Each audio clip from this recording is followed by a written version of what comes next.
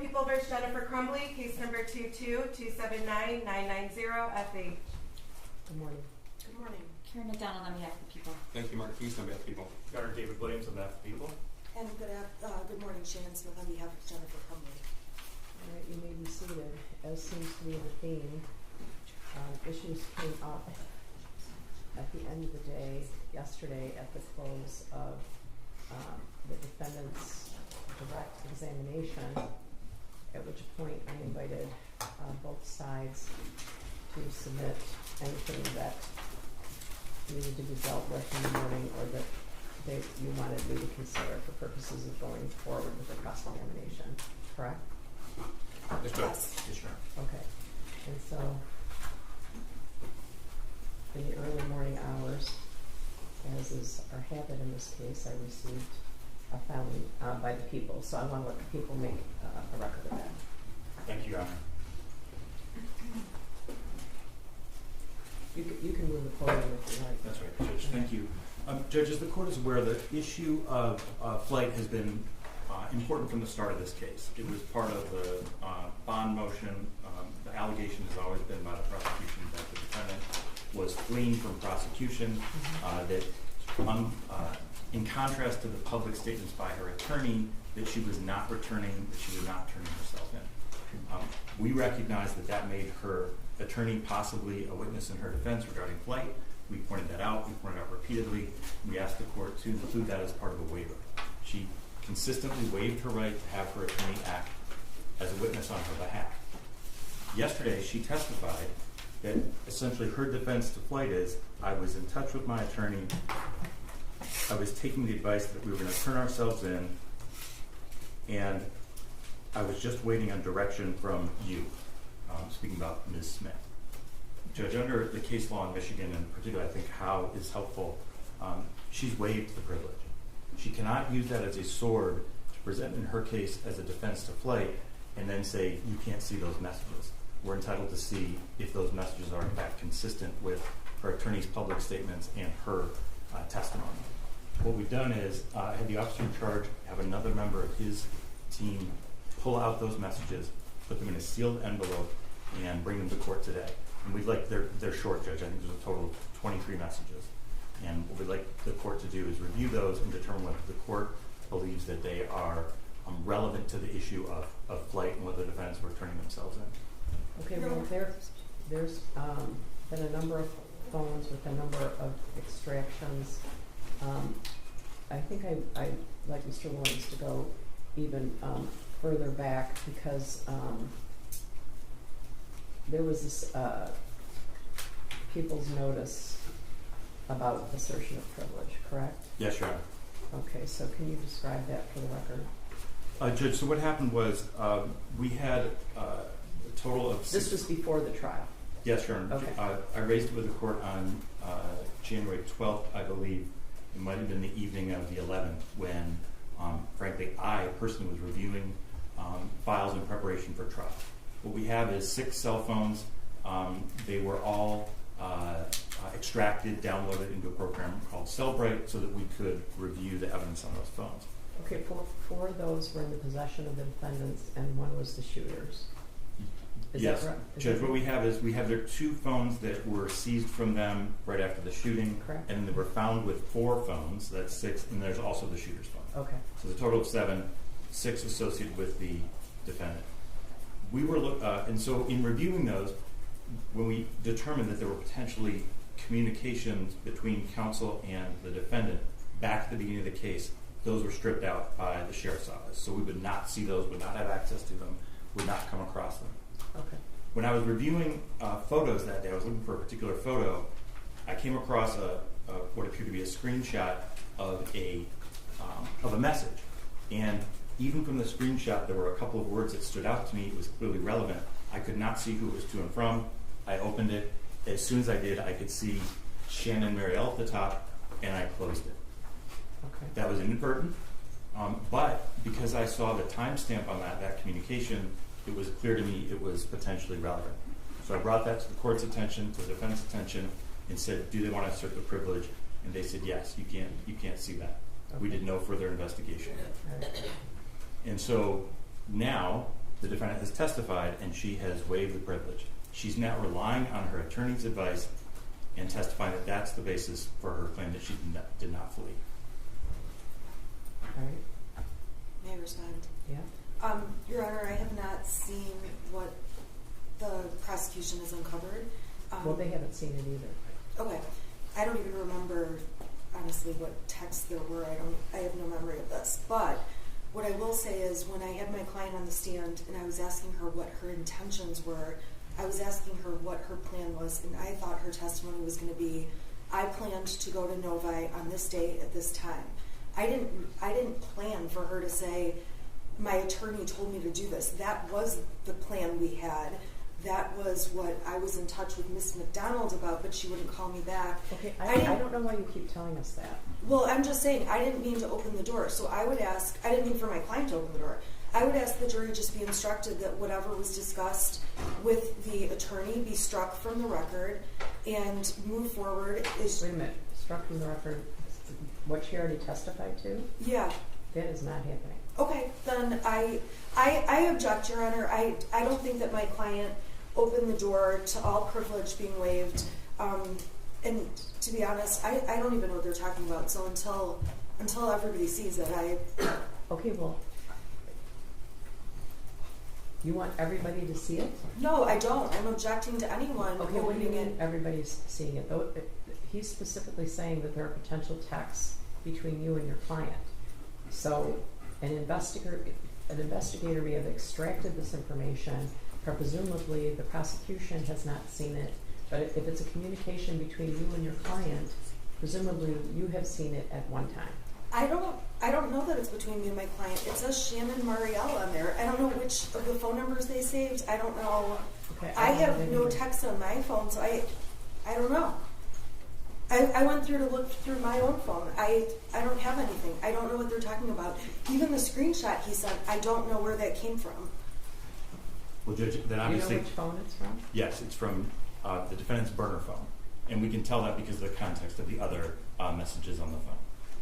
Okay, so it's her phone. That's Her phone, but I don't know who. At that time, Marielle and I were both in touch with Mrs. Crumbley, and Well, it doesn't matter who it is. yeah. I'm just saying I don't know. I don't know if Marielle sent texts. I don't know if they were. I don't know who the phone number is that's called Shannon Marielle. Okay, but I guess the thing we're grappling with here is whether or not your client, obviously the privilege belongs to her. The privilege is like the theme of this trial, right? So the privilege belonged to her. So really the question is whether or not she waived the privilege. I would have to say that this would be a dangerous precedent. To be honest, Mr. Williams, when we ended the day, as we do every day with upheaval, I assumed that your concerns were the fact that she testified that she went to bed at 11 o'clock, took 4 Xanax, and then was later asked when the police came into the room, were you, this is an exact quote, were you aware there was anything going on? No, we were not. And and that would have been at 1:30 in the morning per the body cam. So I thought that's what your concerns were directed at. So, Judge, I think the testimony was there were a swarm of officers on scene by 11:16 a.m. And then, in fact, if the Was there? Okay. PM, So, I'm sorry, PM. okay, we were, I'm put in a difficult position because some of these transcripts are not immediately available. But I had my staff, who's probably on the verge of resigning, based on my requests of them, pull testimony of David Shaw. Didn't David Shaw say he was there before midnight, got the call at 11:30, was on call, lives 20 to 25 minutes away, was at the building an hour and a half to 2 hours before entered where the defendant was at 1:33. So, Judge, Mr. Kirtley testified that he called 911. That was at 10:43 p.m. Okay. That there were officers on the scene within 5 to 10 minutes. And then as soon as they found the license plate, there were swarms of officers. That is what happened. I'm not sure about the other testimony. What time was the first officer on the scene? It was before 11. It was someone before Mr. Shaw. Yes. Oh, okay, so I told the wrong officer. What's his name? Kirkley? May I just, so Corporal Shaw was a member of the Detroit SWAT team, so he was a recalled. SWAT. Okay. That's right, Judge. So he was recalled once officers were already on scene and set up a perimeter. Okay. The testimony that came in through Mr. Kirkley, the individual who called 911, was that he called 911 at 10:43. Then we watched the video where he walked into the building. At the end of the video, you see the two Detroit police officers pulling up on scene shortly before 11 o'clock. His testimony was that he met with them, and then there were swarms and swarms of officers. Okay. And so, Judge, it's relevant just in the fact that the defendant is texting anyone at 11:16 p.m., but it's especially relevant that she's commenting on her status and now saying, the reason I didn't give myself up was because my attorney told me not to. Well, I already agreed with Mr. Keast last night that he would, I guess the theme is you can't use your shield as a sword. Yes. So I already agreed with Mr. Keast yesterday that he could ask the defendant, you said that you were asleep by 11 o'clock. Yeah. Isn't it true that you were texting your lawyer as of 11:16? So that's already a ruling of this court. The question now is whether or not I'm willing to go farther than that based on the privilege and the dangerous precedent. Judge, I think the case law is clear. The defendant didn't have to testify and she did not have to rely on her attorney. I also think Ms. Smith's argument that she was just going to say she was going to Novi, well, she would not have known that on her own. That was clearly information she got from her attorney. So what she wants to say is, Judge, I didn't know what to do. I was relying on my attorney. I wasn't fleeing. And the question is that in fact what she had been told, or was she doing that on her own? We'll only know that if the court reviews these messages in camera. It doesn't mean they're admissible. What it means is the court will determine if they're possibly relevant, let us see them, and then of course we'd have a discussion or a ruling on whether or not they're actually admissible. Okay, what did you say? I've seen some of the extractions, piles of extractions from here, so I guess I don't know what you'd be referring to. I don't know that I'm willing to do that. That sets a dangerous precedent. Judge, I don't think it does to do it in camera. Privileges can be waived. And I this know defendant privileges has can be waived. It's a theme of the trial. But the problem is then I'm making a determination about what's in and what's out in the middle of the trial, right? And No. and potentially invading her privileged communication with her lawyer. Judge, I'm not asking the court to make a call whether it's in or it's out. I'm asking the court to simply look at it and see if it goes to the issue of flight, then allow us to see it, and then there would obviously be an argument of whether it's relevant and admissible. Okay, you're asking me to review it and see if it goes to the issue of flight. Yes, Your Honor. Okay, because that's another thing that I was thinking about. What if she makes some admissions to her lawyer about this case? Those then, Judge, if they're just about the case, we would not be entitled to see those. Okay. All right, what else, Ms. Smith? What else? I have nothing further, Your Honor. My client does not waive privilege. That's the position she's taking. So whatever the court says. The question is whether she waived it on the stand. What were her exact words? Judge, she said, the question was, Ms. Smith, all right, so what, okay, so you know you're charged, which by the way, Judge, they knew they were charged. They suspected they were being charged on December 1st. There are text messages not to their attorney on December 3rd at 11:30 a.m. saying we have been charged. So she knew she'd been charged. Ms. Smith said, so you know you're charged and you know they want you. What was your plan at that point? Well, I was in touch with my attorney, Ms. Smith, me, you, answer, Ms. Crumbley, you. And I was taking your advice that we're going to turn ourselves in. And then further on, Ms. Smith, okay, ultimately on the night of the 3rd, were you aware on Friday afternoon if you could go into court that afternoon? What was your awareness? Defendant, I was not aware that we could go into court that afternoon. I was just waiting on direction from you. All right, I'm going to take a brief recess. All right. All rise.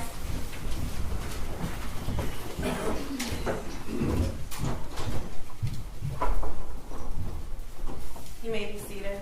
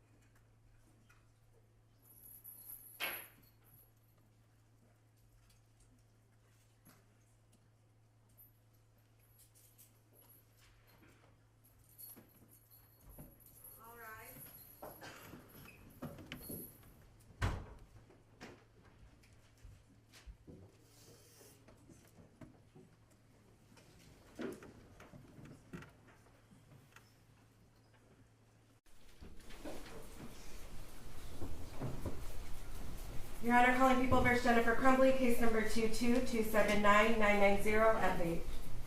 Good morning again. I want to indicate that I've done some research on this matter.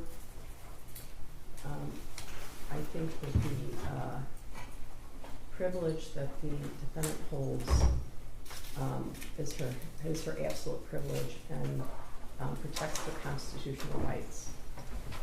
So I think this is a very serious issue, and reviewing these records could set a very dangerous precedent.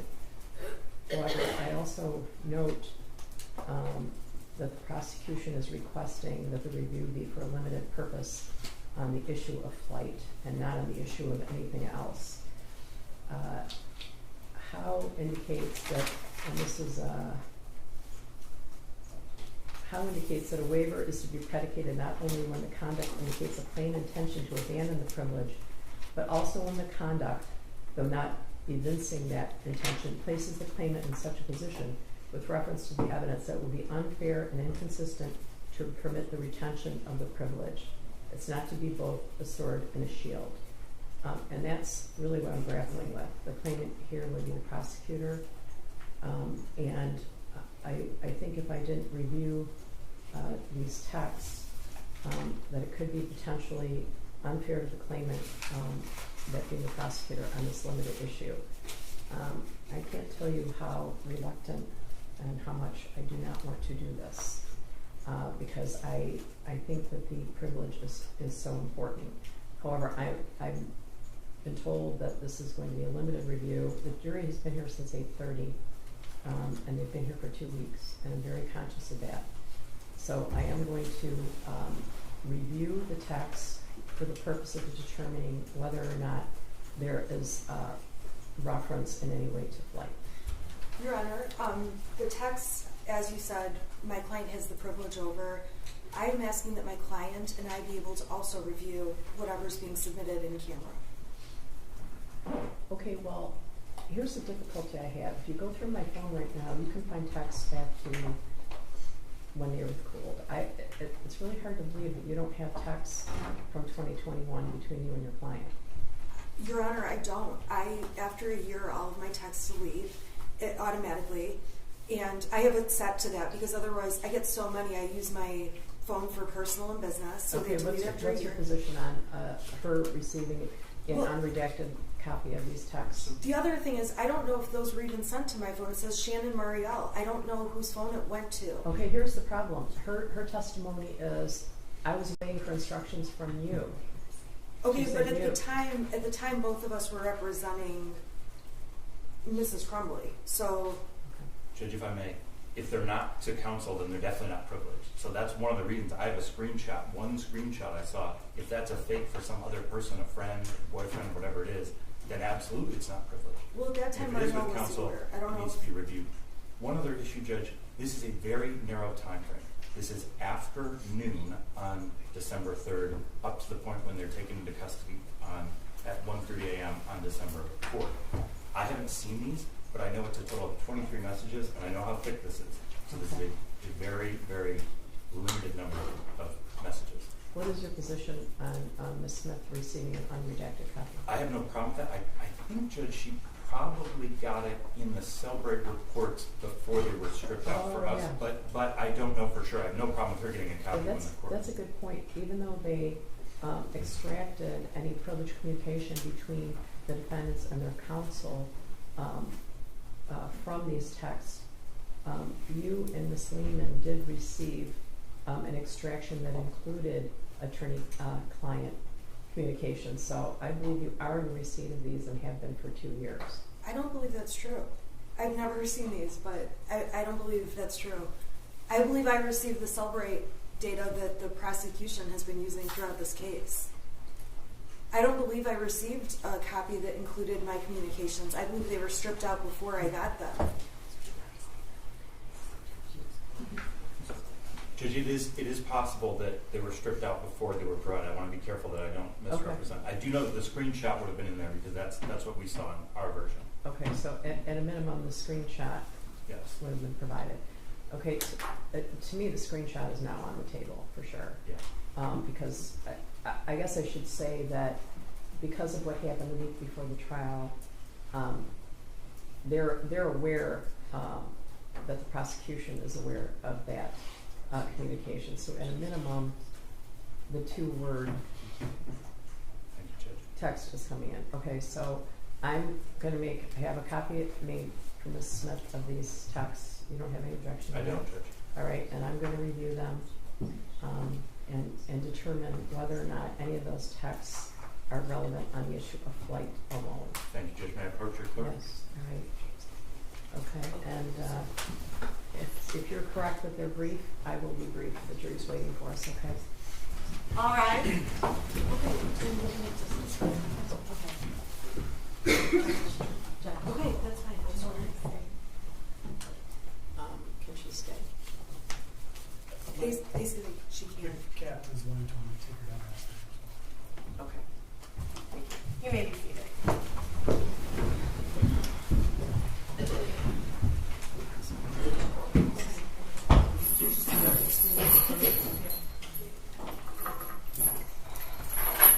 I have no memory of it, and I do delete everything after a year. Well, it doesn't automatically. It started deleting like my photos after a year and it flipped out. I'm going to fix it because I take photos of my kids on it. All right, I'll see you in a bit.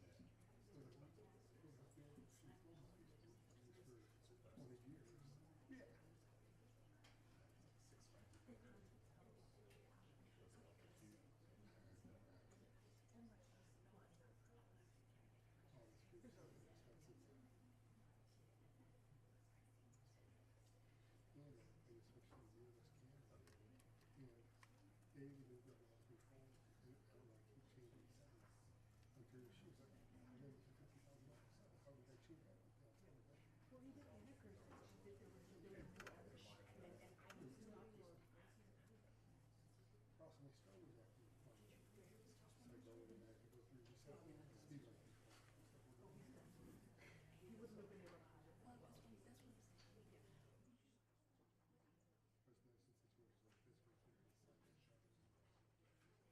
I don't know, not this. I don't think it's like this. You said it could be 53, but.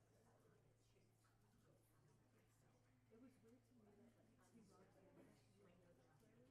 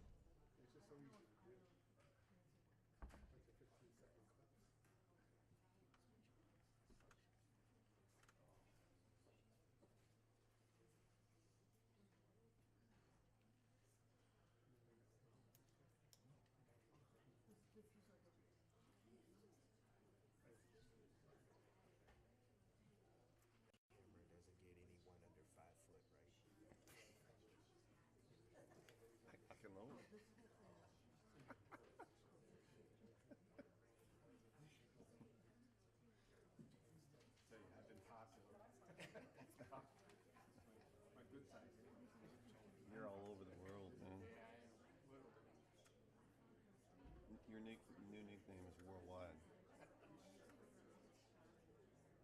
Been there before, not a good place to be.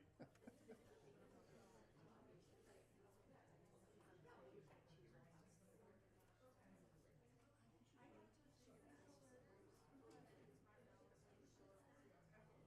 Really not the text messages. And you just throw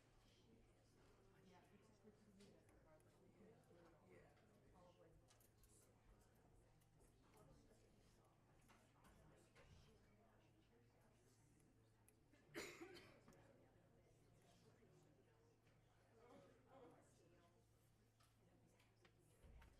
what's the name of that attached to it? It's just back in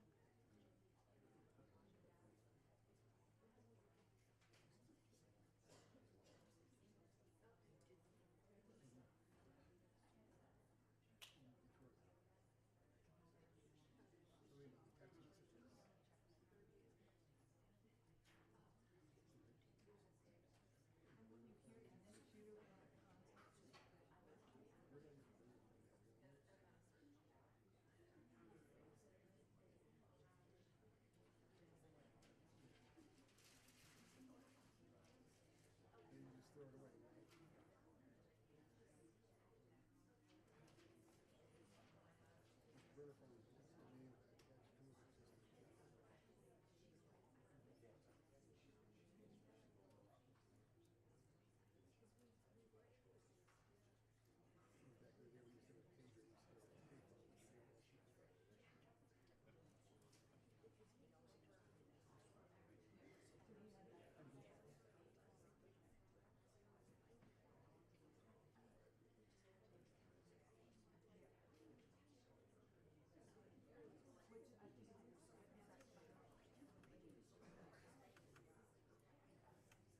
And the neighbors, they used to have, what was the 800 number, we call it the payphone. It was 642-4025, no, was that 18 maybe? 678-6400. Yeah.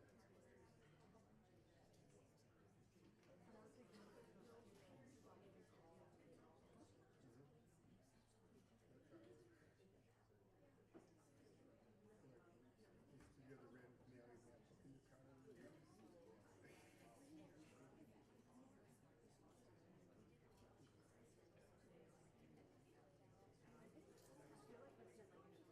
But you can go to, you can still go to AAA and take triple A.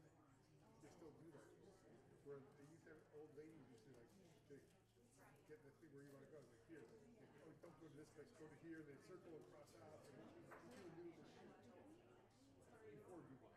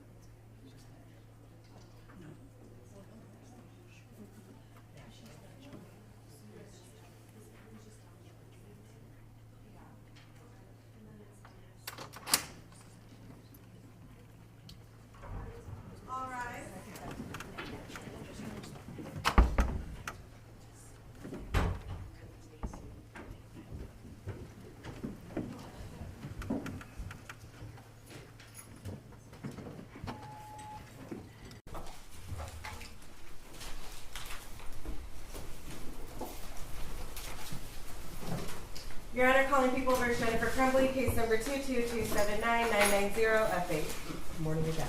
Morning. Good morning. I have reviewed the extraction provided by the Yokohama County Sheriff's Department and a sealed envelope to the prosecutor. I reviewed all the text. I've made a copy for Ms. Smith. And Ms. Smith, do you have an objection to anything in the text chain? No, I don't. I would ask that if the text chain is used, that it just be admitted as well.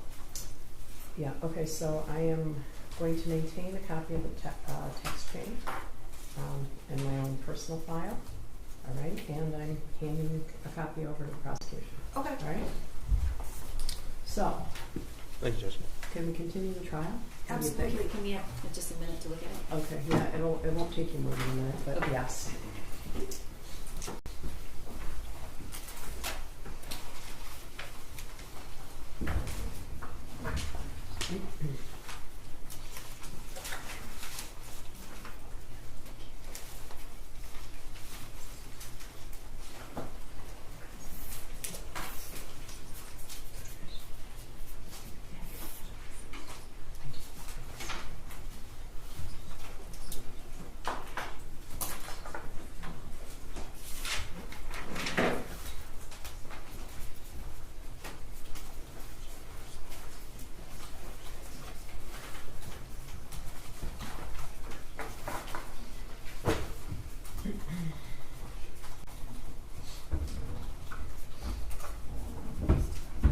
John, please step out in the hall, please. Okay, so could I have Ms. Crumley to take the stand? You just need a few minutes, maybe, to see them. It sounds like you're going to. Just give them a second. I gave them to us. We didn't object. Now they get them. But they're pretty short. So. They're reviewing them, it should not take long.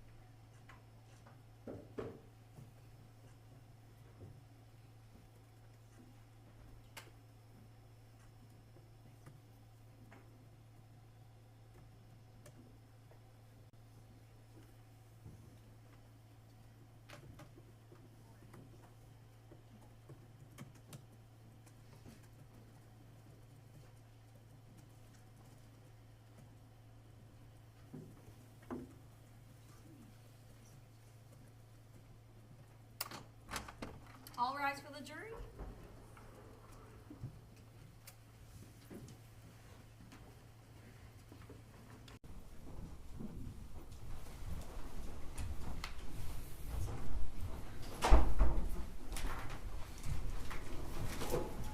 Good morning, you may be seated. All right, so I know you think that we all went out to breakfast this morning. We did not. As I described for you in the beginning of the trial, sometimes things come up. If you need to take care of legal issues, I usually try to do that when you're not waiting for us, but that's not always possible. So I appreciate your patience. And we are going to continue on with cross-examination. All right, Ms. Crumbley, could you raise your hand? Do you swear or affirm the testimony you're about to give as a true self of God? I do. Okay, you can put your hand down, and could you state your name again for the record and spell your first and last name? My name is Jennifer Crumbley, JENNIFER CRUMBLEY. Go ahead, prosecutor. Thank you. Mrs. Crumbley, I'd like to talk to you about your vigilance as a parent. But before I do, I want to make sure that you understood the oath that you just took. I do. Okay, you understand that you took the stand under oath and you have to tell the truth? I do. You understand that was the rules yesterday as well? Correct. All right, we're going to come back to that. Now, you have been described by your attorney as a hyper-vigilant parent. Correct. Okay, do you agree with that? I do. In fact, you called yourself a helicopter parent before. Yes, I was. So you told us that you spent a lot of family time together. We did. Now, I'd like to talk to you about what your digital footprint shows. Okay. What the evidence on your phone shows. Okay. Now, it's true, you agree with me, that having horses is quite a time-consuming hobby. It can be. Okay? It was for you. It can be. And that's what you said yesterday? Yes. Okay. And you were at the barn for between 3 and 5 times a week? More like 3 times a week. 3 times a week Yeah. for a couple hours a trip? Correct. Okay. It's also an expensive hobby. It is. So your banking records show that in the year 2021, you spent over $20,000 on the horses. Is that correct? Probably. Okay. And that's not including cash. That's just from Capital One and Flagstar Bank. Correct. In fact, you told a coworker that half of your salary basically goes to the horses. I might have, yes. Now, except on rare occasion, you didn't bring your son with you to the barn. He was not into horses. I would ask every time I went to the barn, but he didn't want to go. So the answer was no. No. Okay. And at least as far as your horses being boarded with Kira Pennock from June of 2021 to November of 2021, your son never went with you. Is that correct? I think he went once when my in-laws were in town and we met them at the barn. Okay. But there was nothing stopping you from taking him. No, he just didn't want to go. Okay. It's a family atmosphere. It can be. Okay. Like the Halloween party that she had. That was for families. Yeah, most of the kids there are young. Okay. In the winters, you were on ski patrol as well. Correct. Okay. And that can be a bit of a time-consuming hobby. It can be. All right. And you would be on ski patrol between 1 and 2 times a week? It's a total of 10 hours a week. 10 hours a week. Okay. So how many days? I did doubles on Saturdays, so 1 day a week for me. Okay. So you told this jury yesterday, you depicted your affair with Mr. Malash as a one time a week meetup at a Costco parking lot. Is that your testimony? Correct. Okay. But it wasn't just that, was it? Nope.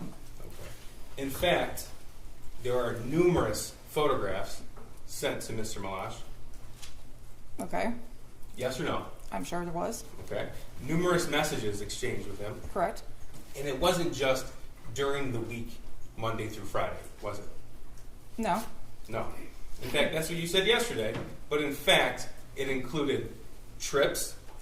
There were actual business trips that he met me on. Okay. And it included other individuals. Yes. What's Adult Friend Finder? So where you can go on and meet people who meet certain tastes that you're looking for. This is 429. And you had the app Adult Friend Finder on your phone. I do not believe I had the app on my Okay. phone. It was found on your phone. Okay, well, I guess it was on my phone. Okay. And there were messages from you to other individuals. Correct. Your Honor, I would object that this is going outside of the scope of the affair with Brian, but I don't think the court's ruling on opening the door was confined to just her extramarital affair with Brian Walsh. Well, I guess with regard to Mr. Malash, I determined that the defense opened the door. I don't know that I determined that the defense opened the door as to other relationships. She depicted herself as having one extramarital affair for about a 6-month period of time, where she met with him 1 time a week. That was her testimony yesterday. We have evidence to the contrary, and I think it's important. this is going to get exciting. All right, It is what it is. all right, well, go ahead, but I won't delve too far okay, yeah, into it, Judge. really, this jury has been here a long time, and I respect their time, Judge. I'll be brief. You might all blush. So, Mrs. Crumbley, I'm sorry, this is not a laughing matter.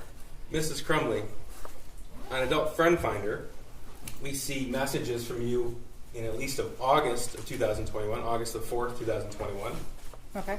Okay, and you don't dispute August the 10th of 2021, No.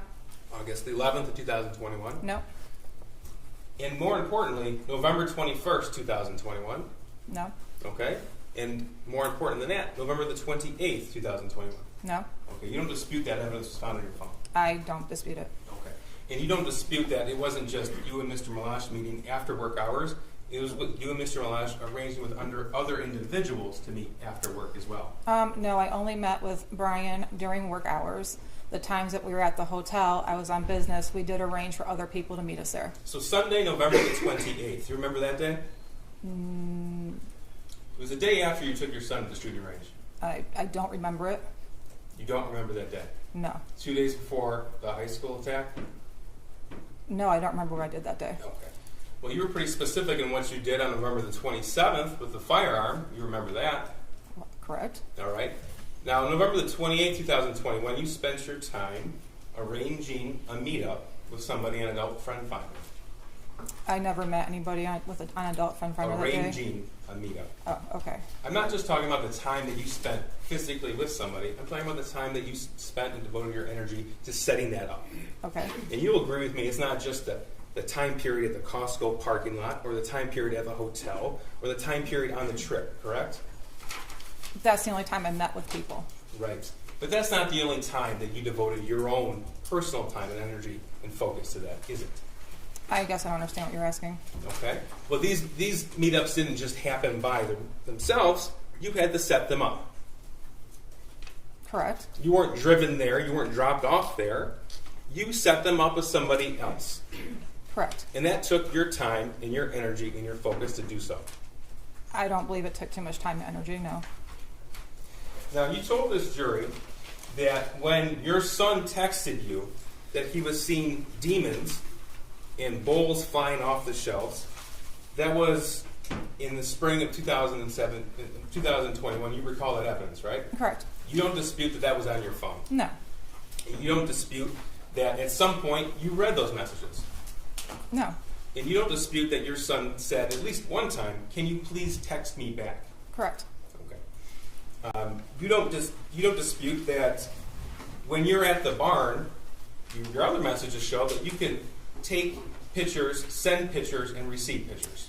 Usually I'm at the barn. If I take pictures and I try to send them, they don't go through right away, or I won't send them until I hit a spot where I actually have service.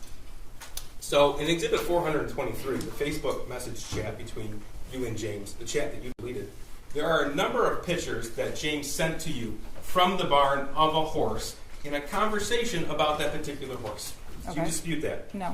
Okay. And in fact, dozens and dozens of pictures of the lake. I'm sure, yes. You're sure, okay.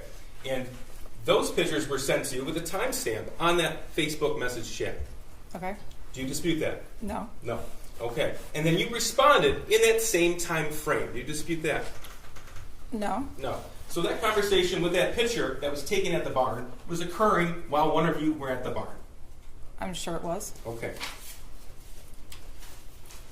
Now, you don't deny that your son wrote in his journal that he asked his parents for help.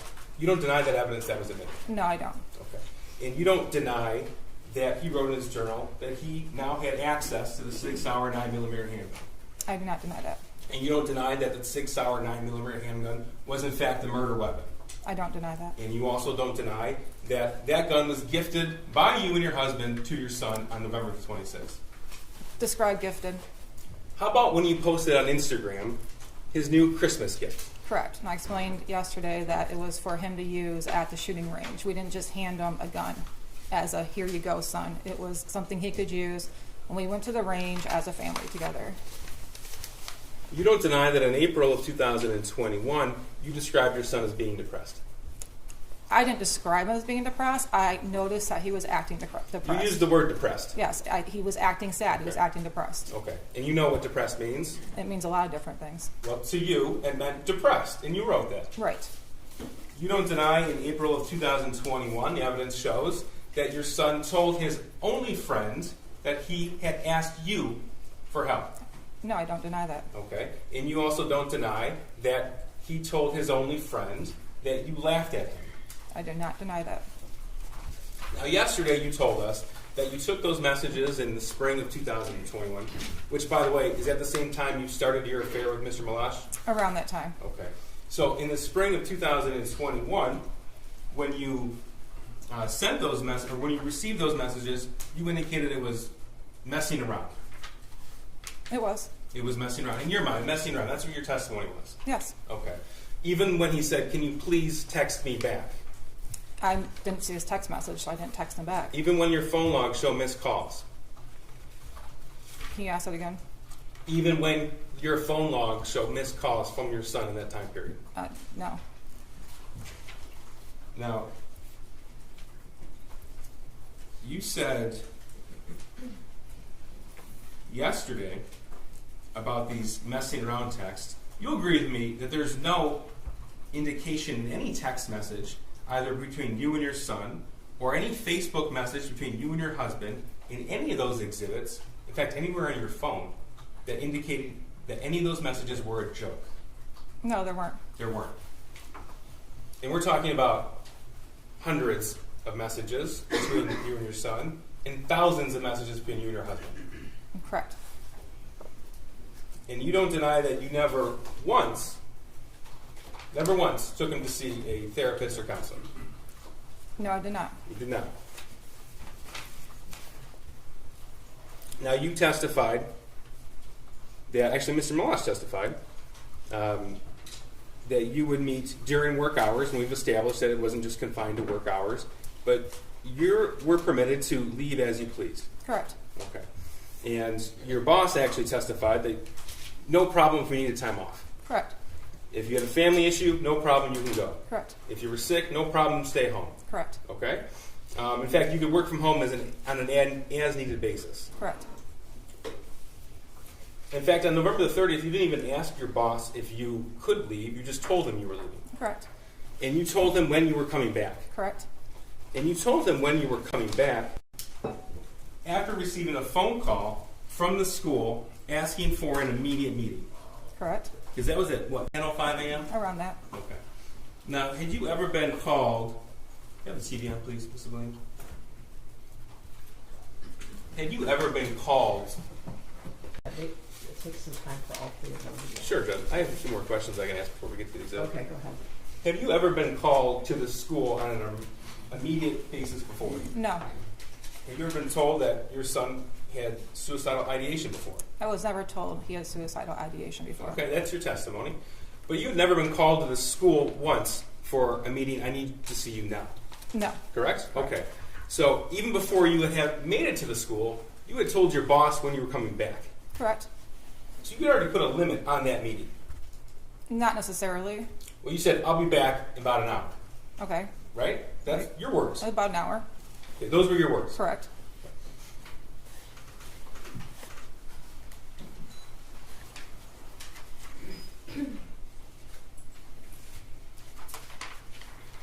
This is Exhibit 74. Do you see it? No, she doesn't. Oh. It's not on here. That's. Yeah, it takes a minute. Okay. Is it? Yeah. Can you see it? Yeah. Okay. This was sent to you. So Sean Hawkins called you at 9:24 in the morning, correct? Correct. Okay. You called him back at 9:27. Correct. You had a 5-minute phone call. Correct. And then in that phone call, he texted you the picture with it was drawn out, and he emailed you this original picture. Yeah, he texted me the modified one, and then later emailed me this one. Later is at 9:32. Yeah, like after I asked him for it. You looked at it. I did. Okay. You told us yesterday you found it, I think your quote was, a little concerning. What struck you about this? Originally, when I saw the modified one, I was kind of angry at my son because we just talked about his missing assignments in geometry and his E the night before. Then when I got this one and opened it, it was concerning. I honestly thought the guy on there was a poor drawing of Batman, the way the thing and the cat. I thought it was a cape. I didn't know. You thought that was a cape? I did. I didn't look at that closely. closely. What did you think of the gun? I thought it was a gun. Yeah. What about the fact that it is identical to the gun that you got him for Christmas a couple days before? I mean, honestly, it looks like a gun to me. I didn't even notice. Well, you took a picture of the gun. You posted it on Instagram. You know what it looks like. I do, but I didn't analyze it. You saw Special Agent Brandon's testimony. He described how it's identical. And you told us yesterday how your son was a good drawer. He's a very good drawer. Okay. What about the thoughts won't stop, help me? Did that ring out to you? Yes, that was what was concerning to me. Blood everywhere, and there's a bullet. And actually, you were the one who bought the bullets on November the 27th. Correct. You later came to learn that those bullets were used in the shooting. I did. Okay. So you said yesterday it was a little concerning, yet you told your husband emergency in all caps. Correct. That's why I left to go to the school, and I texted him. And he wrote back, my God, WTF. Correct. And then you told him he was distraught about last night. Correct. Distraught's an intentional word you chose. Correct. It's not sad. It's not a little anxious about school or his future. It's not talking about a video game. Distraught has a meaning. Correct. And you chose that word to send to him. Correct. So you went to that meeting. And this was November the 30th of 2021. And at that point, you'll agree with me that you knew prior to that day, the November 26th purchase date, that your son was wanting to get a 9mm. That's what you said yesterday. Yes, I knew that they were talking about getting one because they had Okay. rented it in the past. And you knew that he had shot one in the past. Yeah. Okay, and you knew that a 9mm is significantly more powerful than a 22. I did not know that until I actually shot it. Okay, well, your dad took your son with James to the shooting range when they visited in July of 2021. Correct. And they talked about how powerful the 9mm was because they rented one then. Okay. I don't know if Yes I was, or no? I don't know if I was part of that conversation, but if it was, it didn't register to me. Did register. Okay. You knew at the November 30, 2021 date that your son's friend had been taken without notice to your son. Correct. You said, I'm sorry, incorrect or correct? I said correct. Correct. And you knew that when your son's friend was taken, your son was extremely upset. He was upset, yes. He didn't go to school for a few days. I don't remember that. Okay. Well, if the school records show that he was absent for a few days after that, would you deny that? I wouldn't. Okay. And would you deny that he missed school because he was so upset? I don't know if he missed school because he was so upset or maybe he was sick. I don't know. Now, you told us yesterday and you acknowledged that that individual, that child, was like a second son to you. Correct. So he was the only one that your son hung out with? Outside of school, correct. Okay. Well, who did he hang out with inside of school? He named some names to me. I've never met them before, but he told me some group of kids that he sits and eats lunch with and he talks to in class. Did he ever visit their houses? No. Did they ever visit your house? No. The only other peer to visit your house was this student who left the state around Halloween 2021. At that time, correct. We're talking about that time in October, in September, in at least August, July, June, May, all of 2021, correct. 2021, thank you. Now, he left on Halloween, and you knew that your son was planning to hang out with him on Halloween. Yes. Okay? But his friend didn't show. I had texted his friend's mom the day before trying to confirm if he was still coming over, and that's when we found out that he was driven to Wisconsin and taken to that school. Okay, so you're telling us you found out the day before Halloween? Yeah. Okay. Well, that didn't stop you and James from going to a Halloween party at the barn. I don't believe it was on Halloween. Oh, that's what Kira testified It was to. it was the Friday before Halloween. If there was a picture with a date stamp on it, would you deny it? No. Okay. And it didn't stop you from after you left that party without your son, you went to another Halloween party. We did. And your son was home alone at that point. Yes. Mm-hmm. So you talked to us a little bit about your son's hobbies in 2021. But in November of 2021, so we'll start with November the 1st, 2021, you know that those hobbies were non-existent. And I'll go one by one. Okay. So you told us about bowling. Correct. Bowling the team wasn't in session at that point in time, was it? No, I think actually at that time he decided he didn't want to do bowling that year. Okay, so he stopped bowling the He sophomore did. year. He did. And it wouldn't have been bowling season anyway. I guess not, no. So one hobby you talked about yesterday, that was not in existence in November 2021. Correct, but we did still go to the bowling alley with him. Okay. And you said that he worked, but would you be surprised to learn that he only worked a few shifts post-COVID? No, not surprised at all. Okay. So he wasn't at work every day? No, he worked Tuesdays and Thursdays and sometimes Saturday mornings. Okay. But not very often? No, not very often. A handful of shifts post-COVID, which of course March 2020 is when things shut down. He was working on a weekly basis. And you knew that he didn't have any friends? That's not the right way to put it. I knew he had friends, but no, he did not have many friends. You had never met another peer his age who he refers to as a friend? He actually had friends that used to come over prior to 2021 that he was still in contact with. We went through defense exhibits yesterday from 2019 to 2020. I'm talking about 2021, at least from the time period where he sent you a message that he saw demons in the house. Right. In 2021, the only friend that came to our house was the one that was on the thing. So you knew to be true in November of 2021 that he had no peer support. I don't know what he had in school. He had told me he had friends in school that he talks to. Okay. You never met him though? No. Okay. And he didn't have any clubs at school he was a part of? No, not that year. So you told us yesterday that your son wanted to design video games. Correct. Okay.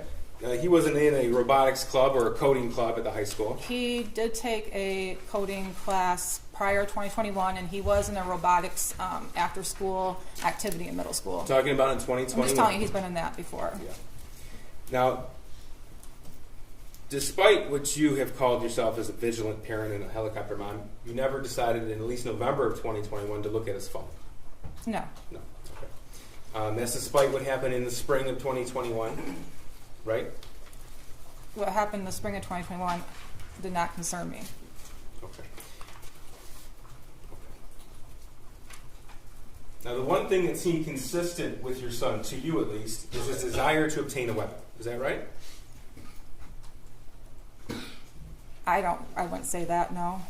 He had a consistent desire to obtain a weapon. Not to me, he did not. Okay. You didn't know about the 9mm? Oh, I knew about it. Okay. You didn't know about the 22s? I knew about them. And in fact, you posted on Instagram that he got himself a 22 Correct. in June of 2021. Correct. And from that time up until the November 26, 21 purchase, he was wanting to get a 9mm. I know him and my husband had discussed getting a 9mm. I'm not part of those conversations. But you knew about it. I knew, but not that he was so, however you described it. I said he consistently had a desire to obtain a weapon. I know they consistently talked about it, correct. Okay. They didn't just talk about this is a gun, he talked about how he wanted the gun. You don't deny that. Oh, no. In November 26, you said you weren't there for the gun purchase. No, it was not. Okay. But are you telling us you didn't know it was going to happen? I did not know they were going to the gun store that day, no. Okay. But you knew that you were going to eventually get him a 9mm. No, I did not know that. Okay, so you're telling us that that was a surprise purchase to you? It was a surprise to me that they went to the gun store that day. Okay. It was not surprising to me that they purchased a gun that day. And it didn't upset you that it bought a gun? No, it did not. It upset you that it cut into your Christmas tree shopping time, but it didn't upset you that it bought a gun? Correct. Okay. And you told us that it was, in your words, James's responsibility to take care of that gun. Correct. Okay. Now, you don't deny that, at least according to the cell phone evidence, the photographic and video evidence, you're the last adult to have possession of that gun. Correct. Okay. You were with him at the range on November the 27th. Correct. You saw your son shoot the weapon. Correct. You saw him shoot the last practice round before the shooting on November 30th. At the range? Yeah. Yes, correct. You saw how he stood. Honestly, that didn't mean anything to me at that time until this whole case came about, and I've learned what a shooter's stance is. So, He knew how to use the gun. yes, he did. Okay. He's used one before. In fact, he showed you how to use the gun. Correct. Okay. And the stance he took, you saw from the Oxford High School video, was the same. You saw that, right? I don't know. I can't compare it. I don't know. But you entrusted this responsibility. Will you agree with me that owning a firearm involves a great deal of responsibility and trust? I do. Okay. And you entrusted this responsibility to your husband, James. I did. If you look at Exhibit 423, that's the Facebook chat thread between you and your husband. It's pretty clear you didn't trust James with much. Would you agree or disagree? Depends on what you're talking about. Okay. Well, you didn't trust him to get out of bed on time. Correct. You didn't trust him to cut the grass when it was time to cut the grass. He would cut the grass when it got to a length I didn't like. I didn't trust him. You didn't trust him to update you on his whereabouts. There's a reason behind that. You didn't trust him to not turn off or turn on the Ring camera in your home. Correct. You didn't trust him to keep track of your son. Oh, I trusted him to check my son. In those messages that we'll see in Exhibit 423, asking him, where is your son, over and over and over again, does that signify trust or distrust to you? That was when my son was walking home from school. Not that I did not trust my husband with my son. Okay. And you didn't really trust your husband to hold down a job. It's not that I didn't trust him to hold down a job. He had a hard time holding down one after COVID. Okay. And in those messages, you are constantly asking him about work, how much money he's making, and what he's doing to obtain employment. Correct. Okay. But this is the person you entrusted with a deadly weapon. I did. Why did you buy the Patriot defense rounds? Where are those are that's the ammo? That was the ones my son told me to purchase. I didn't know anything about it. I'd asked him, and he told me to purchase them. So you told the jury yesterday, I think you repeated it again today, that the gift was for target shooting only. Correct. Okay. Yet you bought 100 rounds of ammunition. Correct. And you only shot 50 while you were there. Correct. Okay. And those 50, at least according to some statements you made throughout the investigation, you put somewhere. The box of them, yes, I did. I hid them. Now, on November the 27th, when you came home, you posted pictures of the gun and targets to your Instagram account. Correct. And then, according to the location data, your location data, you left. I think that's when we went. Well, I don't know. I must have. Yeah. Okay, well, you don't deny that. I don't deny Okay. it. And your husband James was gone all day, according to his location data. I think so. Yeah. Okay. And you saw in the evidence that in the picture you posted, there's an ATF pamphlet on handgun safety for children. Correct. Did you read that? I looked it over. Correct.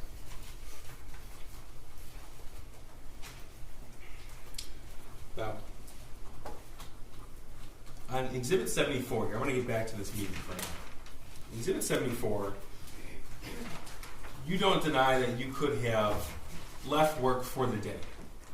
No, I don't deny that. Okay. And you don't deny that you didn't tell the school officials, Mr. Hopkins and EJAC, about the gun purchase on the 26th. No, we had stated that we went to the shooting range. I went to the shooting range with my son on Saturday. You didn't tell them that you had gotten him that Christmas gift. I didn't think it was relevant. No. You acknowledge that you never told Mr. Hopkins and EJAC that it wasn't just a friend, but it was the only peer that you had ever met and left. I had probably said his best friend.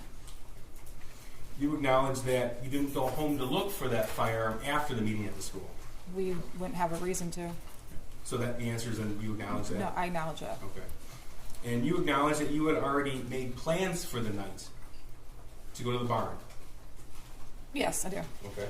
And you acknowledge that you had the time to stop at your house before you went back to work. I would have, but I didn't have a reason to. Now, you had told us that you had never taken your son to any sort of mental health professional. No. Okay. But you know how to obtain that help. Correct. In fact, you have prescriptions related to that. I do. So it's not that you didn't know who to call or how to call. You didn't. Correct. Correct. Okay. Yesterday you talked a little bit about how you express emotion. Correct. And in fact, and the counsel asked you about your nerves when you testified.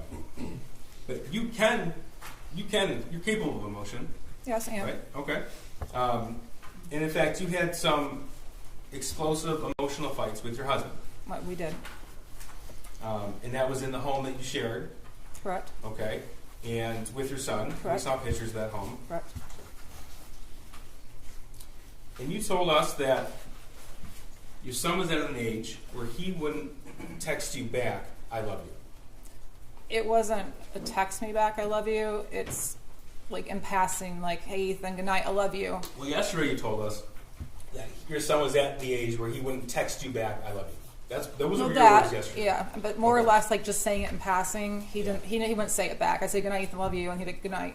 Okay. For him to text me that he loved me was abnormal. Abnormal. Correct. Okay. But you didn't respond to that text until 44 minutes later? No, I was in a meeting at work. Okay. And if you go through your entire text message thread between you two, the word love pops up how many times do you think? Between me and my son? Yeah. I have no idea. Okay. 3. Okay. The first is in reference to the game chess about a year before. Okay. And the other 2 times are right before your son committed this act and after the shooting when you responded. Does that surprise you? No. Your Honor, I would just ask if there could be a foundation for the dates of those texts, because I feel like we got just a few texts. Okay, well, I think he did you specify the date? I did, Judge. Two of the times were before and after the shooting, and the other time was when? about a year prior. I could pull the date if council would like it. And I'm also wondering if what the data he's relying on is coming from Jennifer's phone where she deletes all her texts, or if it's coming from the shooter's phone. Because the prosecution's asking questions, I just want to know the foundation. Oh, sure. Let me clear that one up. It's from your son's phone, so all the messages would be contained there. You don't deny that information would be accurate. No, I don't deny it. Okay.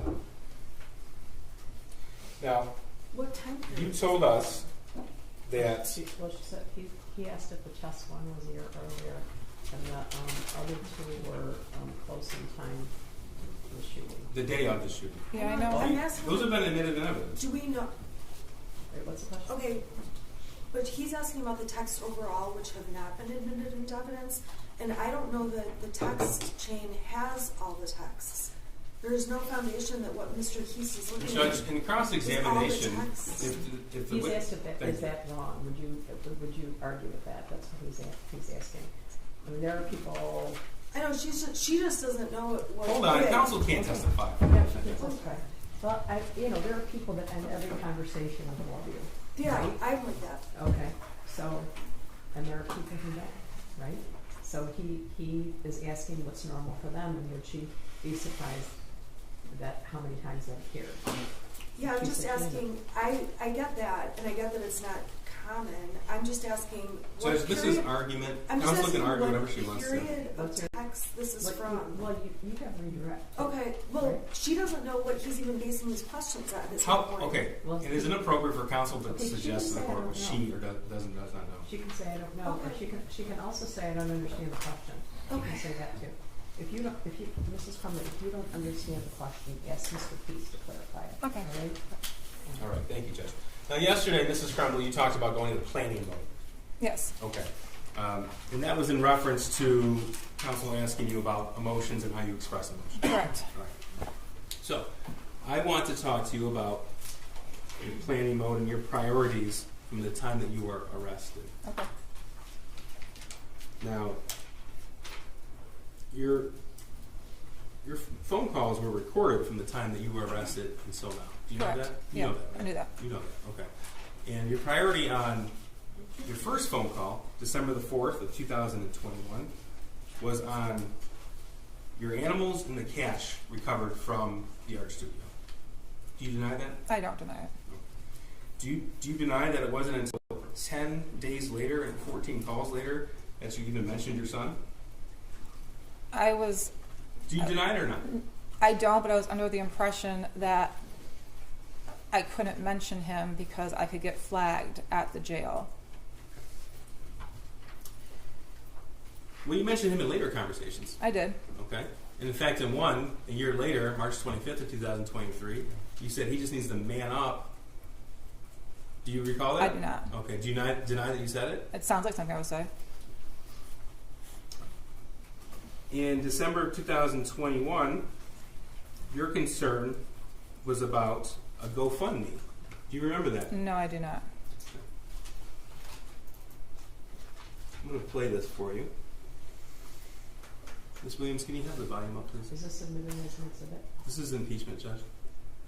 If you're not asking for two.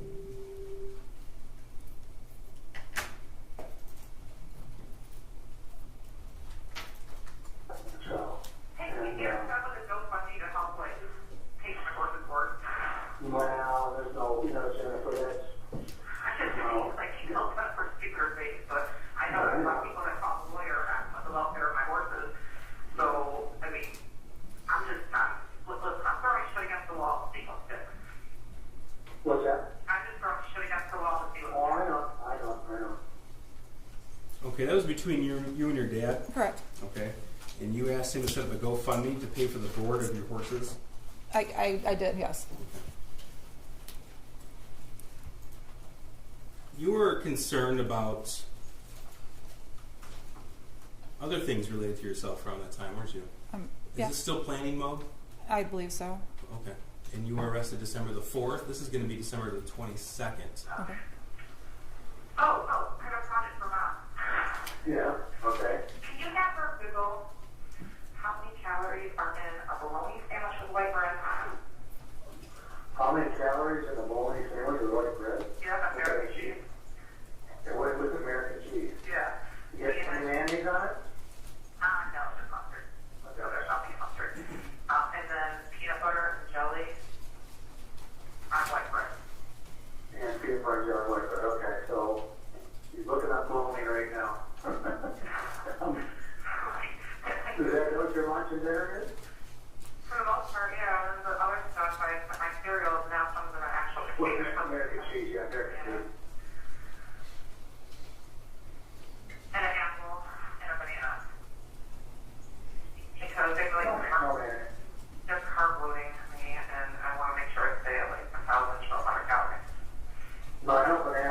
know, banana is 100 calories. And then, okay, what about an apple? Yeah.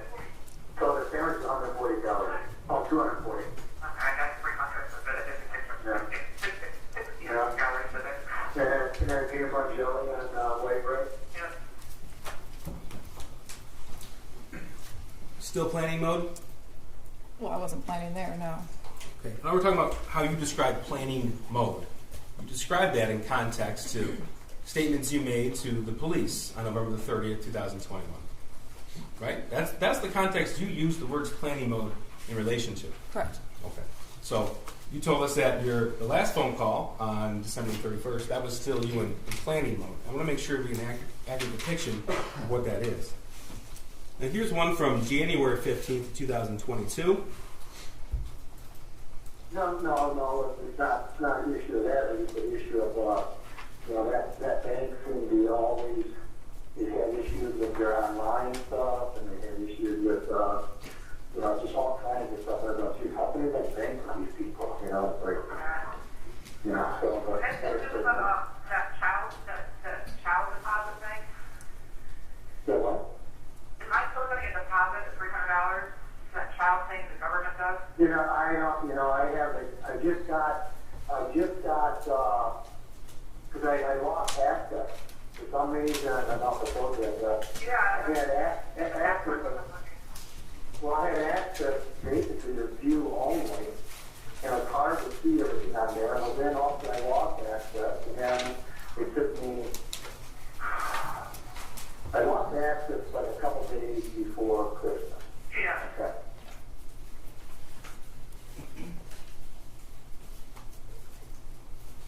Okay. Is that still planning mode? We were talking about filing my taxes if you played the whole thing. You were asking about your child tax credit. Correct. If you're still going to get that $300. My dad was doing my income taxes for me.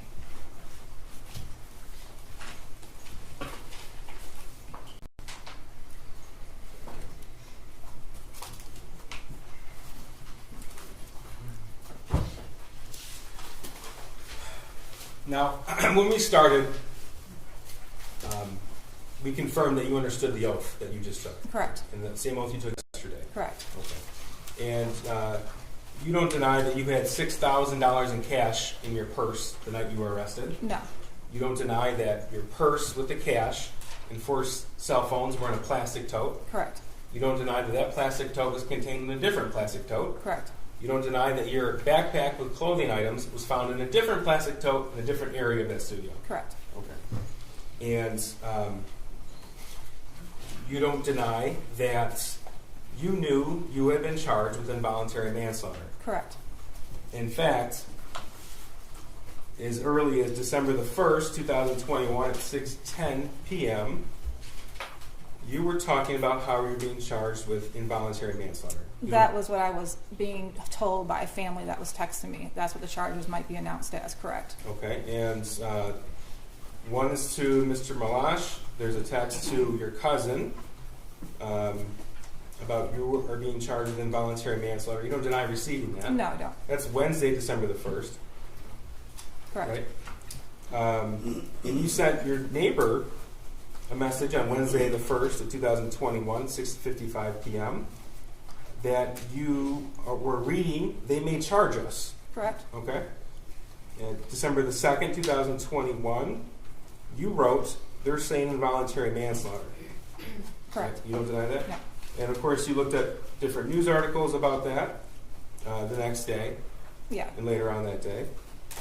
And then you texted, after all of these messages and news articles, on December the 2nd, 2021 at 2 p.m., we're fucked.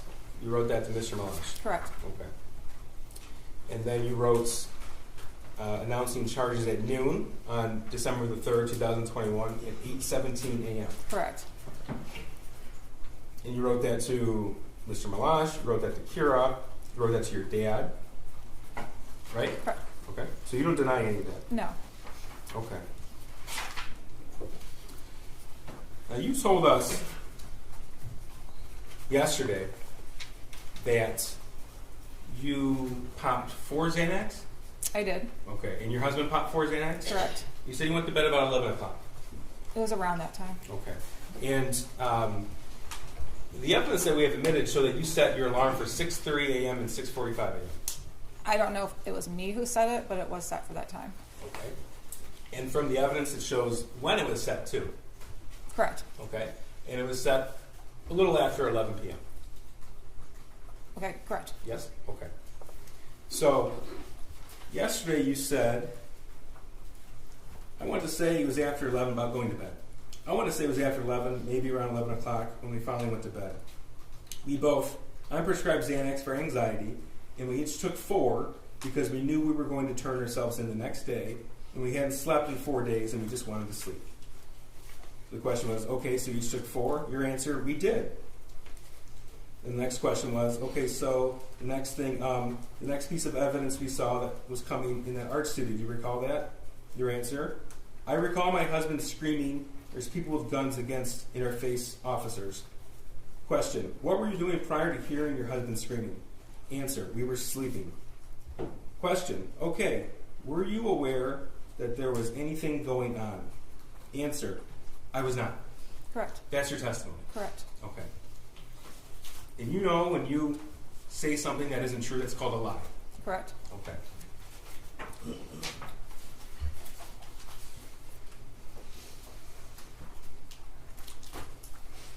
This is going to be Exhibit 430. Council does have a copy. Is it The entire thread. perfect? No There objection. you Oh, thank you. Judges of the court have a copy? Is this today's? Yes, Judge. Okay. Any objection? No. Okay. Mrs. Crumbley, you knew the police were there. 430 is admitted. Thank you, Judge. Not until I woke up, no. Not until you woke up. Correct. Okay. Now, we heard testimony yesterday, or throughout the trial, that 911 was called at 10:43 p.m. You recall that? Yeah, I saw on the video, correct. Okay, and on the video, the first officers arrived before 11 p.m. Correct. Okay. And either you or your husband, we couldn't tell from the video, but you tell me, was it you or your husband out there smoking? That was my husband. Okay. So your husband walks in shortly after the 911 caller walks in the building to call 911. Correct. That was on the video. Correct. Okay. And officers arrived. And then we've heard testimony from Mr. Kirtley, who had a studio there. We heard testimony from Sergeant Hendrick, who was in the fugitive apprehension team, as well as Corporal Shaw with the Detroit Police SWAT team, about the amount of officers there. Correct. You recall that? I do. And you recall hearing the testimony that Corporal Shaw's team, their SWAT team, they actually used a 35-pound steel ram to bash in a door at the studio next to where you were at. You recall that testimony? I do. Okay. And your testimony was that you were asleep when the officers arrived. Yes, I was. Okay. But you had an alarm set for 6:30 in the morning on your phone, and that phone was found powered off, hidden in a tote, contained in a different tote, in a place away from the bed. Correct. You don't deny that? No. All right. And there are certain messages in 430. I'm going to go through them with you. This is actually to your attorneys. At the time, you had 2 attorneys. Marielle, this is Jennifer's phone. James and Jennifer are using Jennifer's phone now. That's it. December the 3rd, 2021, 6:04 p.m. Did you recall that? I don't, but I don't deny it. Okay, you don't deny No. it. Okay. Your next message, the other phone broke. That's December the 3rd, 2021 at 6:04 p.m. The response was, when you can, we would like for you to call us. That was from either Ms. Smith or, at the time, co-counsel Marielle Lehman. Correct. Your response, I'm sorry, this is from Marielle. Thank you. Shannon is calling you both shortly. Okay. At the top it says to and from. I'll make sure I identify for the record. From Shannon, Marielle and I are going to come get you guys in the morning. We do not think it will help to make a statement that you're coming back now or that it will be tomorrow a.m. We can say that we told everyone you were coming back, and as of tomorrow a.m., you are back. That's Friday, December 3rd, 2021, 7:02 p.m. Correct. Right? Okay. So that's after James had already moved the car around and backed into the parking spot. I believe so. All right. From Shannon, we can show them that everything we said was going to happen did happen. That's Friday, December 3rd, 2021 at 7:02 p.m. Right? Right. Your response, okay, that's at 7:03 p.m. From Shannon, I'm going to drive home from my office right now and call you guys in about 40 to 45 minutes. so I can get all the bond factor information written down for Marielle and me. That's Friday, December 3rd at 7:36 p.m. Correct. Okay? Your response, okay, we'll be waiting, 7:37 p.m. Shannon, I'm going to call in 1 minute. That's at 8:54 p.m. that Friday night. Your response was okay. You recall? I don't, but I don't deny it. But you don't dispute the records. Correct. The next message you send was, think we might have found, don't know, just heads up, please check. December the 3rd, 2021, 11:14 p.m. That was written, but I do not believe it was written by me. Okay, you don't remember. Well, you told us you don't remember any of these text messages. You just Right. specifically I don't read remember this one? read through it, but You don't deny that this was on your phone, what we refer to as the burner or track phone. correct. We You were don't both deny that. we were both using that phone at the time because my husband's broke. Okay. And then you wrote in quick succession, don't know, 11:16 p.m. We might have been found, 11:16 p.m. Laying low, 11:16 p.m. You don't deny that these are the records? No, I don't. Okay. Response from Shannon, oh shit. Friday, December 3rd, 2021, 11:16 p.m.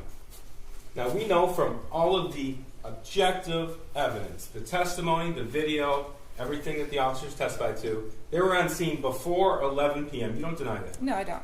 You don't deny that there were hundreds of officers on scene? I don't know how many were on scene. Okay. How many did you see when you got pulled out of the art studio? Honestly, I don't know. It all happened so fast. I knew there was more. There was a few. There was more than a few, but not You saw the body hundreds. camera footage. Right. Okay.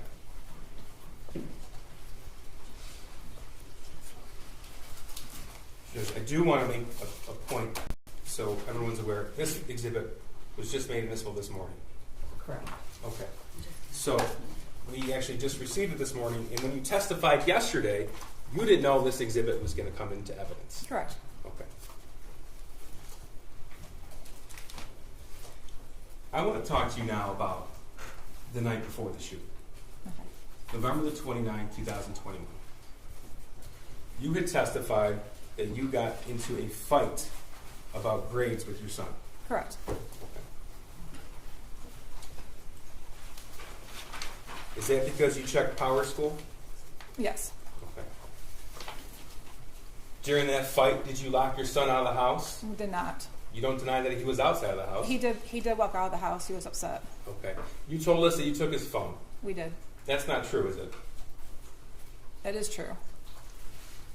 On We took November the 29th, 2021, your son filmed a 19-minute video while he was outside describing what he was going to do the next day. What time was that taken? 10 o'clock. I don't know if he got it back. I know we took the shooting range away and we took his gun away, so I don't know if he got it back. Okay. Now, all of the times that you were at the barn, there was nothing stopping you other than you told us he didn't want to go. Right? Correct. There's nothing stopping you on November the 30th, 2021 from taking him home. Correct. Nothing stopping you. You know, actually, I want to go back to what you just said. You took his gun away. We took the shooting range away. You said you took his gun away. No, I said we took the shooting range away.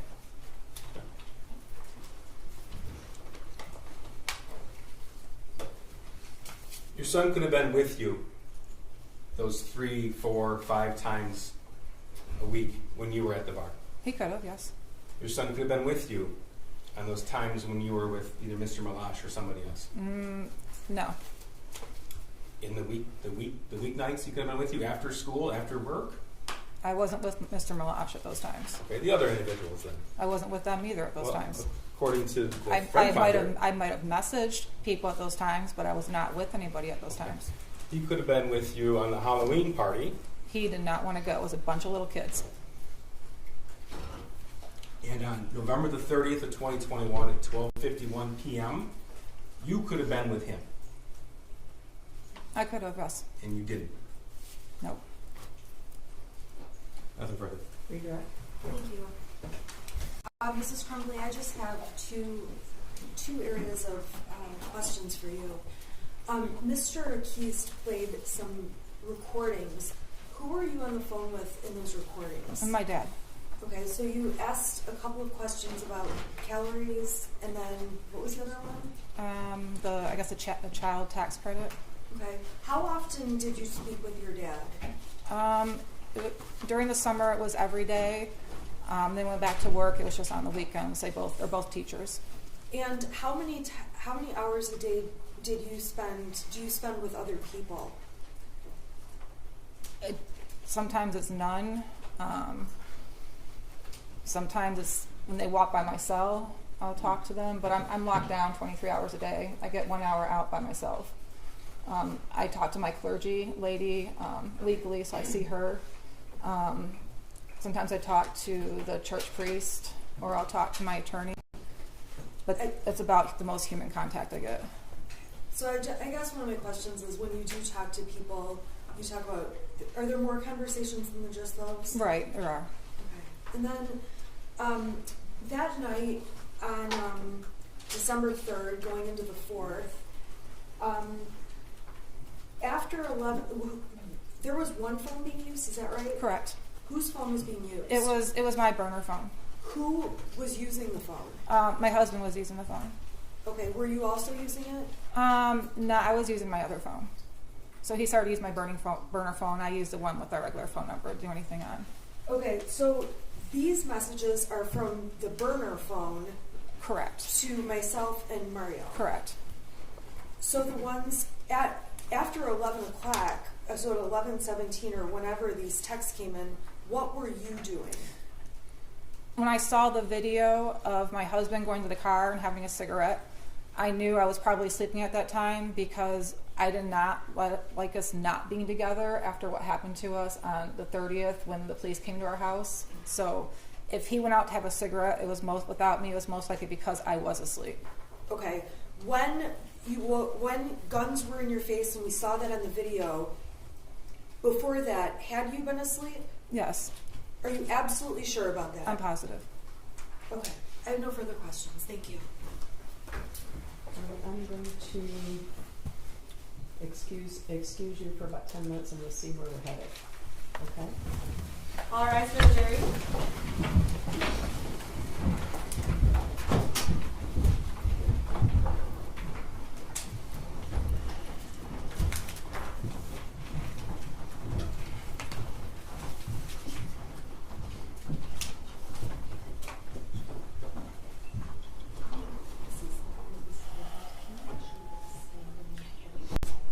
All right, you may be seated.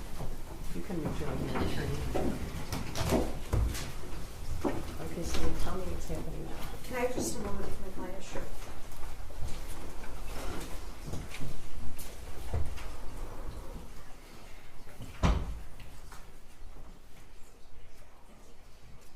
Your Honor, at this time the defense rests, and we're ready for closings. Great. We are not at this point. We would need at least a 30-minute. Counsel said she had 2 other witnesses today, but we can be ready in 30 minutes. It was Mrs. Crumbley's parents.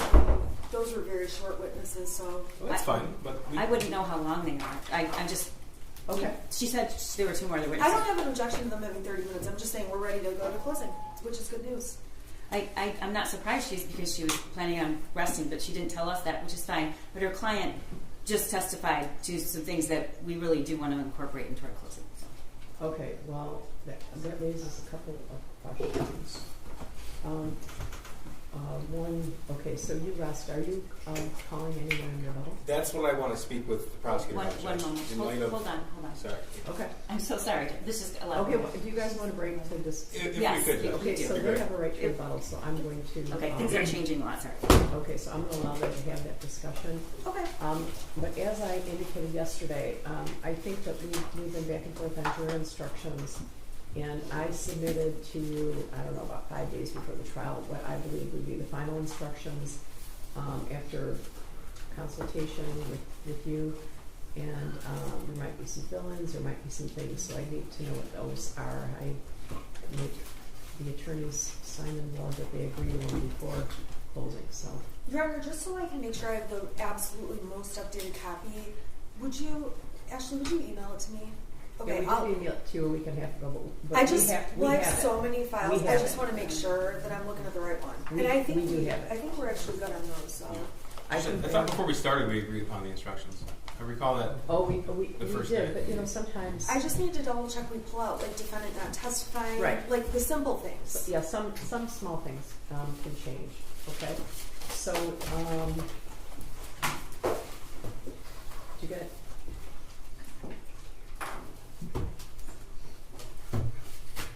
Do you wanna get back to me shortly and let me know if you're gonna have rebuttal? Yes. Yes, Judge. Okay, because that will, determine what we do next and when we do it. Sounds Thanks, Ron. All right. All Thank you, rise.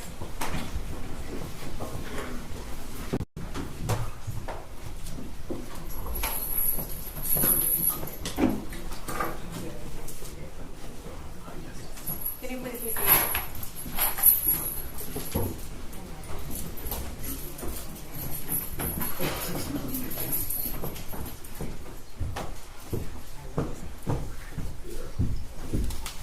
You guys have the jury instructions, right? Yes. Counsel.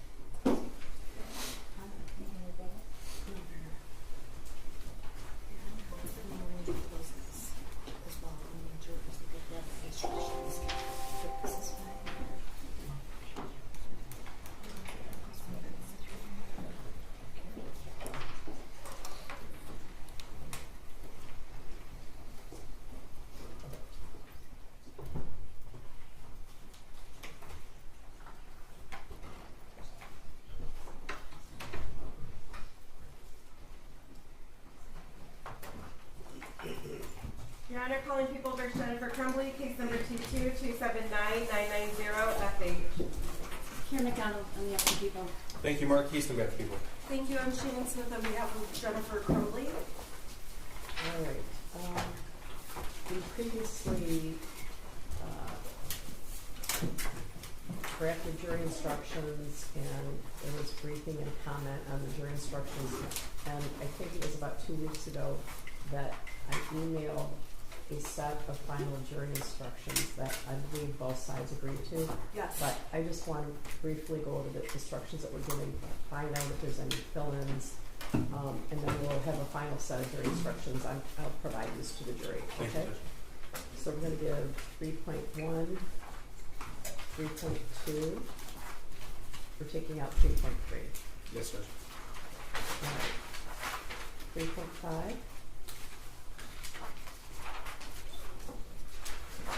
3.6. 3.7.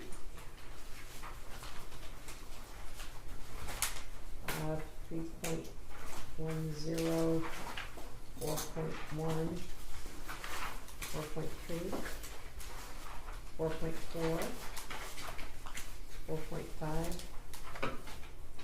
We don't need any fill-ins there, that's general. Yes, right? Okay. 4.5, 4.7. We have not read the stipulations to the jury. You I don't guys- know if we plan to. On the keep of record stuff, do we need to? The things that were the subject of stipulations have been admitted. They've already been admitted, so I don't believe it's necessary, Judge. I didn't know if the court wanted them on the record or. It doesn't matter to me. Normally, it's advantageous for stipulations to be read into the record, for example, in civil cases with large amounts of exhibits. But if the exhibits that were the subject of the stipulation are admitted anyway, it's probably not necessary. Can you Yeah, take these it? are just keeper of records, chain of custody. I don't think we need to. If there's anything that was not admitted as an exhibit, there's no stipulation that doesn't involve an unadmitted exhibit, right? Correct. Let me Actually, I'm confirm. not sure about Okay. that. Okay, so anyway, 4.7, 5.2, 5.3. What about 5.8A? I don't think that was No. used Out? at all. Out, right? Oh, Yeah. Thank you, Judge. Okay, 5.8A is out. 5.10 needs to be amended. Oh, okay. Detective Wegrowski was an expert, but I don't believe there were any other experts admitted, were there? No, the two medical examiners did not testify. Sean and Brian, Pacris and Brian are Yes, out. Judge. We stipulated to their autopsy Right. reports. So it's just Wegrowski, correct? Yes, Judge. All right. 5.11, 16.10. There's several of those. As to count 1, 16.10 as to count 2. That's involuntary manslaughter. Instruction 16.10 as to count 3. 16.10 as to count 4. There's a unanimity instruction that is based on and adapted from 20.30. Non-standard civil jury instructions, and the parties agree to that instruction. Yes, Judge. Correct? Yes, Judge. Yes. Okay. 16.13, involuntary manslaughter, failure to perform legal duty. As to count 1, 16.13 as to count 2, 16.13 as to count 3, 16.13 as to count 4, 16.15 as to count 16.15. Just one instruction for 1615. Say it again? Just one instruction for Yeah. 1615. I was trying to see. I think there were some things added. There was a foreseeability excerpt Yes, that was Judge. agreed upon. Yes, Judge. Yes. Okay. Yeah. That's non-standard but agreed to by both sides. 16.18 gross negligence. There's an instruction about not using the shooter's name. Maybe I should get rid of that one. 3.11 deliberations and verdict. Yes. 3.13, which is possible penalty. 3.14, communication with the court. 3.15, exhibits. 3.16, written or electronically recorded instructions in the jury room. 3.20, single defendant, multiple counts, more than one wrongful act. 3.23 with regard to the verdict form, and then there's the verdict form that's standard, right? Yes, Judge. We have obtained a computer that would accommodate the thumb drives that's going to be in the jury room. Anything else you can think of? I don't think so. Your Honor, I don't have a thumb drive with mine. I just have mine. I just have a Okay. hard copy. Oh, that's good. We'll send it all in. Okay. Thank you. Anything else? We're going to make those minor amendments. Anything else at this time? No, Judge. I don't think so, Judge. Okay, so we'll be back in about, well, we're gonna take her back down, aren't they? Okay. I'm gonna take her back down and I'm gonna ask him to bring her right back up, right? It won't take long to do. Okay, yeah, the jury instructions are ready. I think I'm gonna give you each copy of the jury instructions just to be sure that we've done it accurately, all right? And these will be the instructions that go in with the jury as well. Thank you, Judge. Okay. At the moment, after closings, I'm going to eventually instruct them. I am going to have all 17 come back Monday, right? Does that make sense to you? I think we'll get through closings and they could start deliberating. I'm concerned about that. Are you not concerned about that? No, Judge. You want to approach?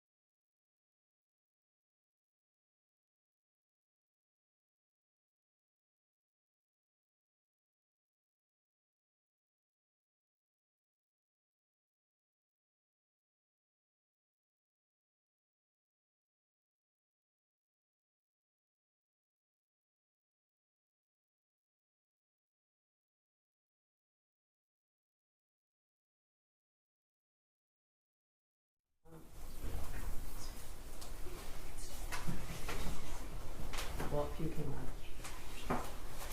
All right, do you want me to bring the jury in now? Sure. Yes, please. One moment. We're just waiting. Having some. Just take 1 second to set things up, Judge. Right. Ms. Williams is going to print a copy of the jury instructions for you, just to be sure. All right? What's that? We're going to print a set of the jury Oh, sure. instructions and make them review those, just to be sure that they're accurate before I send them in. 5.88 comes out. 3.3 comes out. Yeah. And then the expert witness is only one class. The other two come out. Yeah.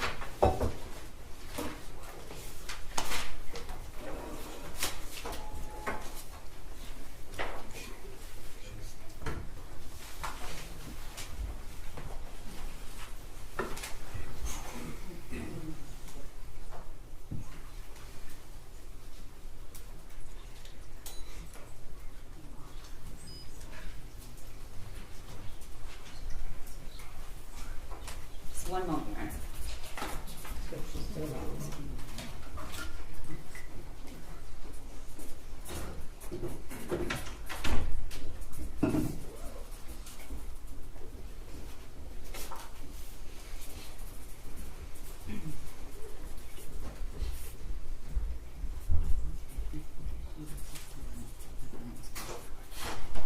rise for the jury.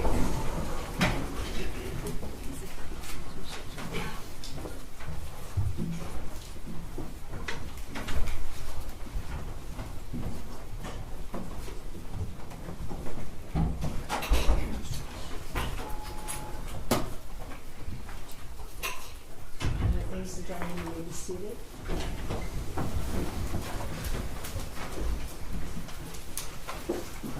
Ms. Smith, am I correct that you rest? Yes, thank you. Prosecutor, any rebuttal? No rebuttal. Ladies and gentlemen, the evidence in this matter has been concluded, and now you're going to hear closings. I want to remind you that closing arguments are just that. They are how each side sees the evidence in the case. The closings themselves are not evidence. Because the prosecutor has a burden of proof, the prosecutor also has a right to rebuttal after the defendant's closing. All right? I think you're going to hear certain elements, again, of the crime charged, the crimes charged, and I'm going to be giving you written jury instructions that list those, just so you know. All right? Prosecutor?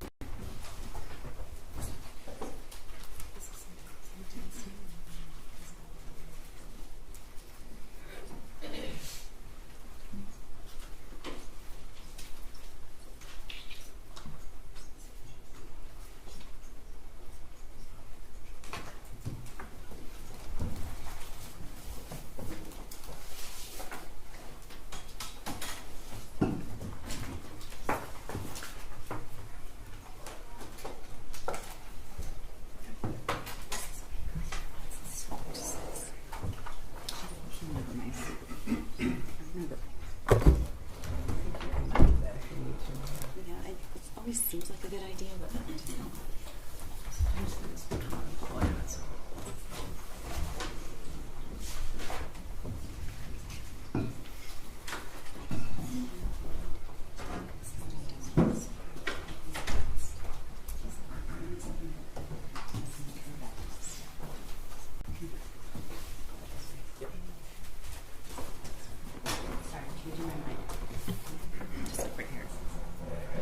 This go forward pretty far.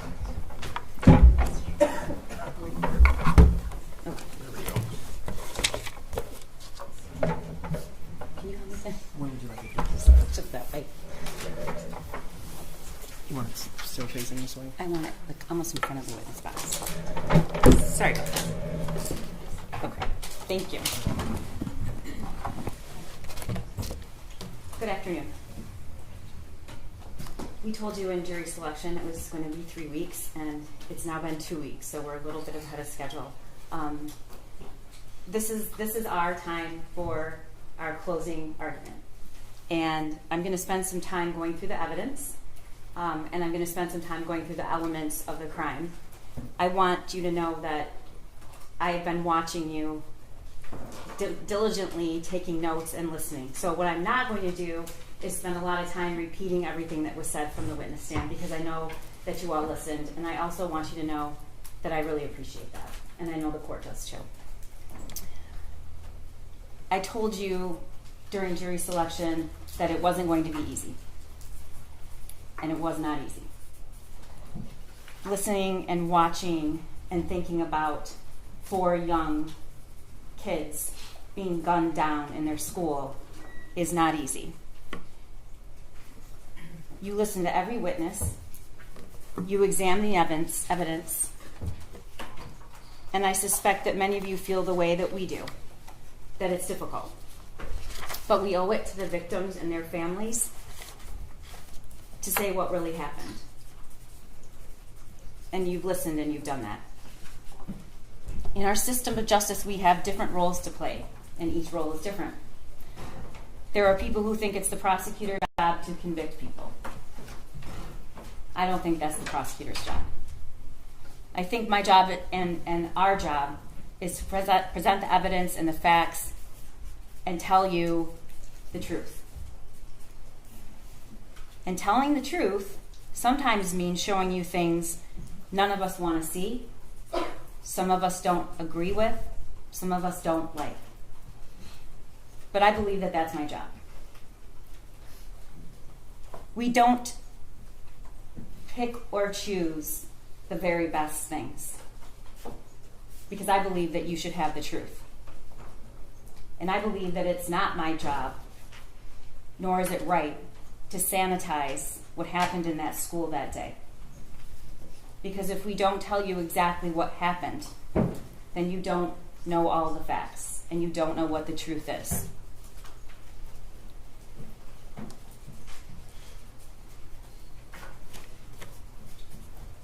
My job here, our job, that I believe we have done, is to meet our burden to prove that Jennifer Crumbley is guilty of 4 counts of involuntary manslaughter. The burden is high. I told you that during jury selection, but we embrace it. And I believe that we have met that burden. It means that you had to sit and listen to a lot of very emotional things, a lot of emotional people who sometimes aren't emotional, but were emotional for this. Because what happened on that day, every single person in that building had never experienced anything like that in their entire lives. And I hope to God they never do again. So you did see a lot of people, including law enforcement, become overwhelmed with the emotion of it all. That's not a show. That's just how that was. That's how it felt that day and every day after. So I want you to know that there was no picking and choosing the very best evidence to give you. There was no filtering things out that didn't help our case. I showed you everything. And I called witnesses to the stand to say things I knew you probably wouldn't like. But my job is to give you all the facts. But my job is also to prove beyond a reasonable doubt that Jennifer Crumbley is guilty, and I believe we've done that. The defense also has an important job, to advocate and argue for their client, and they decide how they want to do that. And of course, the judge plays an important role. Her job is to call balls and strikes when 2 sides disagree to make a ruling, and then to tell you what the law is. And she's going to do that as soon as we conclude here. And then there's your job. Your job is to decide what the truth is, what really happened, what are the facts, and then take those facts and find the truth and apply the law. The judge is going to give you instructions about the law, but I want you to go over what you now know, and I want you to think about it. And we're going to go over some of the evidence. But I also want to remind you that you're allowed to use your own observations and your own insight.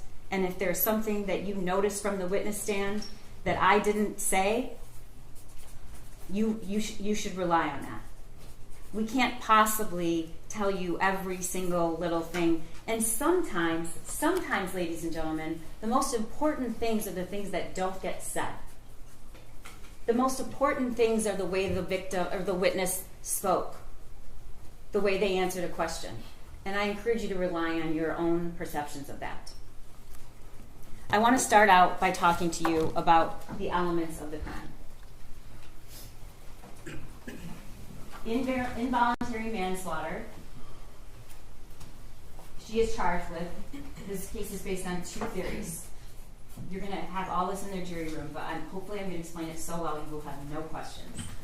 These are dependent on 2 specific theories. One is the gross negligence in the performance of a lawful act, and that gross negligence caused death, and in doing so, the act that caused death, defendant acted in a grossly negligent manner. The second is the gross negligence in failing to perform a legal duty.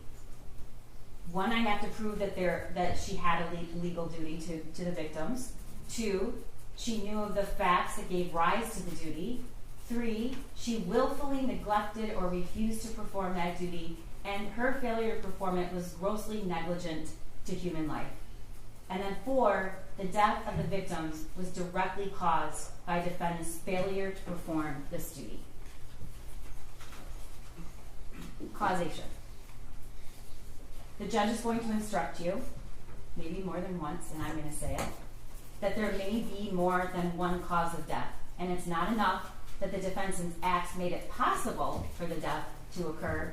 In order to find the deaths of Madison Baldwin, Tate Meir, Hannah St. Juliana, and Justin Schilling were caused by the defendant, you must find beyond a reasonable doubt that the deaths were the natural or necessary result of the defendant's actions. You heard the evidence that the defendant's son shot Madison Baldwin, Tate Meir, Hannah, and Justin. And as previously noted, there may be more than one cause of death. And defendant's acts or inactions need not be the sole cause of the harm. In order to find that the death of Madison, Tate, Hannah, and Justin was caused by the defendant, you must also find beyond a reasonable doubt that her son's act of shooting these 4 individuals was reasonably foreseeable. Now you look at that, all of that I have to prove. And it seems a lot. It seems like it's going to take a pretty strong case to prove that. It's going to take some pretty egregious facts. Some unique, egregious, incomprehensible facts. And that's what we have here. Gross negligence means more than just careless. It means willful disregard the results to others that might follow from an act or failure to act. In order to find that the defendant was grossly negligent, you have to find the following 3 things. 1, that she knew of the danger to another. She knew there was a situation that required her to take ordinary care to avoid injuring others. And second, that she could have avoided injuring another by using ordinary care. Third, that she failed to use ordinary care to prevent injury, and to a reasonable person, it would have been apparent that the result was likely to be serious injury. I told you I have 2 theories. We're prosecuting and charging based on 2 theories. They're both based on a legal duty. What's a legal duty? In Michigan, a parent has a legal duty to exercise reasonable care to control their minor child, to prevent that child from intentionally harming others, or prevent that child from conducting themselves in a way that creates an unreasonable risk of bodily harm to others. We talked about there's 2 alternate theories. Both of those theories, if proven, are sufficient to establish the crime of involuntary manslaughter. It's not necessary that you all agree on which theory has been proven, and as long as you all agree that we've proved at least one of those theories beyond a reasonable doubt, you can find her guilty. I want to take you through the testimony. I'm not going to get into every single detail of each of these witnesses' testimony, because I know that you were listening and you were writing. You heard from Molly Darnell. Molly was a teacher in the school that day. She was in room 224. And she saw the firearm when it was raised, shoulder height, pointed directly at her. And what she noticed was there was no orange tip. You also heard her say that she locked eyes with Jennifer Crumbley's son as he was taking that stance. You heard her testify that she jumped to the right, thank God, just in time, because the shot in her shoulder that she sustained was only inches from her heart. The next witness you heard from was Christy Gibson Marshall, who's an assistant principal at Oxford High School. I don't think there's one of us that would disagree that Christy Gibson Marshall did the most dangerous thing she could do. And she did not follow the protocol. It's probably one of the most courageous things I've ever seen. She walked to the shooter. She saw a student on the floor. And then, when she finally came face to face with the person who had shot this student, She didn't move. She just stared at him. And he didn't shoot her. She testified that she knew him. She was his principal in middle school. And she just couldn't believe that he would do something like that because she knew him when he was in middle school. You saw the video of that day and what happened. And he just kept going. And even after he left and she had no idea where he was going, she didn't go hide anywhere. She didn't keep herself safe. She bent down to render aid and assistance to that student. And when she rolled him over, she realized it was Taymir. We all know that she didn't and wasn't able to save Taymir. We heard from Cammie Batt, who sold the Caltech and the Derringer to James in June of 2021. She also sold the 9mm Sig Sauer to James with the shooter present on November 26th, the day after Thanksgiving. She testified that James came in and pointed right at the Sig and said he's had his eye on it. She walked us through the process of purchasing a firearm. She talked about the trigger lock statement provided to James upon purchase and the cable lock provided with November 2021 on that gun purchase. Next, we heard from Special Agent Brett Brandon, who's sitting right here. You heard that when he was informed about the Oxford shooting, he left so quickly that when his partner came back, his chair was still spinning. And he raced and drove up there as fast as he possibly could because it was very much his own community. You heard he went right in and he found Lieutenant Willis and he said, "Do you know where the gun is and do you know where it came from and do you need help?" And so he was responsible for finding out where that gun came from, which he did. He was also responsible, because he chose to be, and watched the surveillance of the video and helped to prepare search warrants. And you heard him testify that as soon as he saw that surveillance video, the one thing that stuck with him is this is not an inexperienced shooter. This is a shooter that that is proficient with a firearm, knows what he's doing. Taking shots, a lot of people wouldn't. And what he did was start going to gun ranges and ask people to say, because what he was thinking was, who taught that kid to shoot? He must have been to a range, and he was right. And that's how the investigation led to where Jennifer Crumbley's son learned how to handle a firearm that eventually resulted in killing 4 students in Oxford High School. Can you go back to that? Special Agent Brandon also testified that and showed the purchase and we showed you each one of those guns. He testified that there is a distinction between a Derringer, a Caltech, and then the 9mm.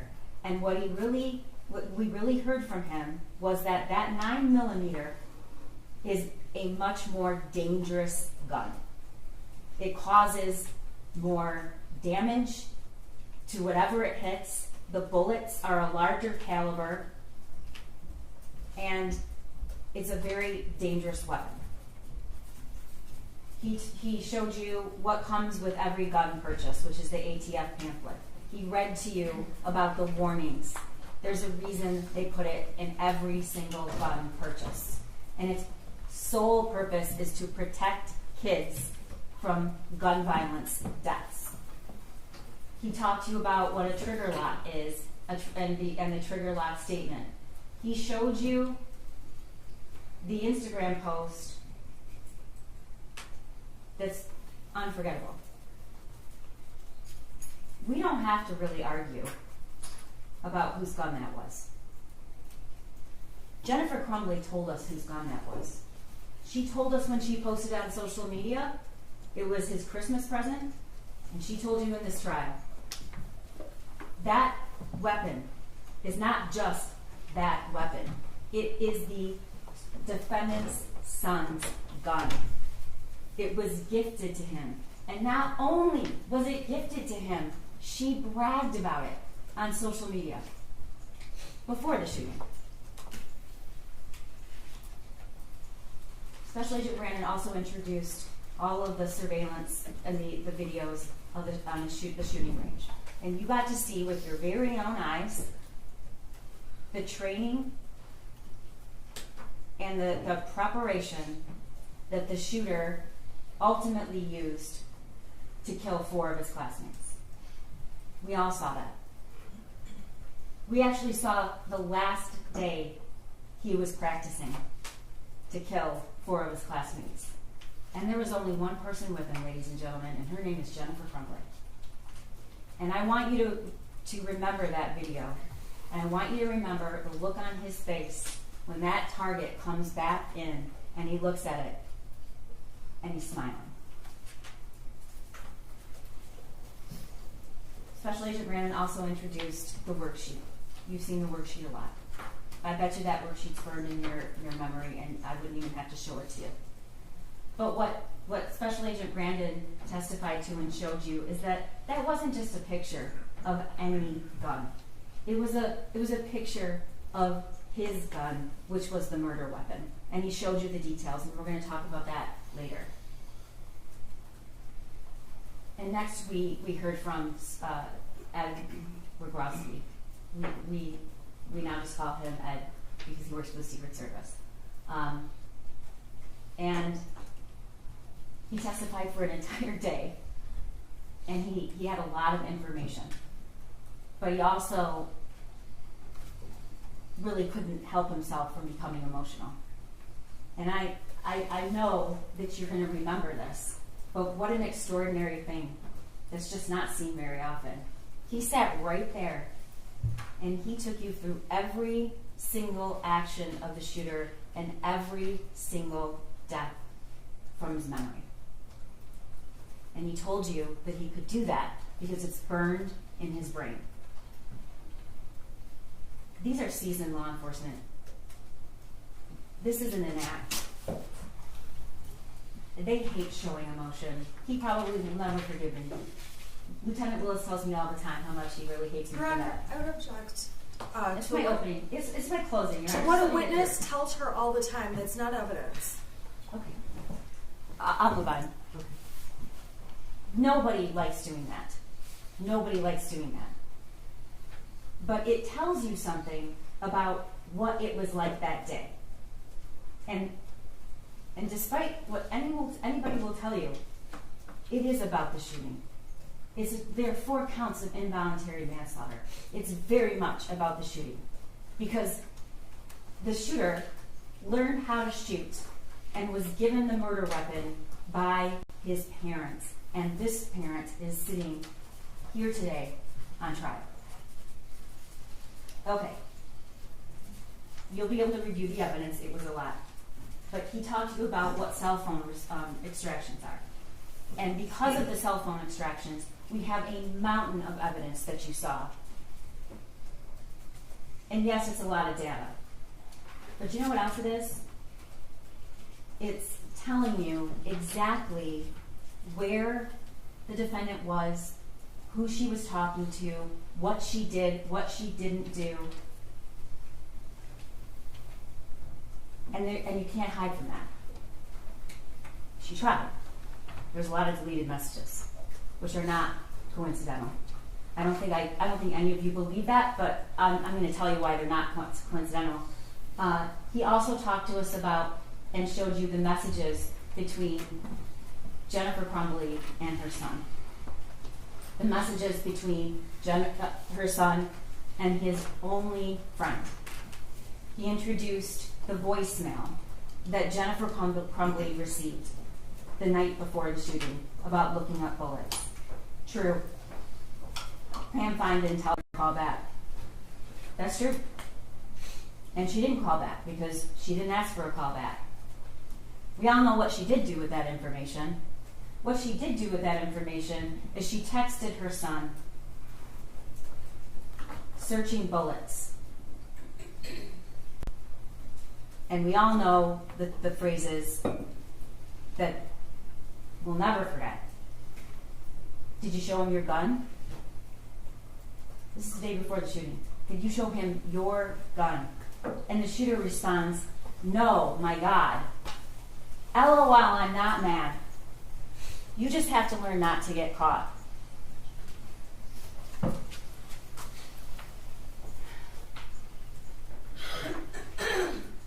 Kira Kennett testified that she knew Jennifer Crumbley. She testified about the amount of time that Jennifer Crumbley and James Crumbley spent at the barn. She testified about all the money they spent at the barn. Why is this important, ladies and gentlemen? It's not to show you that somebody's a bad person for liking horses or spending a lot of money on horses. It isn't. And it's not to say that somebody should spend every waking hour that they're not at work at home with their teenager. That's not the purpose of this evidence. The purpose of this evidence is to show you what Jennifer Crumbley cared about the most and what she was doing and where she was when her son learned to be a killer. Kira will tell you that she referred to her son as an oopsie baby and said he was weird. She rarely saw him. And that even after the one friend was taken away abruptly with no notice, they still went to the barn, even at night, and left him by himself. Which is absolutely normal to leave teenagers at home by themselves. Unless that teenager is showing signs of mental crisis and that teenager has lost the only person in the world that he has. And then she told us that when she got the worksheet texted to her that day by Jennifer Crumbley, she was very concerned. She was alarmed. And in fact, she said, bring him to the barn. And you also saw from the text messages that Jennifer Crumbley said, he can't be alone. We know now that decision, that statement, she knew he couldn't be alone. She didn't decide to stay home with her son. That wasn't an option. She'd have to take him to the barn, where she herself testified he didn't want to go.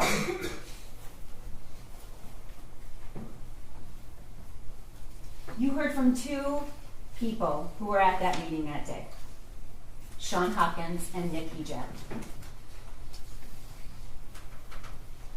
I'm going to tell you right now that this is not an argument that the school did everything they should have done. I'm not going to say that to you. I'm not going to tell you that I like everything they testified to.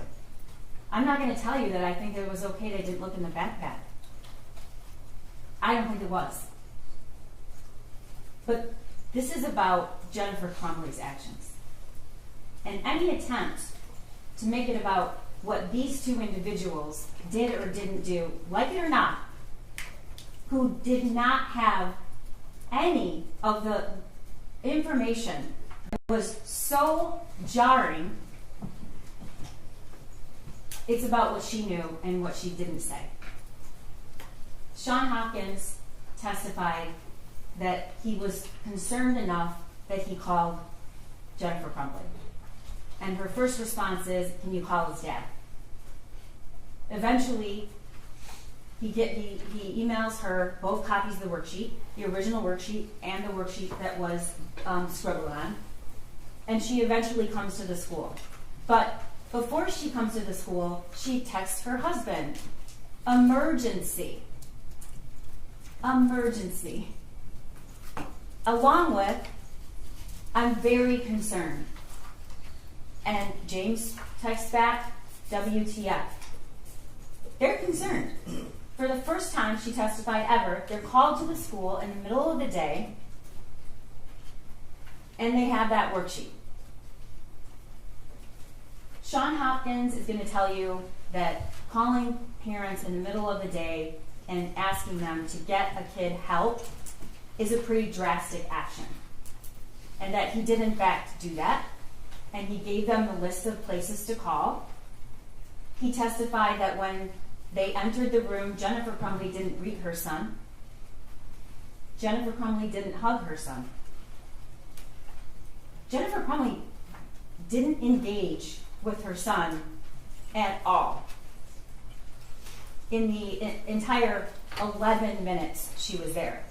And we know she wasn't going to be in that school very long because she'd already told her boss she'll be back by 12 or 12:30. Doesn't leave a lot of time for the meeting at the school. It's a 20-minute drive. Sean Hopkins will tell you that what he felt mostly in that room for the shooter was compassion. He didn't want him to be alone, and he felt really bad. And he also knew Mom and Dad decided, no, we can't take him. We have to go to work. They said that in front of their kid. He knows very well what they do. He knows his dad works for DoorDash. He knows his mom and her ability to work flexible hours. She worked at home. But they left. She did not hug him goodbye. She did not greet, touch, or even acknowledge him. And we know now from her testimony, we know why. She was mad. She was mad at him. She did not think that he should have done that, and she thought this was a discipline thing, and she was very angry. We heard from Nick Ejek. He's the Dean of Students. He also testified and corroborated what Sean Hopkins told you, which is that the meeting was called. They were concerned about a mental health issue. They told Mom and Dad he needs services. Here's a list of the services, and they defended Jennifer Crumbley seemed irritated by it. In fact, when she walks into the room, she doesn't sit next to her son. She goes back here and stands. And that meeting ended with her saying, "Are we done here?" They're consistent about that. Nick Ejek testified he didn't think there was any risk. I don't like what he said, and I knew he was going to say it. But it's not my job to put witnesses up here and only say things that I want them to say that helps my case. It's my job to present evidence that's the truth, because you have to know the truth.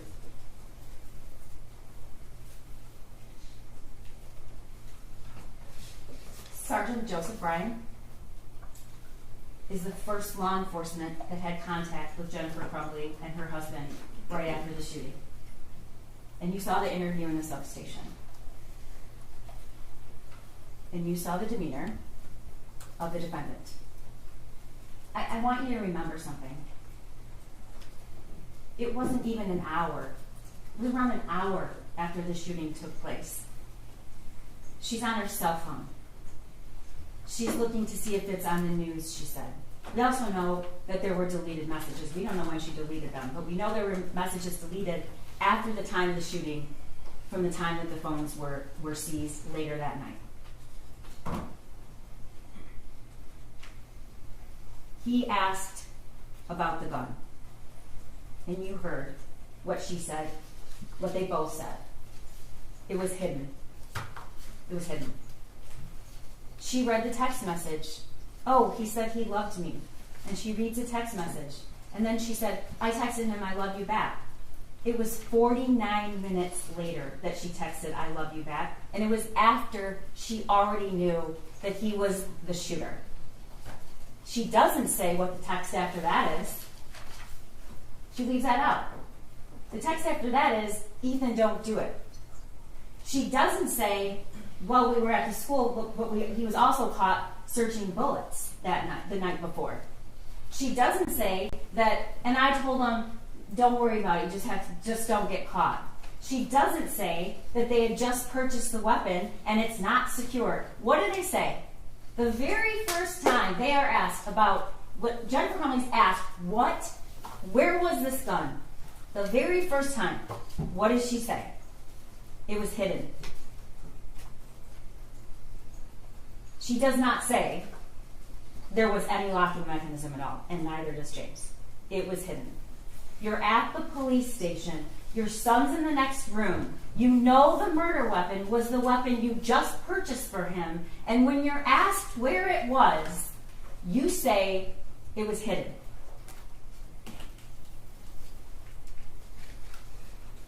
We also heard from Andy Smith, who was Jennifer's boss. He testified she could have absolutely gone home. She works from home, and there's flexibility, that they have kids that come to work, that the meeting that she wanted to get to was not in any way mandatory, and he testified about some very bizarre communications. He testified that as soon as she left, he got a text saying, my son, the bullets are gone, the gun is gone, he must be the shooter. Oh my God. Those were deleted by Jennifer Crumbley. We don't know why. I think there's a lot of circumstantial evidence to suggest why, which is those are statements you don't want on your phone. And then, not 3 hours after her son shot and killed 4 people, and he's already in custody, and it's already clear that he is probably never, ever, ever going to be out of prison for the rest of his life, she's texting, don't judge me based on what he did, I need my job. Her explanation for that, she was in planning mode. The next witness is Amanda Holland, who testified that she came back to the work that day. She had the worksheet. Amy Smith also said she before the shooting occurred, she was down, she was sad. I feel like a failure as a parent. I feel like a failure as a parent. This is before the shooting. And she also tells Amanda about this, and she tells Amanda he can't be alone. So I'm just going to take him to the barn tonight. We can get to it a little bit later. I guess what's really hard to comprehend is how before the shooting, just based on the meeting and what she knows and the drawing, she thinks she's a failure of a parent.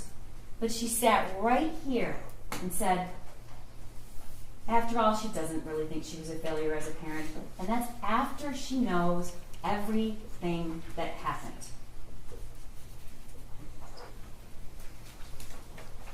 Detective Adam Stoyak executed the search warrant at the defendant's home. I want to make it really clear. Jennifer Crumbley is not being charged with involuntary manslaughter because she has a dirty house. That's absurd. And you can see pictures so we can prove that she didn't have her house clean. I don't care if her house is clean or not, and I don't think you do either. Those pictures are shown to you because that is where the shooter lived and it's where she lived. And you saw his 2 bedrooms. There was barely a place for him to sleep. The testimony shows he had no person in his life after that friend left. He was not in a club. He was not in sports. He wasn't working. When I see those photos, what I think is, 2 rooms that were completely filthy, dusty, covered with clothes everywhere.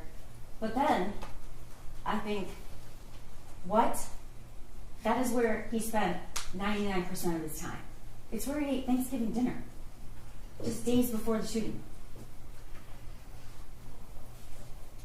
The search warrant photos were also shown to you so you could understand where these guns were stored. We have a pretty good idea that the Kel-Tec and the Derringer were in what's called the gun safe.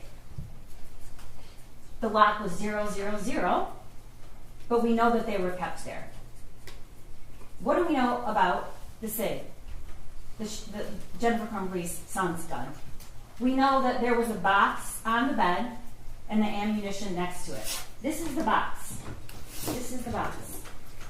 I'm sorry, this is the thing. Can you get the other copy? He's going to show you in a minute.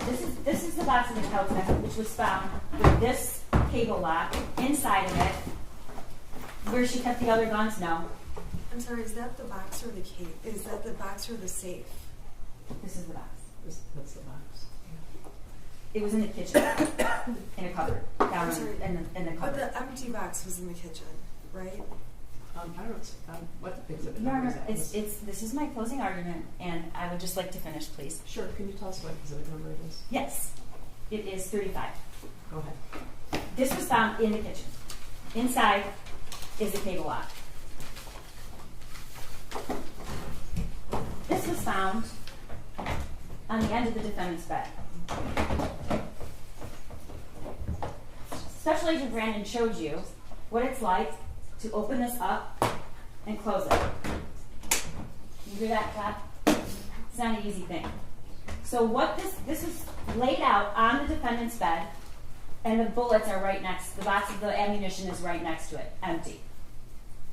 The story, one of these stories that is told by Jennifer Crumbley is he must have come in there when they were sleeping, because she was in that bed all night long, and they left after her. Except that the ammunition was in the box.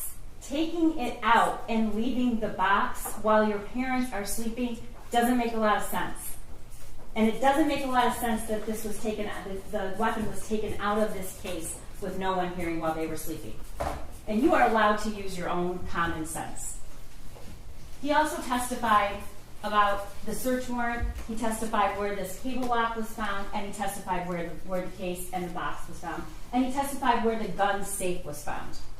It was not, unlike what Jennifer Crumbley alleged, stored separately from the ammunition. It was actually right next to the ammunition. In a gun safe, the other two guns with a combination 000. Sergeant Peschke arrives at the scene, doesn't know anything about the Crumbleys, doesn't know that they've already been to the substation, doesn't know that they were at the school that day. He's there and was ordered to be there to keep the house safe while they are waiting for the search warrant. And in doing so, he needs to keep the defendant out of the house. She goes in the back of the car, and you saw the video. She now tells Sergeant Peschke she actually never really looked closely at that worksheet. Now that she looks at it, it might be disturbing. We know that's not the truth.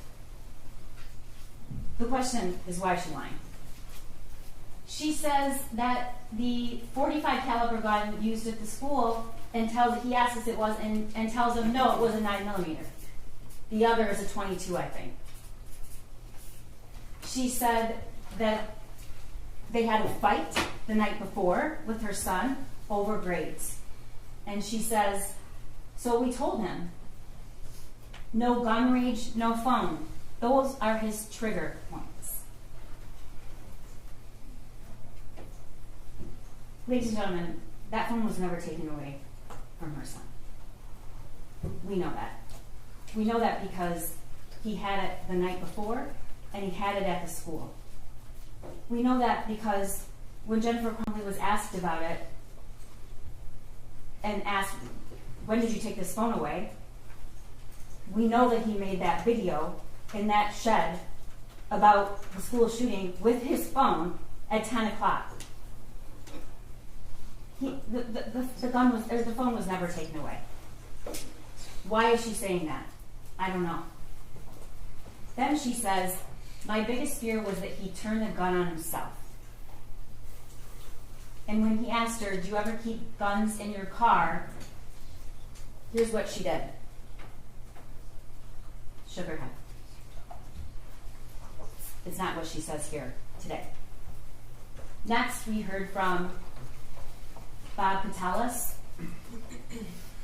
who processed the scene. And you saw those pictures, and they were hard to see. He told you that there were 32 fired cartridge casings. He collected all that evidence, took all the photographs, and recovered the murder weapon.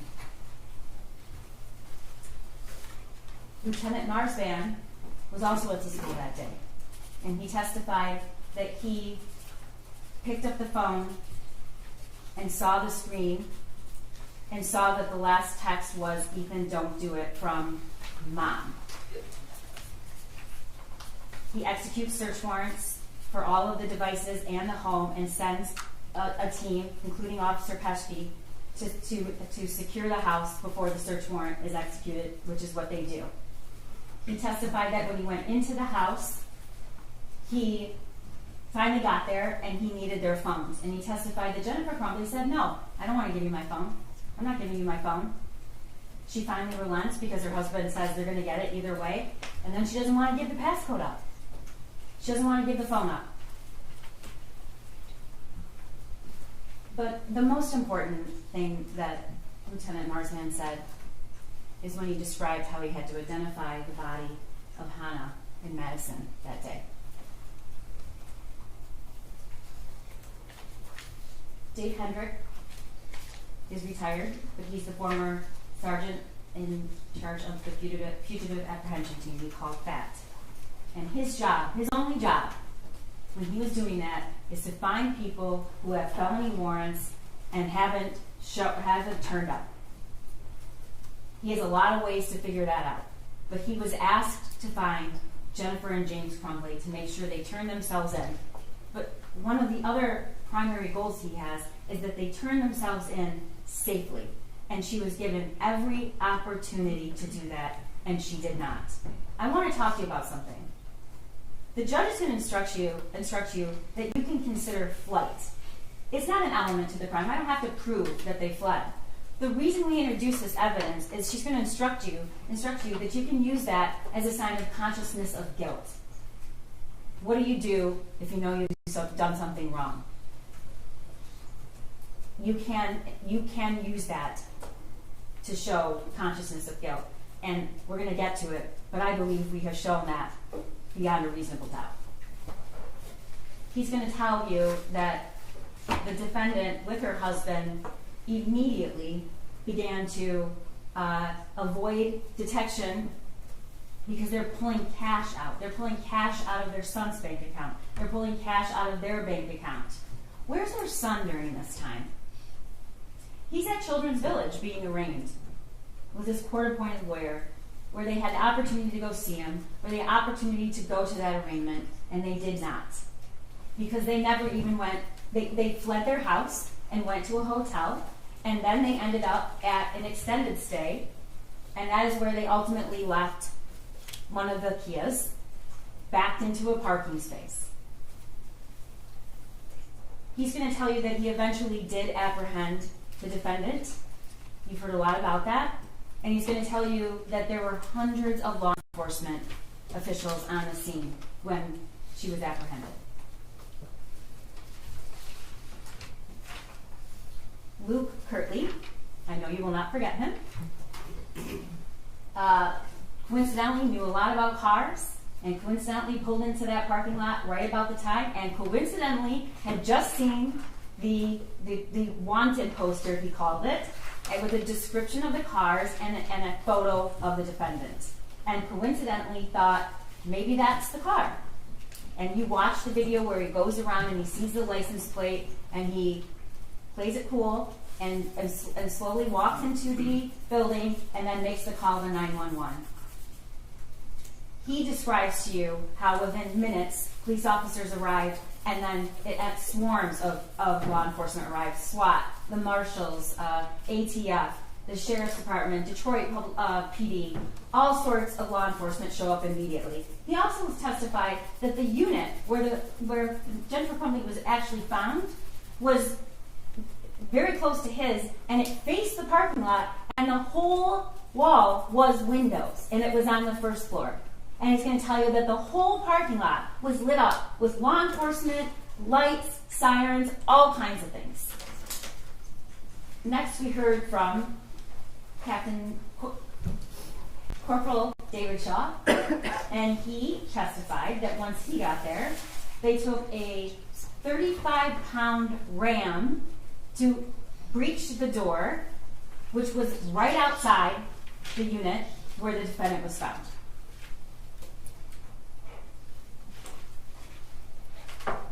We heard from Brian Deloche. Also, didn't love a lot of things he has to say, but you deserve to know the truth. And the truth is, like it or not, this is who Jennifer Crumbley spent her time with, and she told him that morning, the gun's in my car, and I'm afraid my son's going to do something stupid. Before the shooting, the same day. You've also learned that although their Facebook thread in general was always deleted, after the shooting, it remained, except she deleted, not unsent. Rely on your own memory about what that testimony was. Those were not unsent messages, they were deleted, and you heard Ed Rogrowski tell you that. But these were the two that were deleted. On the run again, and we're fucked. William Creer testified what was found in the building and the art studio where Jennifer Crumbley was found. You saw the photographs. You learned that there was a little over $6,000 in cash. You learned where the phones were found, and the cash, and the purse, in the plastic tub, in another plastic tub with a lid on it, feet away from where the mattress was, and there are other things where you learned all those phones were off. He also testified what else was found. Booze, orange juice, ice, and avocado, bananas, socks, blankets, and that is the room where Jennifer Crumbley was ultimately apprehended. You heard from Lieutenant Willis, who was the officer in charge. He told you what it was like in the school that day. He described the autopsy protocols that were done and how each of those kids died and where they were shot. He told you that both Justin Schilling and Madison Baldwin were shot in a contact wound, which means the gun was either very close or actually touching their head. He showed you the video of the shooting. And again, this is not to incite emotion. The video of the shooting shows Jennifer Crumbley's son taking a stance he clearly knew how to take and was trained to take. And you watched his demeanor and the calculated, cold way he proceeded through those hallways looking for people to shoot. You saw the surveillance of how he ultimately surrendered. Walked out after executing Justin Schilling, laid the gun on a wastepaper basket, laid it safe, took the magazine out, and surrendered. He showed you and introduced the bank records that show you what they were doing after charges were either very soon coming and after they were announced.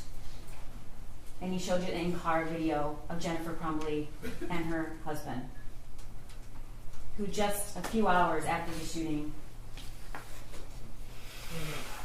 embraced, kissed, whatever happens, I love you, don't say anything to the police.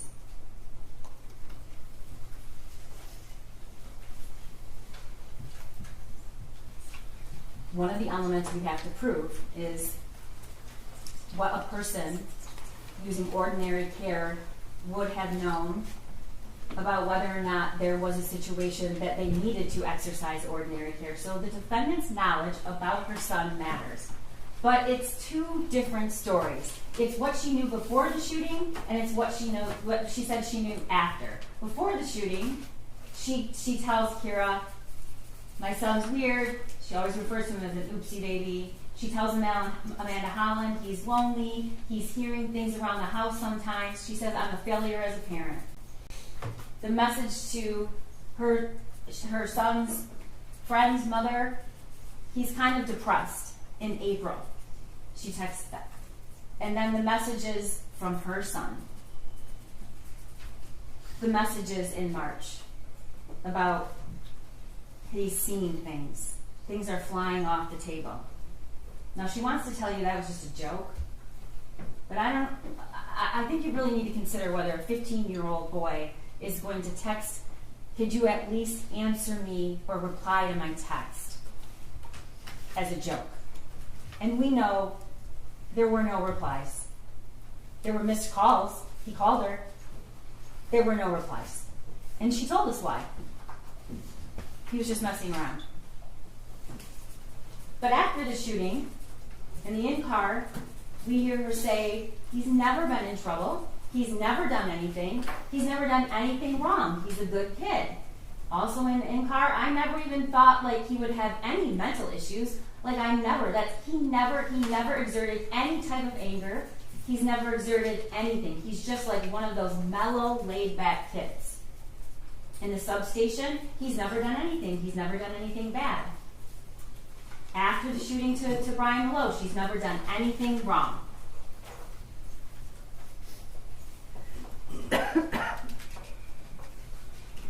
Jennifer Crumbley has said a lot of things about that drawing and that meeting at the school. She sent the drawing to James, and Kira and Andrew, as I said before, with the call now, emergency. She told Kira he couldn't be left alone. She tells Andy she needs to get him counseling, and she tells Amanda that the drawing was really scary. She agrees. After, this is what she says in the substation. Nobody didn't seem worried about it, and he said that my son's more than welcome to stay at the school, or he could go home. And I really wish we had taken him home. In the in-car, she said, I didn't even look at that closely. Now that I do, when I was at the substation, I looked at it closely, which we know is not true. I looked at them closely, and they're a little disturbing. Well, they're very disturbing, because look what he just fucking did. And then to Loesch, she says, the school was very nonchalant, but the paper they showed me had all of the things scratched out. That's just not true. It's just not true. And you don't have to believe me, because we have evidence it's not true. And you heard it.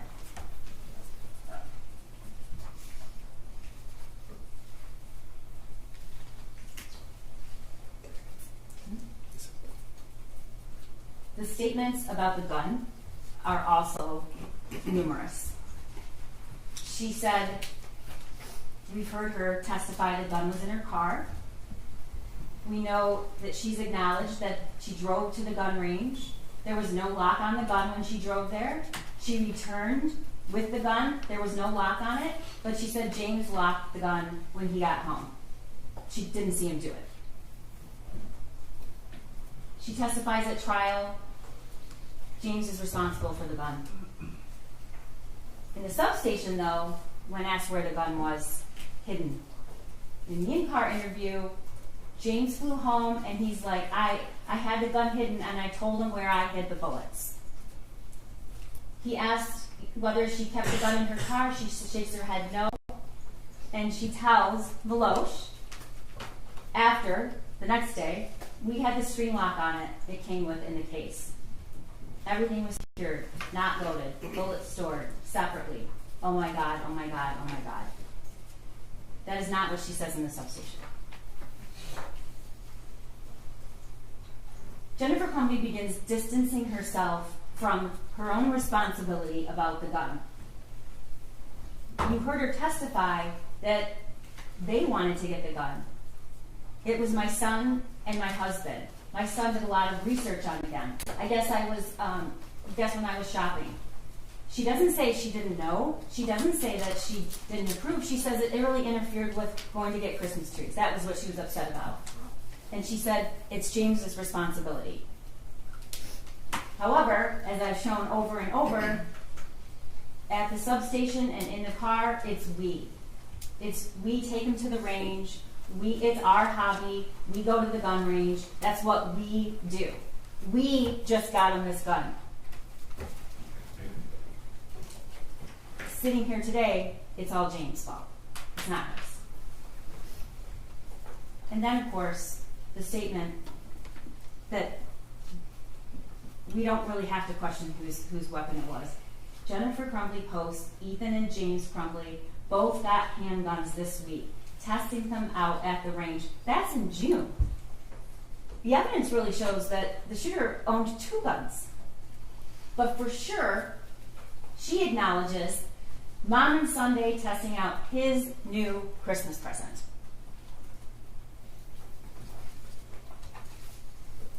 You heard evidence that was presented to you about the journal that was found in the bathroom. the shooter's backpack, right the bathroom that he exited and started shooting. I have zero help from my mental problems, and it's causing me to shoot up the fucking school. Next slide. First off, I got my gun. It's an SP 2022 Sig Sauer 9mm. The shooting is tomorrow. I have access to the gun and the ammo. I am fully committed to this, so yeah, I'm going to prison for the rest of my life, and many people have about 1 day to live.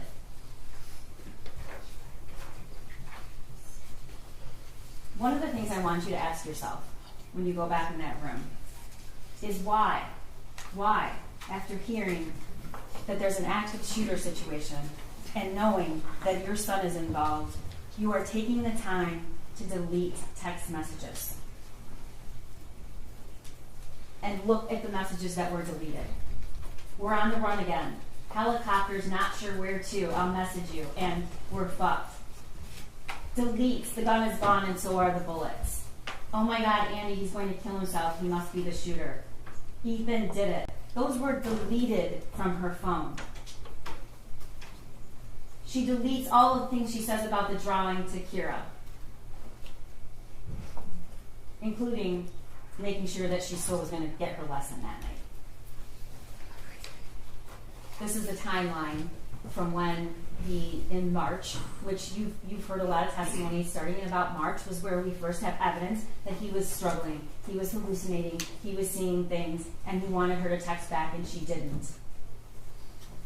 We know that he had some incident, and he said that the mental breakdown in April. You saw text messages between James and Jennifer saying, did he say anything about last night? He woke up in our bed, he didn't know where he was.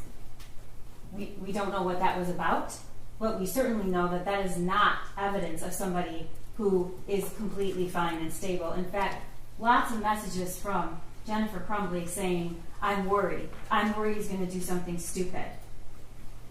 In April, she texts her friend that she thinks he's depressed. The Caltech and the Derringer was purchased in June. They go to the shooting range in June. They go to the shooting range in August. They go to the shooting range in September. And then in November, they buy the Sig Sauer. And we see the shooting range that Jennifer Crumbley went to with her son, testing out his new Christmas present. Here's what we learned Jennifer Crumbley did after the shooting. As soon as they took her phone, they bought burner phones in the pier at 8 o'clock the night of the shooting. They checked into a Holiday Inn Express that night in the pier. They then left and went to an extended stay in Auburn Hills, which Lieutenant Willis testified was almost across the street from a police department. Upon learning that charges were possibly coming, and the same day charges were announced, they leave that hotel and drive to Detroit. They withdrew $2,000 from a Flagstar bank on December 2nd. They drive to Owasso, an hour away, she says, because we just didn't want anyone to recognize us, to buy replacement phones. She texts that she's on the run again. Helicopters are not sure where, I'll message you to, at 7:31 a.m. on December 2nd. She texts on December 2nd, we're fucked, at 2 o'clock. On December 3rd, at 4:59 a.m., she texts, I'd rather die than go to jail. Then she withdraws $4,000 from another Flagstar on December 3rd. She checks out of the extended stay on the 3rd and drives down and arrives at Bellevue at 10:58 on December 3rd. You heard what happened. You heard her testimony. The facts do not support the story that Jennifer Crumbley told you. They just don't. There is no possible way, and Luke told you that, and so did Corporal Shaw, that you could be in that building with that many law enforcement and not know that somebody was there. And we don't even have to use that testimony, ladies and gentlemen, because she texted herself, I think we're caught, we're laying low. She texts that, we find out, and this is evidence we got this morning. She texts that after she's already said she took 4 Xanax and went to sleep. Now you saw that video. You saw that video. All those people, for over 2 hours, they're sleeping, and even when they come into the room, they still don't even act like they get up. It's just not true. And we know it's not true because they'd already taken steps. She had hidden the phones, powered them down, separate from all the other things they had, with the cash.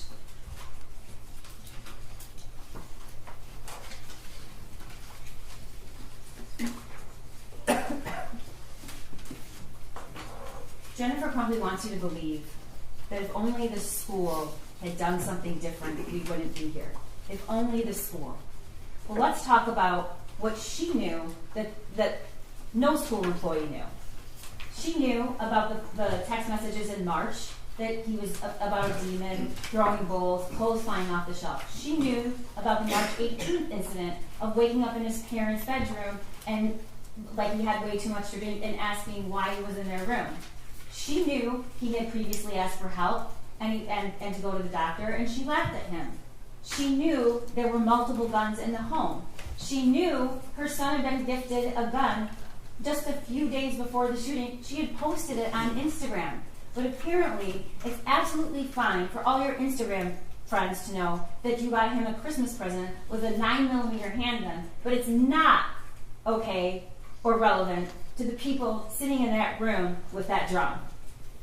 She knew that that gun looked identical to the one in the drawing. She knew that the gun was accessible to him. She knew it wasn't stored properly. She knew that he was proficient with the gun. She knew he had access to ammunition. And she knew that her son was upset the night before. Now, that says he was locked out. She told Amanda Holland he got locked out. She doesn't acknowledge that. She does acknowledge that he did leave the house that night because he was upset. And we all know what he did. We all know what he did. He went to that shed and recorded that video. I object. That video did not come into evidence. Okay, it is in evidence. Okay. It's not. You're right. That's true. Let's go back to the elements. Ordinary care. What ordinary care, the smallest, tragically smallest thing she could have done to prevent this? She could have stopped at home on the way back from the meeting. She goes right by her home to see where the gun was. She could have stopped on the way back to work. She could have searched the backpack. She could have asked her son where the gun was. She could have locked the ammunition. She could have locked the gun. She could have taken him home. She could have taken him to work. He could have gone with Dad. He was door dashing. She could have told the school that they just gifted him a gun. She could have embraced her son. She could have said, can we talk to him for a minute alone? She could have looked at him and said, I care about you, I love you. She could have at least acknowledged he was in the room. She could have told the school about her son being in crisis previously and asking for help.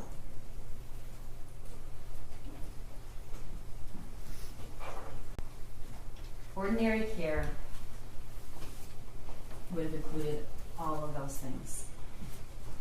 And the tragic part about it is none of it was hard.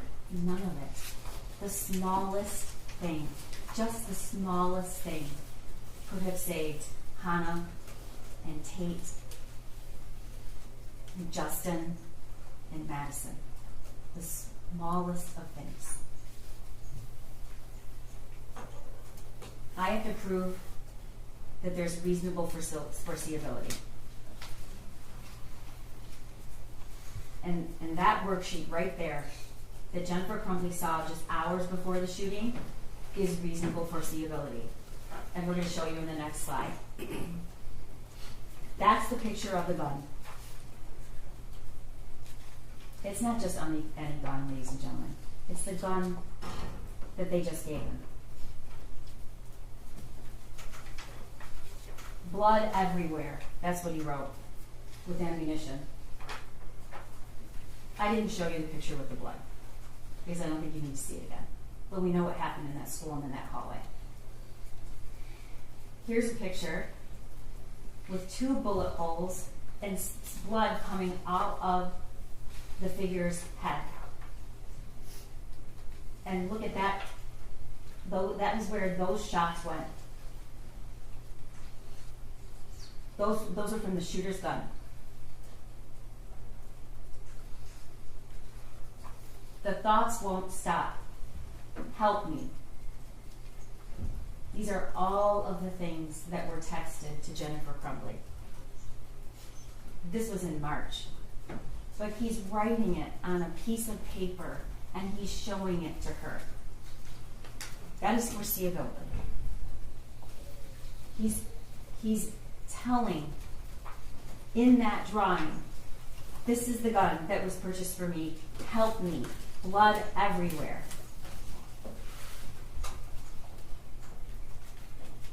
The world is dead. I know you won't ever forget the video, but if you look at the defendant's son and see that there was no emotion, none. He was only concerned in a very calm manner for finding as many people as he could to kill, and he did.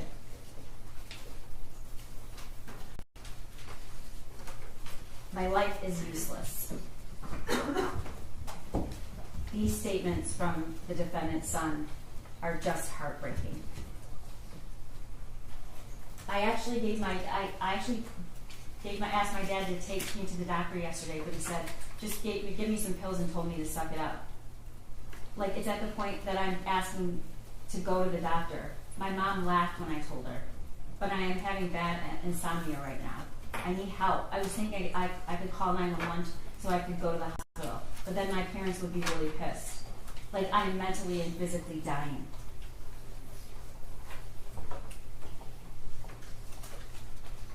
Let's talk about the cable lock. Jennifer Crumbley says that the weapon was used, but it was locked in a cable lock that came with the case. This cable lock that came is the cable lock that came in that case with the SIG. It's never been opened and it's never been used.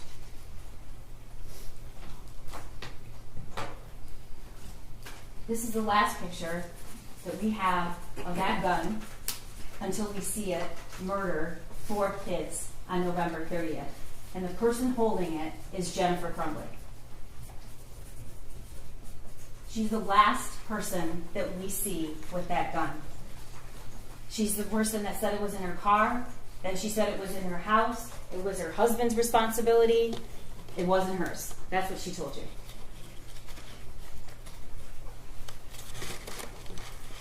She knew he was distraught the night before. He texted her, I love you. She told you that's never happened before. She did think it was abnormal or odd.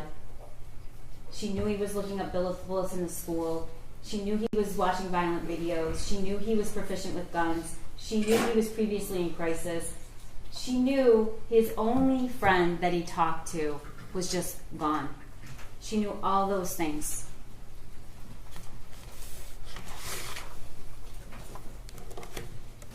And then her own statements, ladies and gentlemen, when she took the stand.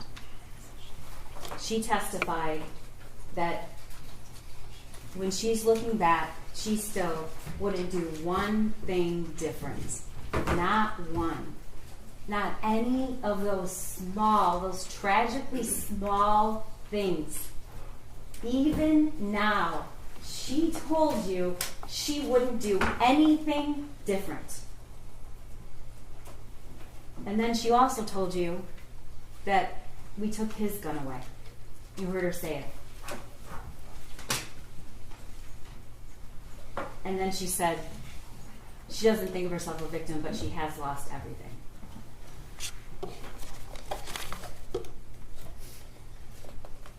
you're going to hear the instructions from the judge, and you're going to take the facts and the witnesses and the evidence and use what you promised to use, which is impartial, honest assessment, and find what you believe the facts are in this case. The flight, evidence of the flight and what they did after is not an element I have to prove. But what does it show?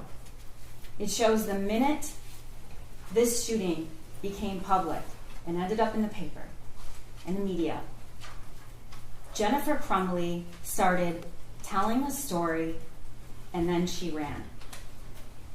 And she didn't run just because she was selfish, ladies and gentlemen.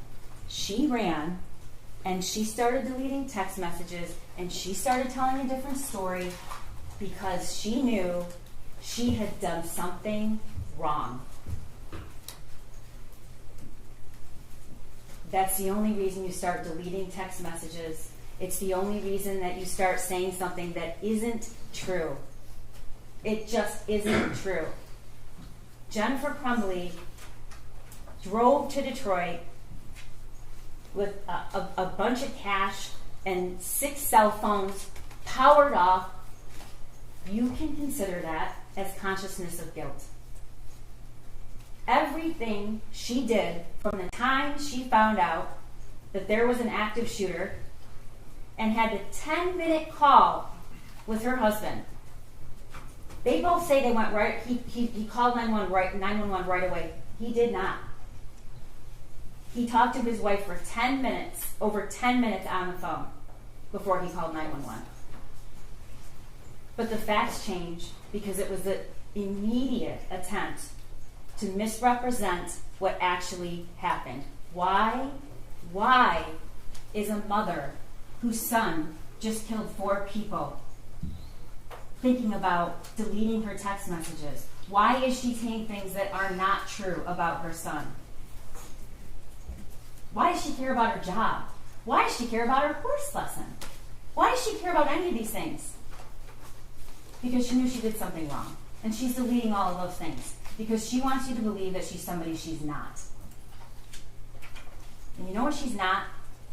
She is not somebody that used ordinary care to prevent what was foreseeable, reasonably foreseeable, that could have happened. Injury or death. And it did. It did. Those words on that paper helped me. She walked out of that school within 11 minutes, didn't so much even address her son. She did not give him the help that he wanted. And you can argue about the months before and the weeks before, but if you just even look at what happened that day, she walked out of that school and she knew something bad might happen. What does she do when she gets back to work? She all of a sudden texts her son, "Are you okay? You know you can talk to us." These are the actions of somebody who was worried. She was worried and she was concerned and she was panicked until after. And then it's a different story. Why? Because she knew she had done something wrong. She walked out of that school when just the smallest of things could have saved, could have helped Hannah and Tate and Madison and Justin. Just the smallest of things. And not only did she not do it, she doesn't even regret it. We have proven beyond a reasonable doubt that she is guilty of 4 counts of involuntary manslaughter. It's a rare case. It takes some really egregious facts. It takes the unthinkable. And she has done the unthinkable. And because of that, 4 kids have died. So I'm asking you to go back when you hear the law, review the evidence, and find her guilty, because we have proven her guilty. Thank you. Thank you. Your Honor, I am ready to go, and I will, but I'm going to need to use the bathroom halfway through if I start now. Can I have like a 3-minute bathroom break literally? Do you guys want a break? Okay, so we're gonna take about a 5-minute break, and then we'll do the defense counsel closing, okay? All rise for the jury.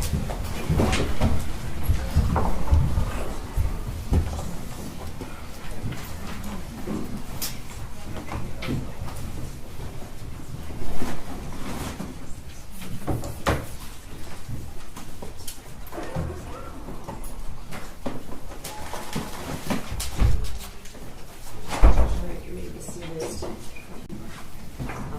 I don't want to pressure anyone to speed up their closing, but both sides have asked me for the jury delivery today. I'm gonna talk to the deputies. I'm not positive that's possible. I'm not positive it's possible. Okay, I'm going to the bathroom. Thank you.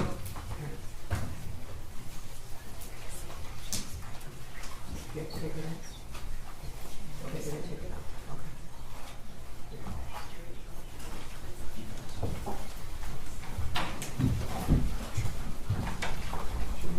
If you can remain seated.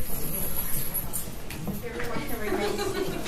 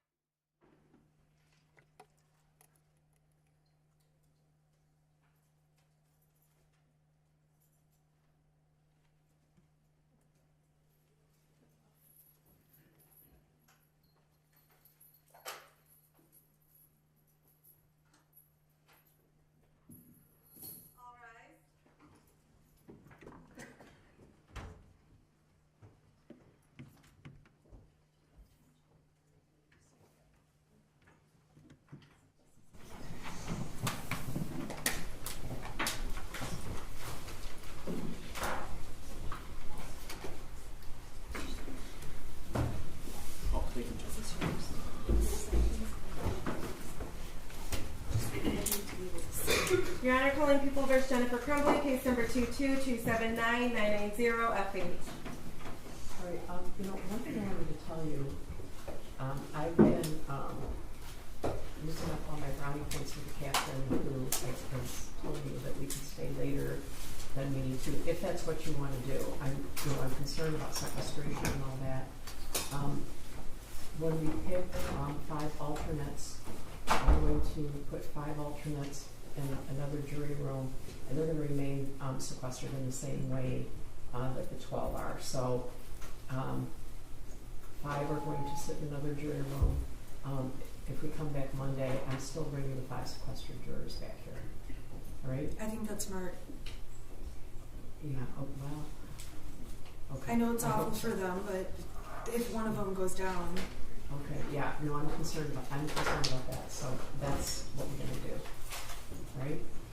So I just wanna let you know, because when they go out to the jury room before I pick the 5, I'm gonna have them bring their personal things out here, because then they'll be separated, right? Okay. All right, so I'm gonna bring that. All right. Thank you,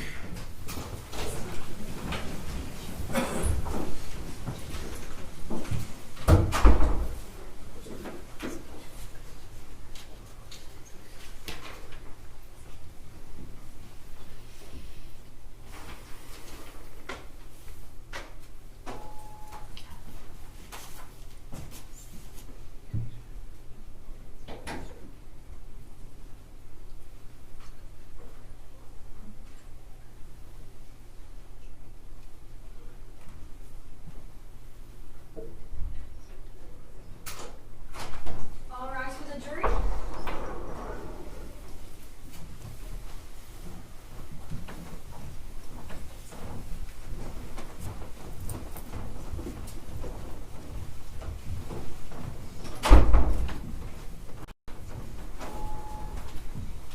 right, you may be seated.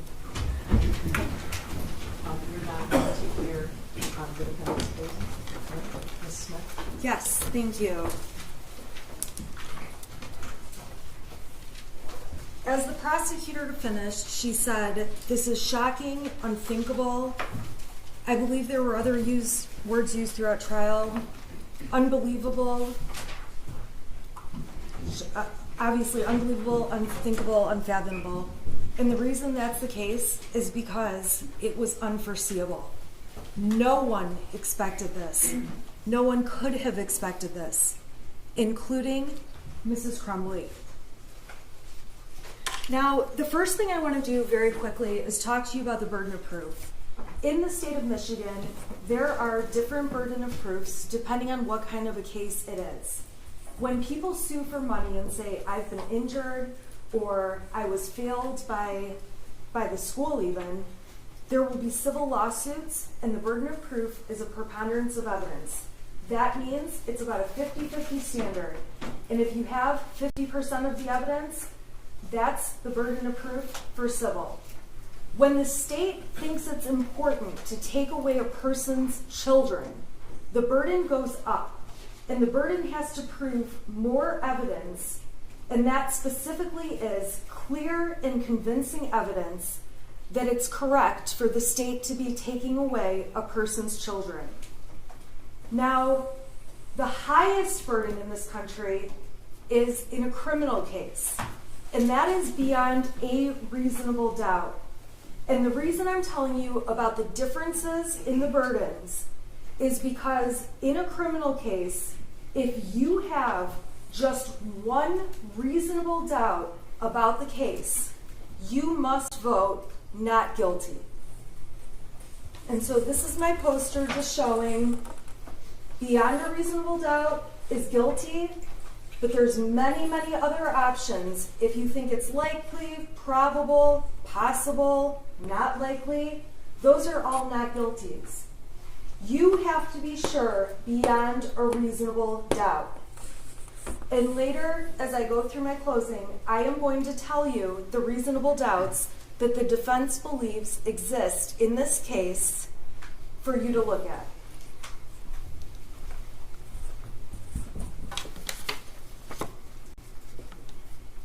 The other thing I have to ask you to keep in mind is that in the jury instructions, and I think you've been told this throughout trial, the defense does not have to prove or do anything.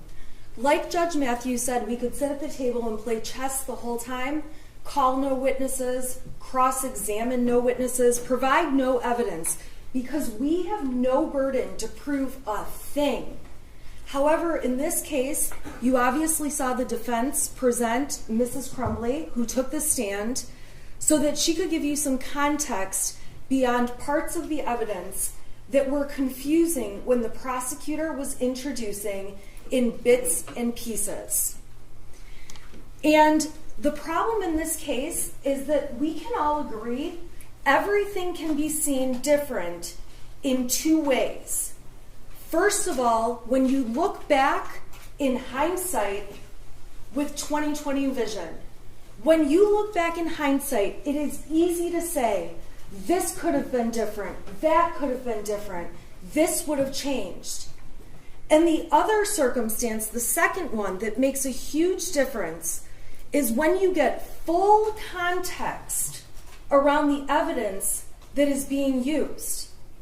And in this case, the prosecutor has cherry-picked little bits of evidence out of mountains of evidence to put in front of you with no context to explain what they're doing. And when you get cherry-picked bits of evidence, it's easy to reach wrong conclusions. Now, during jury selection, it felt like the prosecutor was asking you questions and giving more of a campaign speech than a jury selection proceeding. And I would suggest to you that at the end of the day, the only judge, although Ms. McDonald mentioned she's been a judge and was a judge several times during her jury selection, the only judge in this courtroom that matters is Judge Matthews. And the only other people whose judgment matters are the 12 of you who will collectively decide this case. The rest of us don't matter. My opinion doesn't matter. Ms. McDonald's doesn't matter. The opinions of everyone in this audience doesn't matter. The media and all of the people who think they know everything behind keyboards at home commenting about what they think the evidence in this case has shown.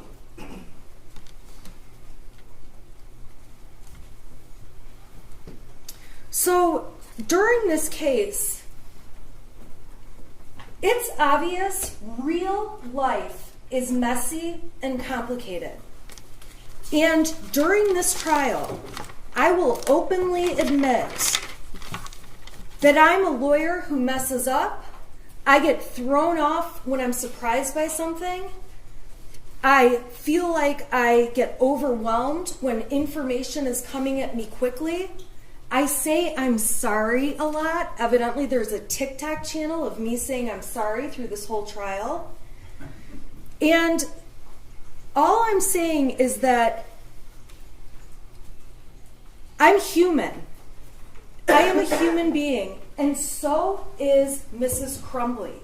And that's what this case is about. She's not a perfect person or a perfect parent.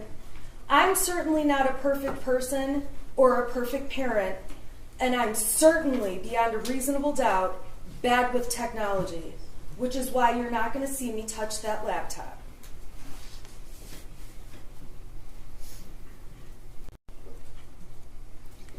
So during this trial, I have stood before you and shown you all my flaws, and I embrace them, and they are a part of what makes me human.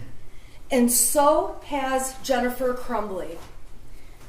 She got on the stand and talked about every nook and cranny of her life, things no one else in the world knew, in her family, among her friends. And she wanted you to see the whole truth, the entire truth, and nothing but the truth on everything, where she had to show you that she has made immoral decisions to have an affair, that she has made decisions you might not make to have another person involved in the affair. Now, we didn't get too far into the details, but it was enough for you to know that Mrs. Crumbley got up there and literally stripped off her armor, let the prosecution cross-examine her, and show you what happened in her messy life. And I say that with all kindness because I'm a mess too. I saw a meme about a week ago that said, I'm trying to be a mom, trying to get exercised, stay hydrated, get enough sleep, text everyone back, and not lose my shit. And I've got to be honest, as a mom, a working mom, on most days, I'm lucky if I'm fit for human contact. I'm lucky if I've taken a true shower and didn't just grab a handful of wipes and scrub off the best I can on my way running out the door, putting on my makeup as I drive to court in my car.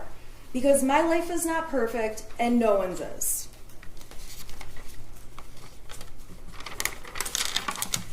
And during this trial, you may have concluded that you don't like me, that you hate me. That's fine.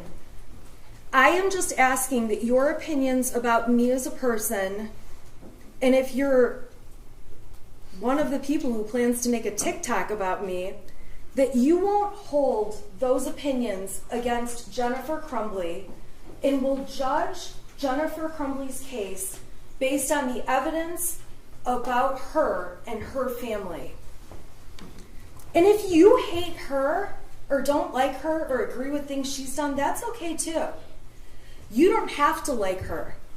You are not expected to go hang out with her when this is all over. After trial, you don't have to decide if you want to go to her house. You don't have to have Thanksgiving with her. But when you're looking at the evidence in this case, it's important to set aside your opinions of her or take your opinions of me and supplant them on Mrs. Crumbley. Now, when I took on this case pretty early on, I realized I am Jennifer Crumbley, and I could be here accused and sitting in her spot very easily. Now, in my house, we don't have guns. I don't have guns, but I do have children. And actually, I have an oopsie baby, my fourth one. I did not want 4 in 4 years, but that's what I was blessed with. I say I'm abundantly blessed. And I have kids that seem to have no issues. And at the end of the day, they're good kids. They go to school. We have no discipline problems. We have arguments here and there, just like every family does. I have a son that wants to hang out with me very rarely, but I have no belief that any of my 4 children would ever harm anyone else. And while I don't have a gun, I have a large butcher block on my counter with big knives that I use when I cook, and I enjoy cooking. And at the end of the day, my kids could just as easily grab a knife without me knowing it, and without me having it on my radar, and walk out the door of my house and go play with their kids, the other kids on my block. Granted, they live farther down my block because I'm in the middle of nowhere. And my son could kill somebody with my butcher block knife that I would have never expected to happen. And if you saw the text messages that my husband and I exchanged on a daily basis throughout this past year and even years before, it would be so easy for me to be in her seat. With my kids, I don't monitor assignments. I don't look at their phones. I have no reason to. My son plays a lot of video games. My son's online talking to a bunch of people as he's playing a lot of video games. Even though he has a cell phone, I don't go through it and look at his messages every day. And as he gets older, I do know he's interested in girls.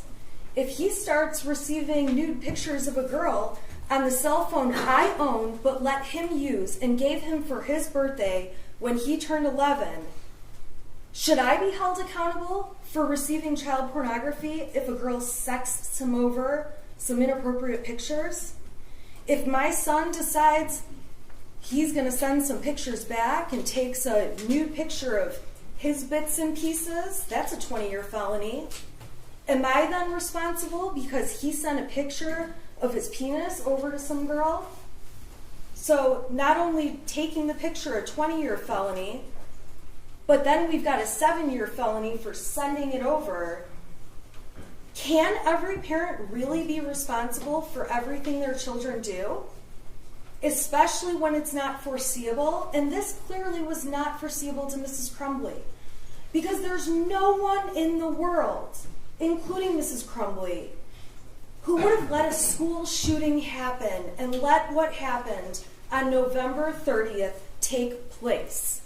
Not only ruining the lives of so many families and victims and taking the lives of 4 young people, but also ruining her own son's life and ripping his life right from her as well. She would be the first person on the planet who would have never let that happen in a million years.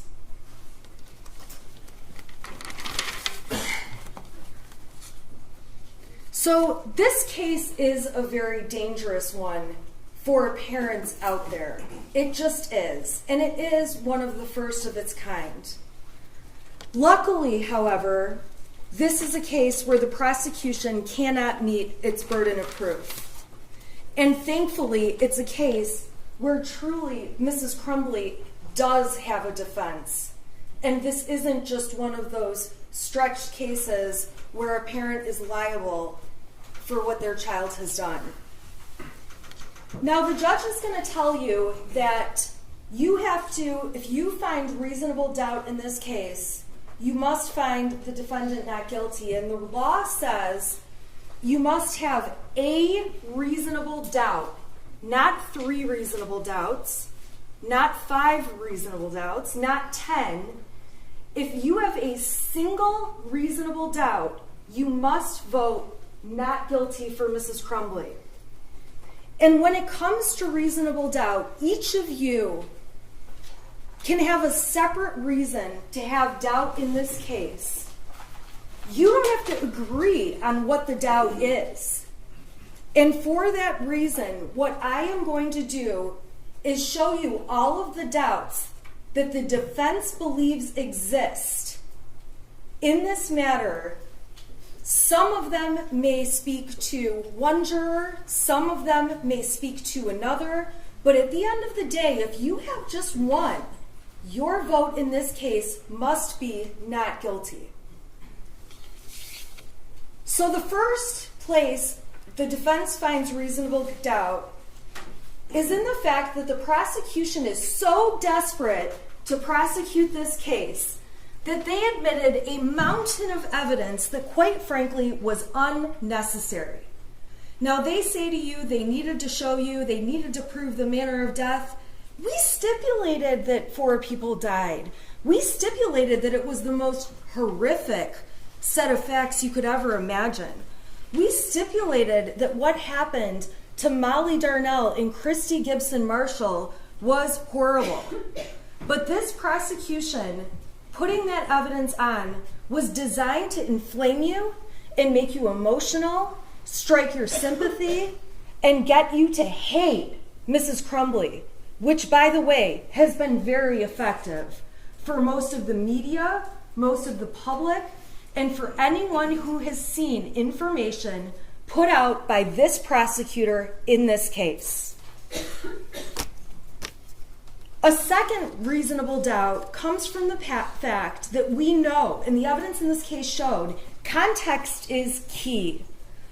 And that was clear when Detective Wagrowski took the stand and said, you get better decisions when you have more evidence, and testified that in a former hearing, he messed up because he didn't have the video from before the one he saw, so he believed the parents arrived at the school together, and subsequently, when given more context, showing more video from further beforehand, he could see they actually arrived in different cars, met, and walked in the building together. And at the end of the day, the more context you have, the more accurate you can be. when Brian Maloche testified, another example came about where the prosecution had him testify that Mrs. Crumbley said to delete his messages, clear your cache. And I'm so thankful that the rest of the world sent me emails that I don't know how to pronounce cache, because now I do. And when Brian ended up seeing the messages before clear your cache and after clear your cache, he realized, oh, she wasn't asking me to delete messages. She wanted me to refresh my web browser to see if the Facebook had actually deactivated. And so that was proof again that when you have more context, you're more accurate. And the problem the prosecutor has in this case is they have very little context for the very little evidence they've submitted. There's also no context around some of this little bits and pieces of useless evidence, like Jennifer Crumbley saying that her son was an oopsie baby. I call my son that, so what? Does that mean I hate my son? Does that mean I would be okay if he went and killed a bunch of people and or if he committed suicide? No! Calling your child an oopsie baby was designed to try to make her look bad with no context. Having Amanda Holland come in, a coworker who's not a friend to Jennifer Crumbley and has been interviewed by law enforcement to tell you her advice on she should go have a mother-son day with her teenager, so irrelevant when she's faced with raising toddlers every day. When I heard her advice, I thought, yeah, right. I have 3 teenagers. I almost have a 4th. And personally, not only would they rather do anything else than spend a day with me, I'd rather do anything else. And we do spend time together, but that's not their first priority when they get to pick what they're going to be doing.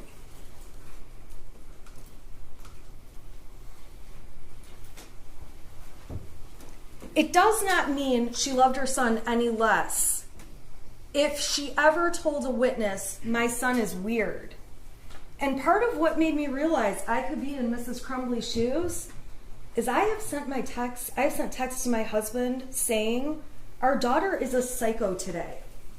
On the way to school last week, she's crying. She doesn't have people to sit with at lunch. I texted him, she's a nutcase. I don't know what to do.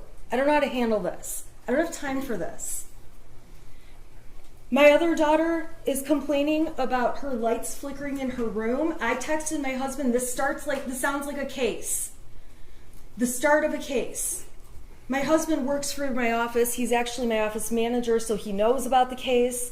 He went in her room and figured out in 5 minutes it's because when she flips her blow dryer on, one of our plugs makes the lights flicker. So this ghost that you would read about in my text messages, which by the way I did not respond to despite the fact that it's on our 6-person group chat, would be taken out of context and make me look like I don't really care that my daughter is crazy. I also got text one day, we have no food in our house, I am absolutely starving, you are the worst mother ever. And you know what I did? I ignored it. She was mad we didn't have the right kind of chicken ramen when we have 85, I like the number 85, when we have 4 other flavors of ramen, and there's about 100 other things she can eat, and I knew she's not going to starve to death, but taken out of context, it makes me look like a neglectful mother.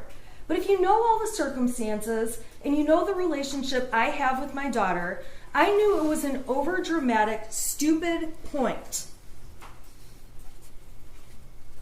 So when you see messages from Mrs. Crumbley's son saying, will you at least call back? Those are so out of context. And when I'm driving home from court every day, I'm getting messages, will you at least call back? And I don't, because I know what they want is for me to run through the McDonald's drive-thru and bring everyone a Coke. I do stop and get myself a Coke, but I am not getting a round of drinks every day for everyone, and I've realized it's easier to not answer the phone. So you can find reasonable doubt from the context that the defense did actually provide. And when Mrs. Crumbley got on the stand and explained to you her understanding of ghosts and dishes flying and laundry flying, that is evidence, and that is something that can create reasonable doubt to hear what was really going on. Even if you believe the prosecution's dates about what was going on, it's not strong evidence, it's very misleading, and I'm going to go through what it does show. There are 3 sets of dates involving Mrs. Crumbley, all from March of 2021. The first time is March 8th and 9th. They introduced exhibits, including text messages on the 8th, where Mrs. Crumbley starts off asking, is he home yet? Is he home yet? I don't want him to do anything stupid. I'm sure you all remember those. Then they introduced evidence on March 9th that she went to the barn that day with her husband on the 9th. Then they introduced evidence, and I will give them credit, they put together quite a case, although it's really not important, that there was a picture of the horse taken at the barn that day, that the data supports there was a picture of the horse taken at the barn that day, and that there was GPS tracking information supporting that she was at the barn that day. Okay, fine. So on March 8th and 9th, there's concern that the shooter, Mrs. Crumbley's son, is making weird comments, and on the 9th, she goes to the barn and she takes some horse pictures. That's all that shows. Pretty minimal. Next, they went to March 16th through 19th, which was broken up into a million exhibits that, quite frankly, were out of order, threw me off my game, helped create these beautiful TikToks, and I'm going to tell you what they show. Now, these ended up all being admitted as exhibits, but I'm going to go in order of what they show. There was a text thread in Exhibit 85, which if you want to look at it, you can, where Jennifer Crumbley said, I'm going to get drunk and ride my horse. This was on March 17th, St. Patrick's Day. A lot of people have a cocktail on St. Patrick's Day. That does not make her a mother that would be negligent or grossly negligent to her child. There's text messages from the day before where Mrs. Crumbley's son is saying some things about, now the house is haunted. Some weird shit just happened, now I'm scared. I got some videos, a picture of a demon. It's throwing bowls. I'm not joking, it fucked up the kitchen. I'm going outside for a while. Can you at least text back? On that day, Mrs. Crumbley didn't text back, but their own exhibit, okay, which is Exhibit 83, so the numbers do bounce around, so we go from 85 to 86 to 83, show that within an hour of the shooter making these ghost comments, she did call him. Specifically, she called him back at 7:24, and they had a 19-second phone call. If it was 19 seconds, it most likely was, I'm on my way home, we'll talk when I get home. So then, the state, in order to make it seem like they've really, really got some proof here, they admitted exhibits 87, which show on the 17th, on St. Patrick's Day, James was on a horse. They showed People's Exhibit 88, confirming the metadata that James was on a horse. They showed a picture, 89, of Jennifer on a horse that day. Metadata to prove she's on the horse that day. Another picture, number 91, of James on the horse, a different picture. The metadata to prove James is on the horse. A picture of Jennifer with her horse in Exhibit 93. And again, the metadata to support the picture was taken out at the barn and sent, and that these people talked about these horses. Okay, so fine. That's on the 17th of March. You're going to have access to all this evidence if you want to see it. Then they introduced exhibit number 86, which is where their son says the house is haunted. This is on the 17th. This is the day where he says, can you text back? This is the day where I already showed you the exhibit. She called him. She didn't text back, but she called him.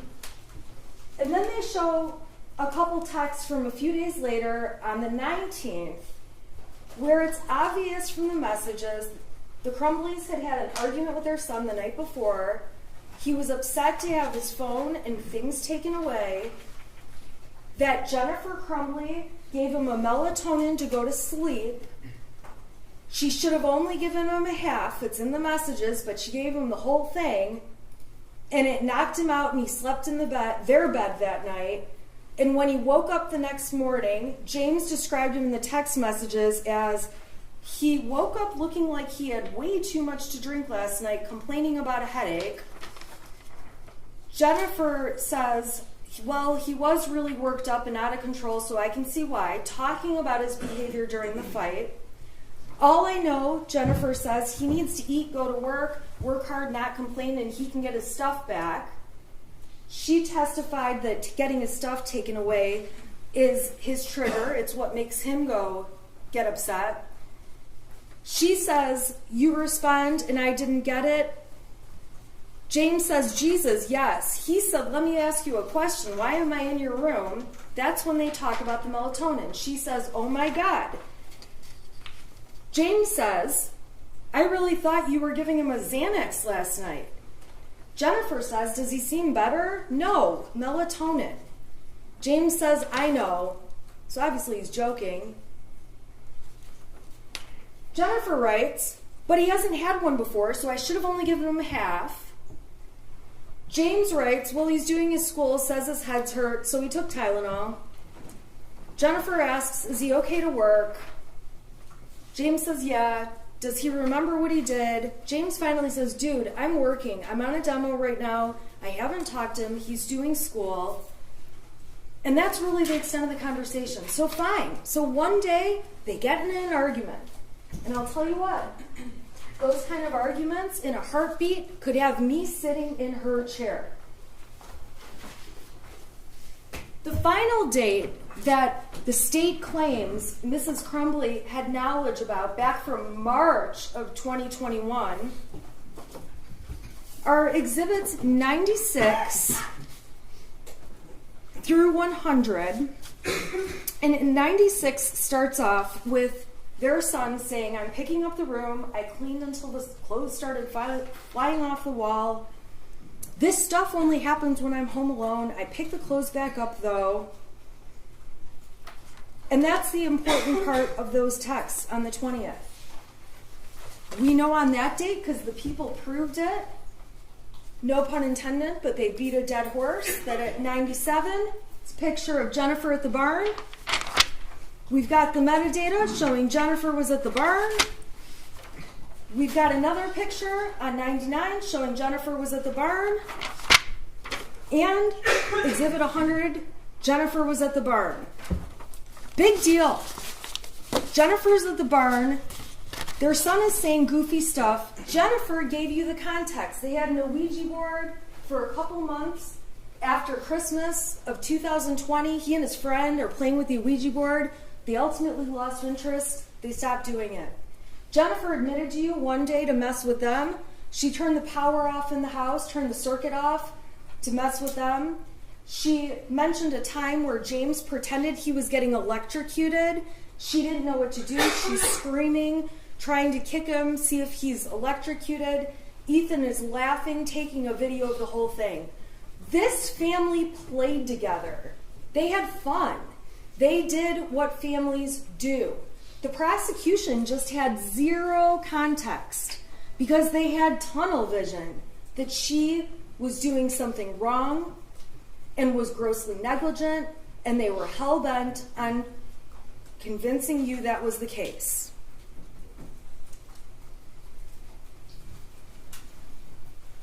So the other thing that you can find as a reasonable doubt in the case is the lack of evidence in the case as a whole.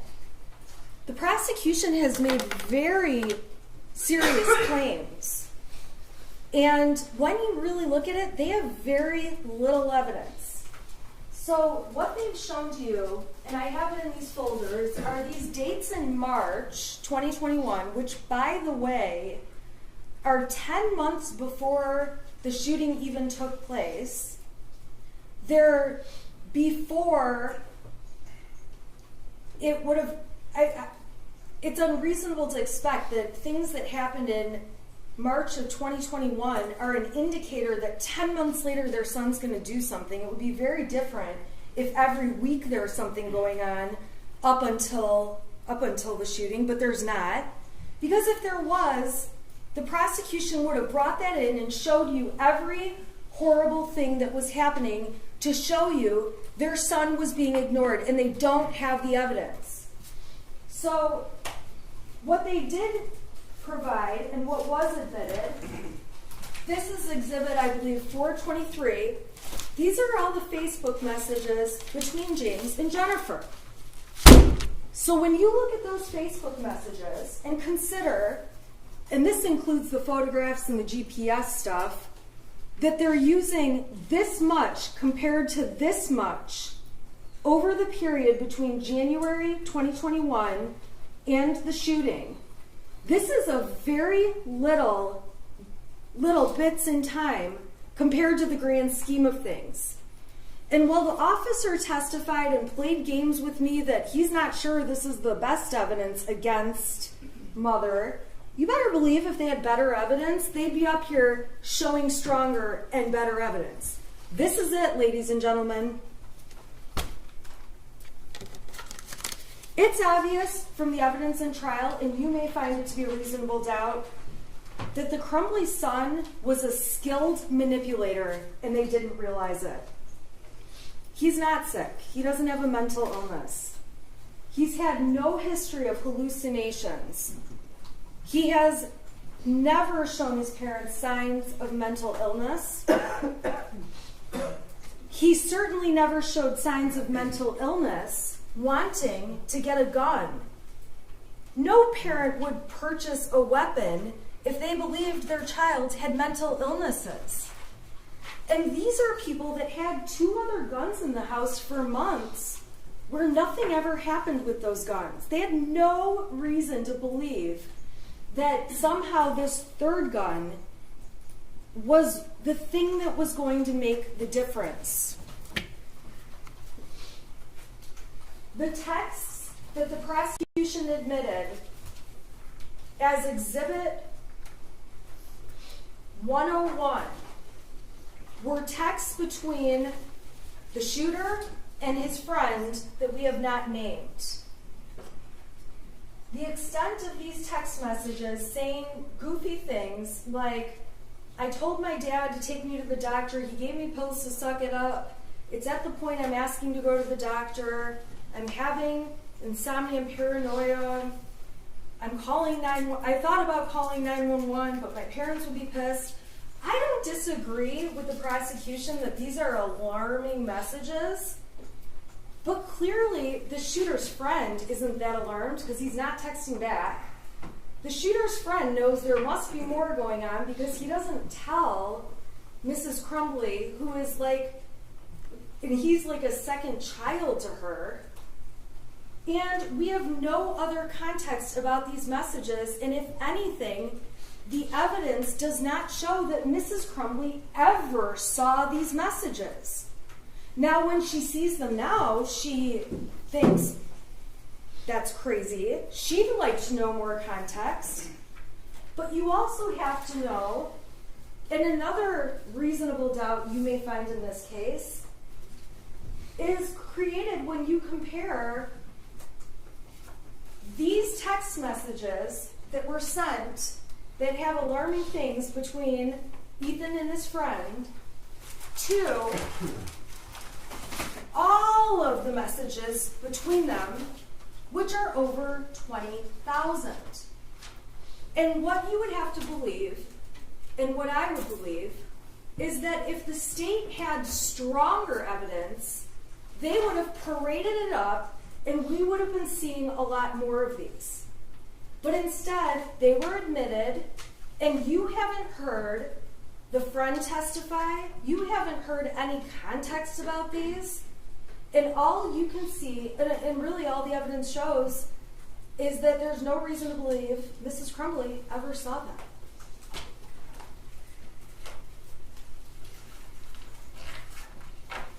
I don't want to have another Leaning Tower of Pisa situation, so move this down. I'm watching What's that? I've taken your advice. Now, the other evidence the state has shown are little bits and pieces from the shooter's journal that are quite alarming and disturbing. But again, Mrs. Crumbley says the information in there about my parents won't listen to me for help is not true.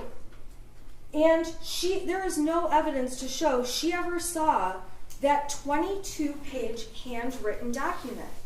She never saw the little bits of evidence that the prosecution admitted. To evaluate this case, you have to look at it from the perspective of what she knew. So the journal information and the small amount of text compared to all the text with his friend are things she didn't know about. There's also 2 times where the state says that they have proof that Mrs. Crumbley's son was showing signs of depression or being sad or lonely.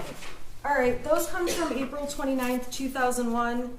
This is when Jennifer Crumbley emails the friend, his mother, and all she says is that her son has been acting kind of depressed. She doesn't know what's going on. She's trying to find out what's going on, but he won't really tell her much.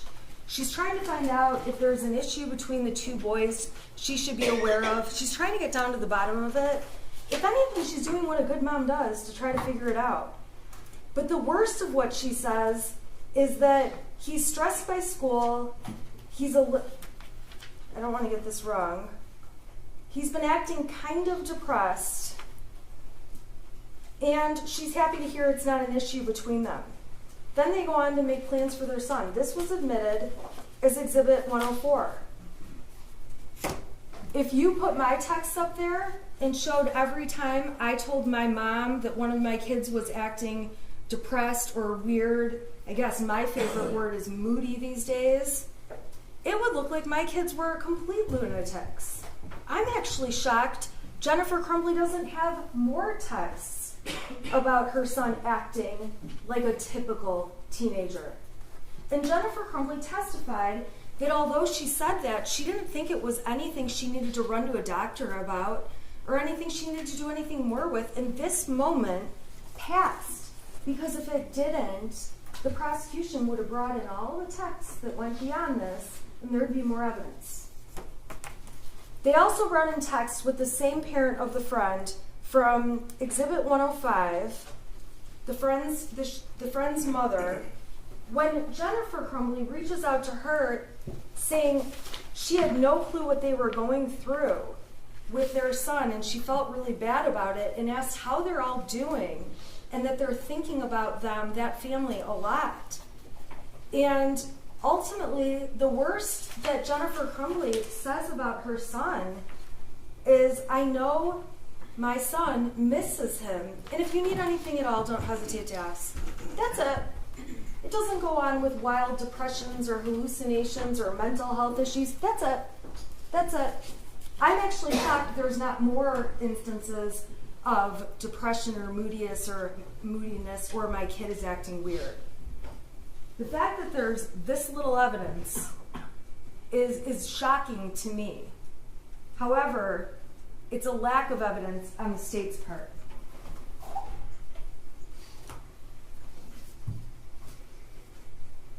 There's also a lack of evidence in Mrs. Crumbley saying he's depressed to really anyone else.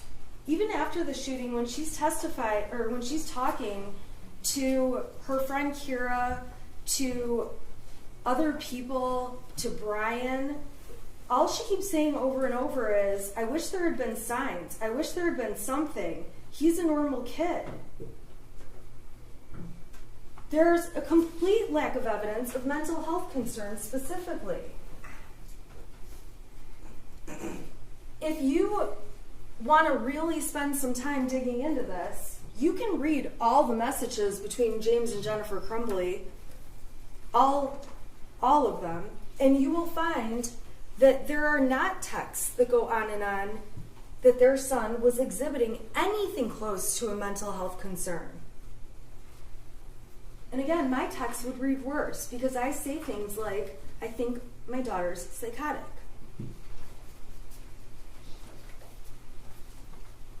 When Mrs. Crumbley did have to evaluate what's going on with her son and there was something alarming happening, she relied on people who spend day in and day out with kids, people she considers to have more expertise in kids than she does, including Pam Fine, who left her a very nonchalant voicemail that you've heard, that was Exhibit 115 if you want to hear it again, saying Ethan was looking up bullets in school today. It's not illegal, it's not wrong, he's not in any trouble. It's just like how teachers can't look up hops for beer. You don't need to call me back. She was relying on the representations by the school counselor, Sean Hopkins, who took the stand and has had a lot of training, hundreds of hours of training, and made it very clear this was just an issue where he needed some kind of therapy and didn't think it was necessary to suggest to the Crumbleys, go to Common Ground today, or serious enough that he called 911.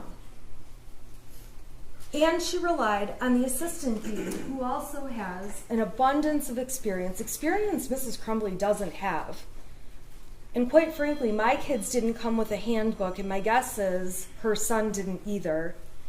And the assistant dean said the same thing in the meeting with Mr. Hopkins, that Ethan Crumbley that the son could remain in school that day, that he would probably be better off, according to Mr. Hopkins, around peers versus being alone, and that as long as they got him an appointment within 48 hours for some kind of counseling or therapist, that was sufficient.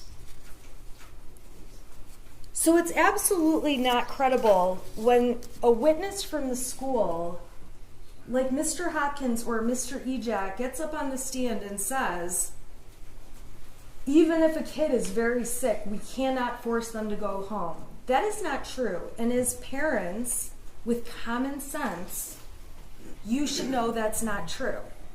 Because when my kids are puking, my kid's school will not let them be there. And when they have a temperature, not only can they not be there, but my children's school is always nice enough to remind me they can't be there for the next 24 hours, which means they can't be there the next day either. So reasonable doubt can be found in the fact that trained professionals told Mrs. Crumbley her son was not a risk, and Mrs. Crumbley relied upon it. This school also failed to even really look at the situation and tell her about things from the year before. They made it very clear that he was not in any kind of discipline issue, which is shocking to me and was shocking to Mrs. Crumbley, considering he's off topic looking at bullets in school. He's looking at a video in school of some kind of violent pictures, and then he draws a gun on his math paper instead of doing the math paper. So when school officials say, okay, this is really not a big deal, all we want is a counselor within 48 hours, Mrs. Crumbley took that as a very strong sign that things were fine. And reasonable doubt can come from the fact that those 3 people at the school, Fine, Ejak, and Hopkins, are mandatory reporters by CPS who would have reported if they thought Mrs. Crumbley or Mr. Crumbley were neglecting their son. Mrs. Crumbley even commented to others about the nonchalance that was at that meeting, that it was only 12 minutes long, which surprised her, that she was disappointed they didn't take it more seriously. that she was surprised there was no disciplinary action, and she left the school actually feeling better that maybe she had overreacted when she flew over to the school. Now, the people who are trained in these areas, they didn't just say, we're not trained in these areas. They gave specific examples. They said that kids who are really a threat, they would show nervous behavior. They would show anxiety about somebody else handling their belongings. In this case, the shooter was cool as a cucumber as Mr. Ejak went down, got his backpack with the gun in it, and brought it to him. And Mr. Hopkins and Ejak said they hoped they could get him into counseling today, but ultimately said he can stay at school and we'll give you 48 hours to get it situated. All right, so the prosecution keeps harping on the fact that Mrs. Crumbley knew they had bought a gun and that the people at the school didn't. This is Oxford Community Schools. These professionals testified about how common guns are at the school, so common, and this kind of blew me away, although I live out there, that students are known to go to the gun ranges often, that girls on homecoming wearing their short little party dresses they wear to the dance take photos before the dance holding their guns, that kids go hunting on Late Start Wednesday before they go to school, and the school has to give reminders to parents for people to leave their guns at home.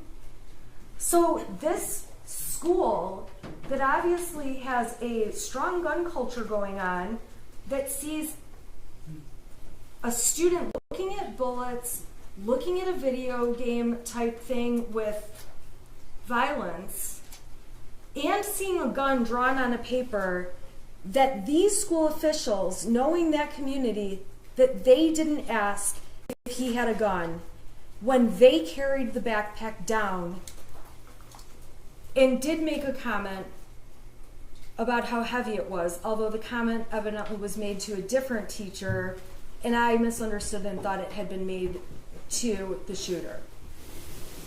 So yeah, Mr. and Mrs. Crumbley, they didn't mention the gun, but they did mention that they had been at the shooting range with their son. And this is a community that is so into guns. I can't even believe that these girls, I always look at those pictures on Facebook and think, oh my God, how short are those dresses? And these are girls showing their dresses with their guns in their hand. They know this is a gun community. Reasonable doubt can be found from the fact that the biggest concern at the time was suicide and not homicide. The worst case scenario that was presented would lead a reasonable person to believe there was a possibility of suicide, not homicide.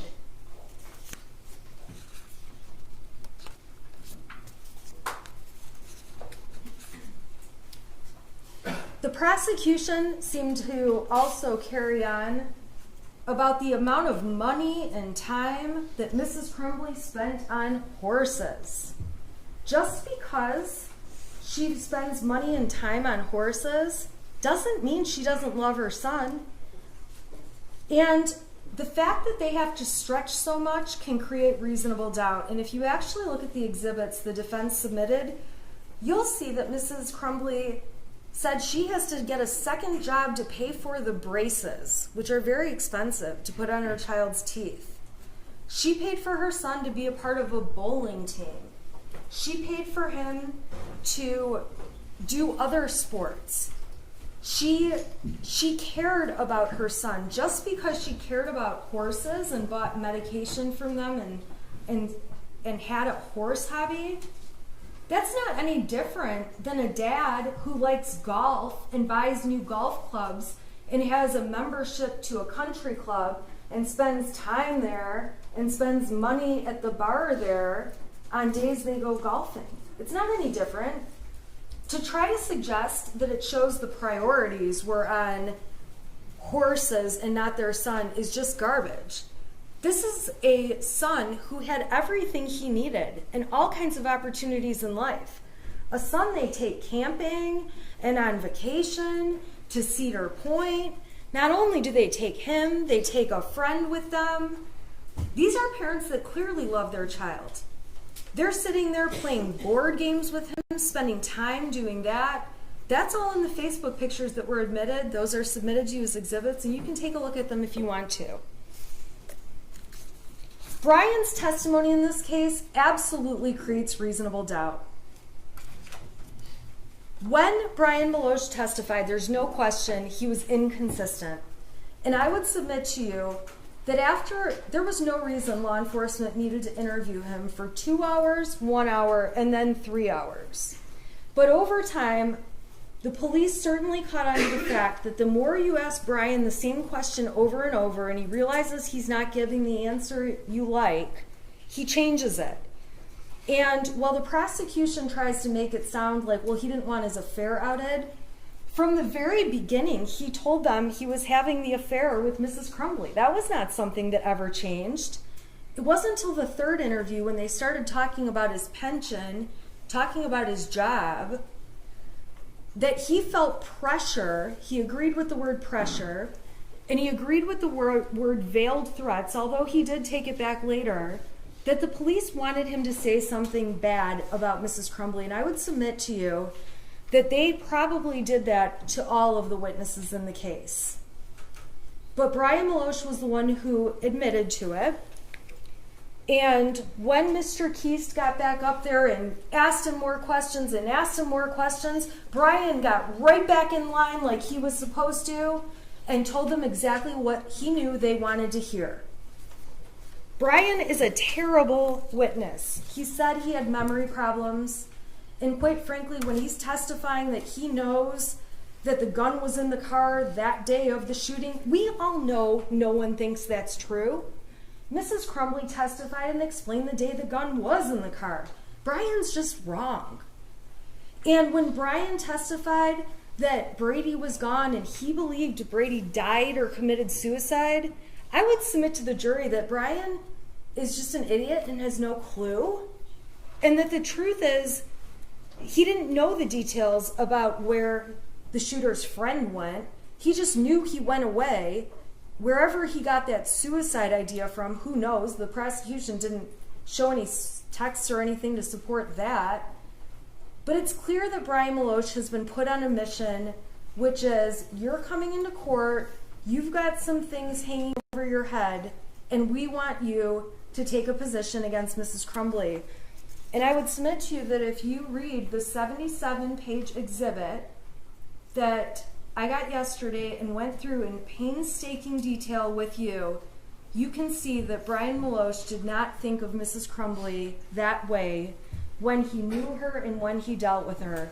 And he testified the only places he got new information about her that made him think differently about his answers were from law enforcement and were from the media. The media that we have talked about in this case repeatedly as being inaccurate. Brian admitted that when the prosecution asked him, and we've already talked about this, to delete his messages, when I went through the part about clear the cache, Jennifer telling him clear the cache, showed him the stuff before and after, he realized it was just to refresh the page to see if Facebook had deactivated. So giving him little bits of information is particularly dangerous because he's not the sharpest. And that's what the prosecution did. They used him to their advantage to try to make it sound like they have this case and all these horrible statements against Mrs. Crumbley.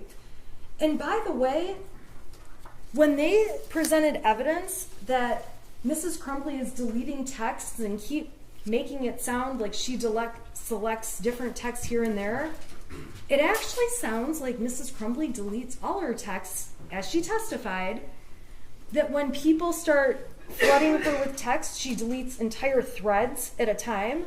Who knows what she's deleting? We saw her on her phone flipping through them super fast. And the texts ultimately that she deleted, the prosecution did point out 2 of them in their closing. They pointed out the texts about "we're fucked" and "we're on the run again," but they didn't mention that she deleted 2 texts that are actually very exculpatory and helpful to her. Why would she delete some of the most helpful and exculpatory things she said? Those 2 texts are on page 42 and 44 if you want to see them in the 77-page exhibit. And those 2 texts confirm, she calls it the string lock was on the gun. She means the cable lock, but she doesn't know enough about guns to say cable lock. The string lock was on the gun.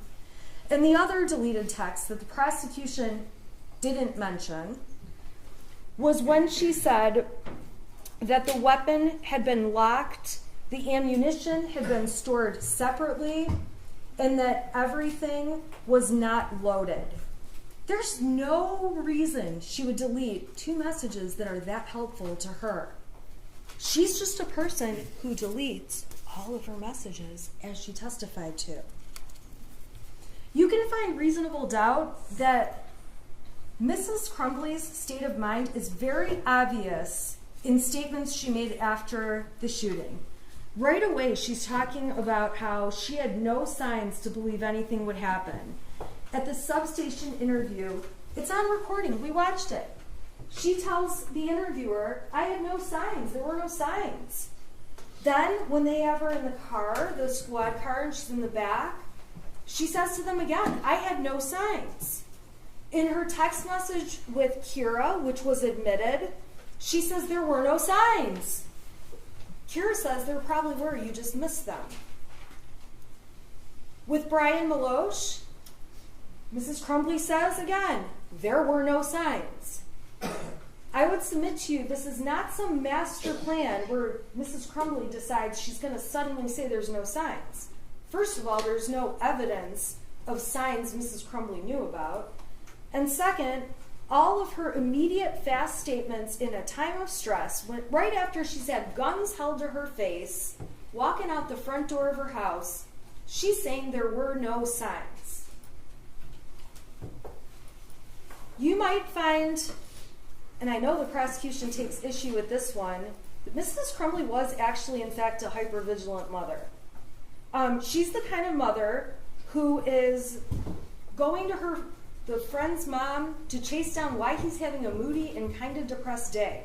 She's on Power Schools on the app multiple times a day checking for missing assignments. She's emailing teachers about grades. Christy Gibson Marshall, the assistant principal, who did do one of the bravest things I've ever seen, she testified she saw the shooter's face and couldn't believe it was him. And the reason she couldn't believe it was him is because it was so unforeseeable. Mrs. Crumbley's hypervigilance also comes when you look at how she takes him for medical appointments. They're at the urgent care because some little mole on his back changed colors when she's applying sunscreen. I think of myself as a hypervigilant mother, and I've never noticed any moles on my kid's back, and I must need to go home and look. Because when I look at the actions of Mrs. Crumbley, she actually pays far more attention to that kind of thing and other things than I do. I could easily be sitting in her chair. When her son's experiencing headaches and medical issues, she's at the doctor or doing virtual visits. There's no reason to believe that's not true. With the headaches, they go through a whole process. She gets a whole x-ray done of his head. She takes him to the eye doctor to see if that's causing the issue. Ultimately, she pays and puts braces on his teeth. Then, he's a bad brusher, so she's going to the extent of getting the braces off his teeth so he can get the cavities fixed, 13 cavities. I would go crazy on my kid. And she's just doing each thing she needs to do as a hypervigilant mother. And yes, a hypervigilant mother can have a drink once in a while. I'm a hypervigilant mother, and I not only have a drink once in a while, but sometimes I've been known to have 2 or 3 or maybe a bottle. Reasonable doubt can be found from the fact that Jennifer Crumbley did her best as a mother. While going to the shooting range is not her thing, she's trying to find a way to bond with her son, who has just had his best friend move away. She took him camping, took him on trips, brought the second son along like I've already talked about. She let him have pets. He has the cutest little kitten you've ever seen in these Facebook pictures.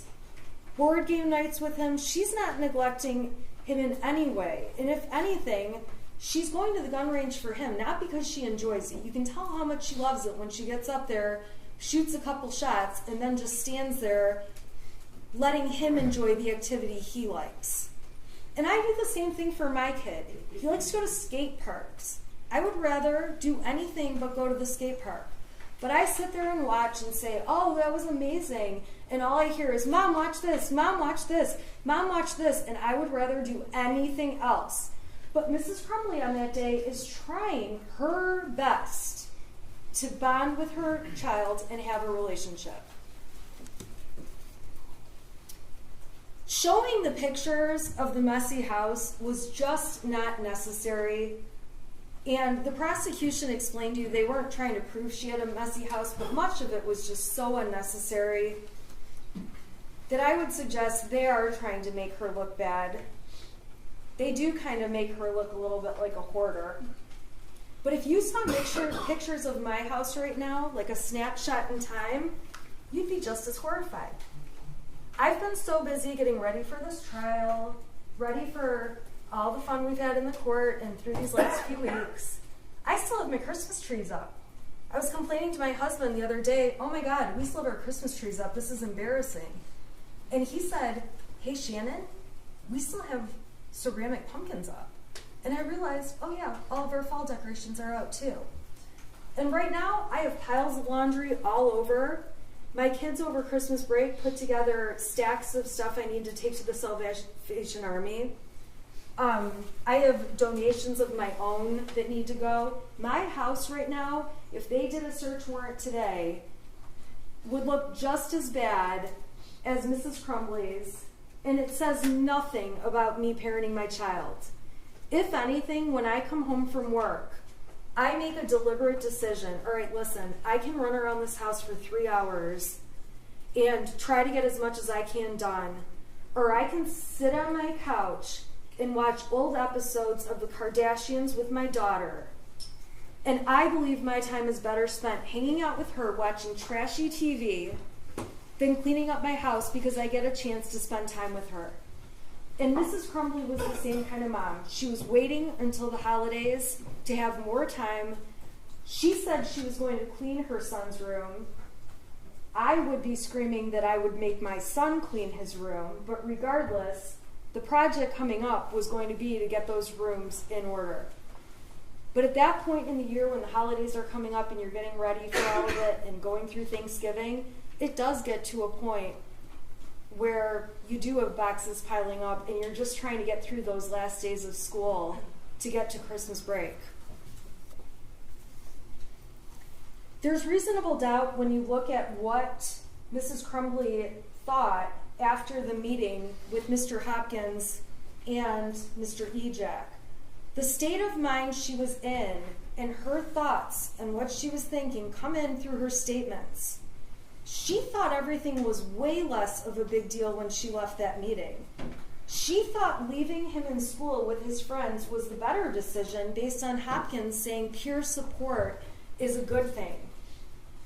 She thought making him an appointment was sufficient, an appointment within 48 hours was sufficient. That doesn't even mean the appointment was going to be within 48 hours. Reasonable doubt can be seen in the video when Mrs. Crumbley first sees her son at the substation. Her reaction to seeing him in this complete state of disbelief as to what's going on is to look at him and say, why? Why? She doesn't look at him and say, I knew you were going to do this. She doesn't look at him and say, see, I knew we shouldn't have bought that gun. She says, why? Why? And when he says, take care of Dexter, She cannot believe that's her son and goes back into the other room with her husband and says, "What the fuck? He didn't even care." And while the prosecution asked questions about, well, she's not sobbing, and we hear sobbing, and that's clearly James. James is sobbing. When you look at the video, if you decide you need to see it, Mrs. Crumbley is dabbing her eyes and wiping her eyes. And fine, she's not the crier some other people are.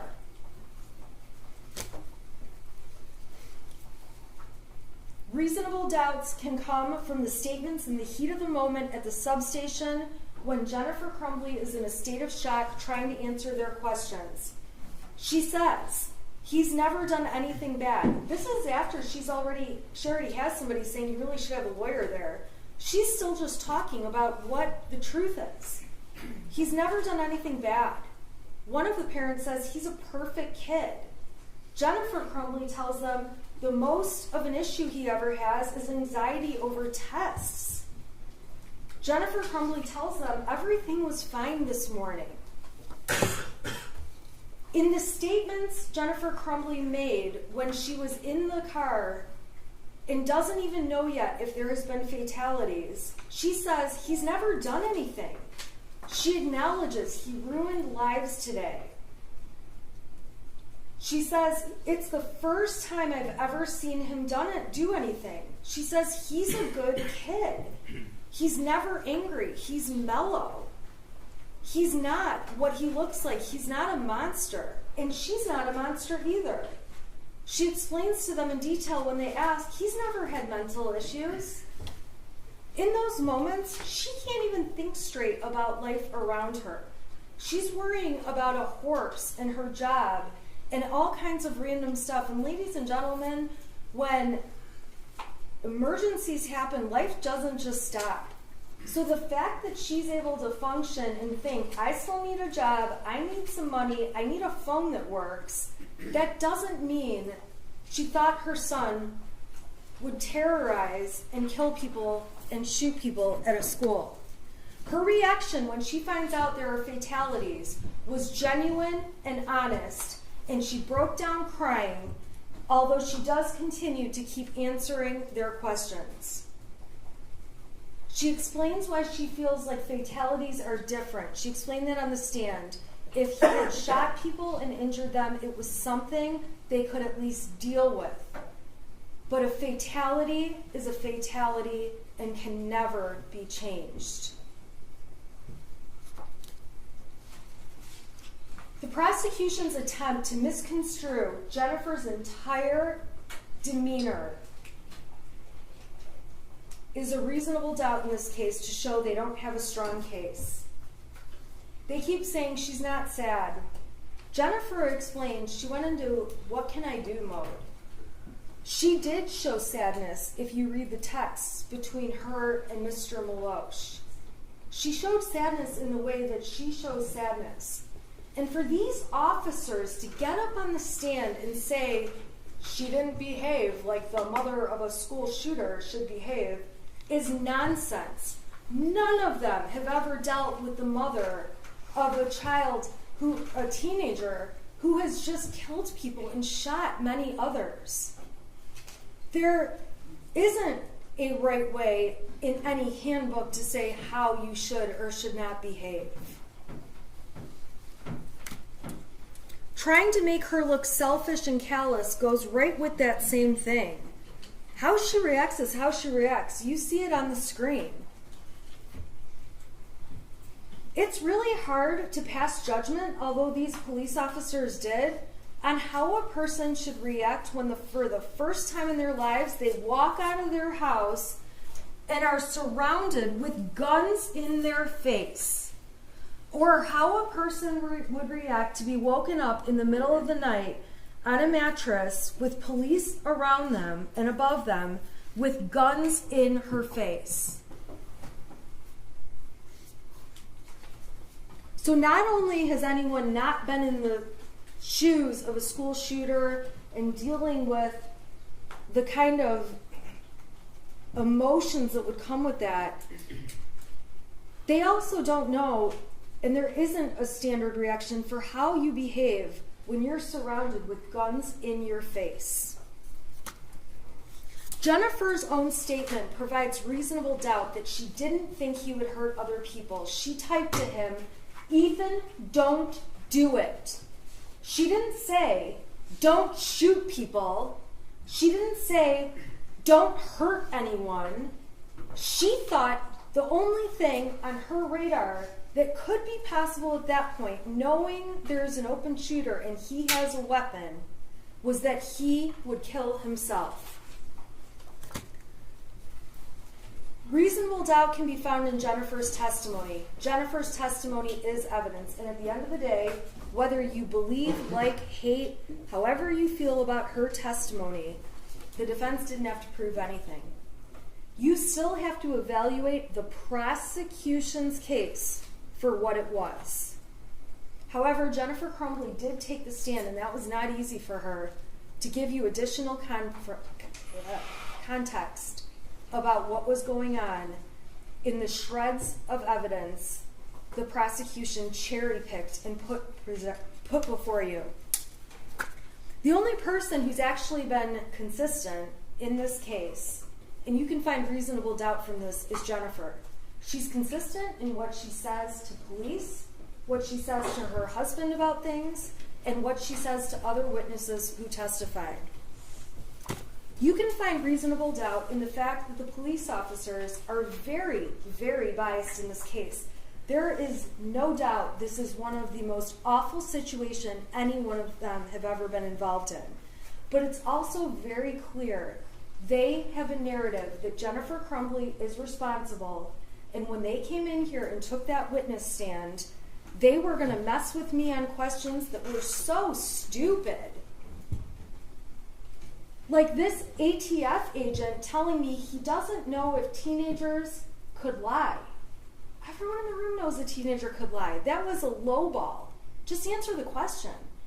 When you have an ATF agent that can't even get on the stand and answer a question that's common sense, that should speak volumes. That there's a narrative they've been directed to get out, and they have an agenda. And that agenda, ladies and gentlemen, is not positive for Jennifer Crumbley.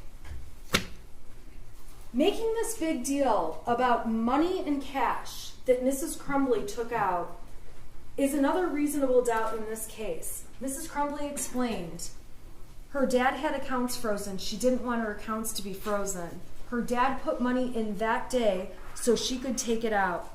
Getting money out of the account that had her son's name on it wasn't done in any way to steal money from her son or show she doesn't care about him. She's the one that contributes every week from her paycheck into that account.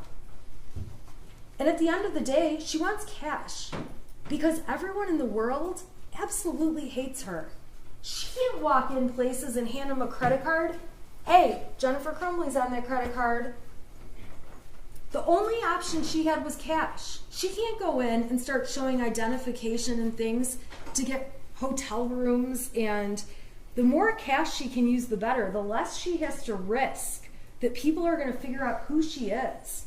And remember, the world was essentially showing its colors against her as she was receiving threatening messages in the days that followed that shooting.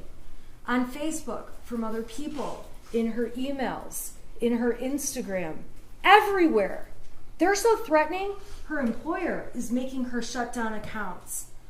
Her friends, people that have been her people for years, don't want anything to do with her and don't want to be by her because she's that dangerous at that point in time.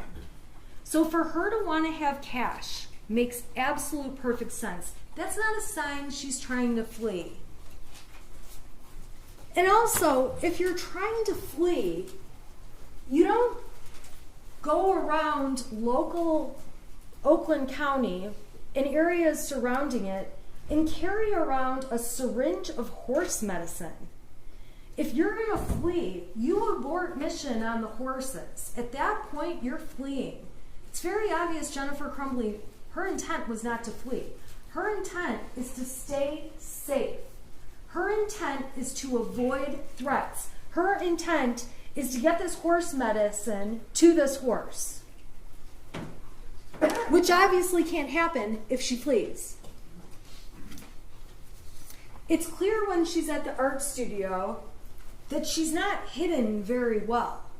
She's outside smoking, her husband's outside smoking. We saw the evidence of the cigarette butts in the snow.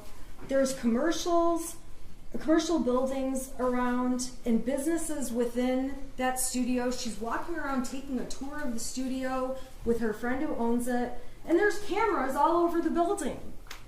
Obviously, she's not trying to hide if she's going into a building where you can see security cameras right on the outside that would document everything that's happening that we ultimately got to see in this trial.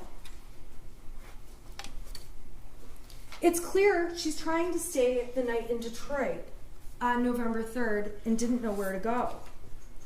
It's clear from the video she's dead asleep at 1 o'clock in the morning when they're ultimately found and woken up to guns in their face. She testified she took 4 Xanax, and so did her husband. We also saw evidence there was a liquor bottle in the garbage, and presumably she had a drink. After 4 days of no sleep and not really eating, one can only imagine how hard 4 Xanax and a cocktail might hit you. So they make this big deal that there's text messages after 11 o'clock saying we might have been found.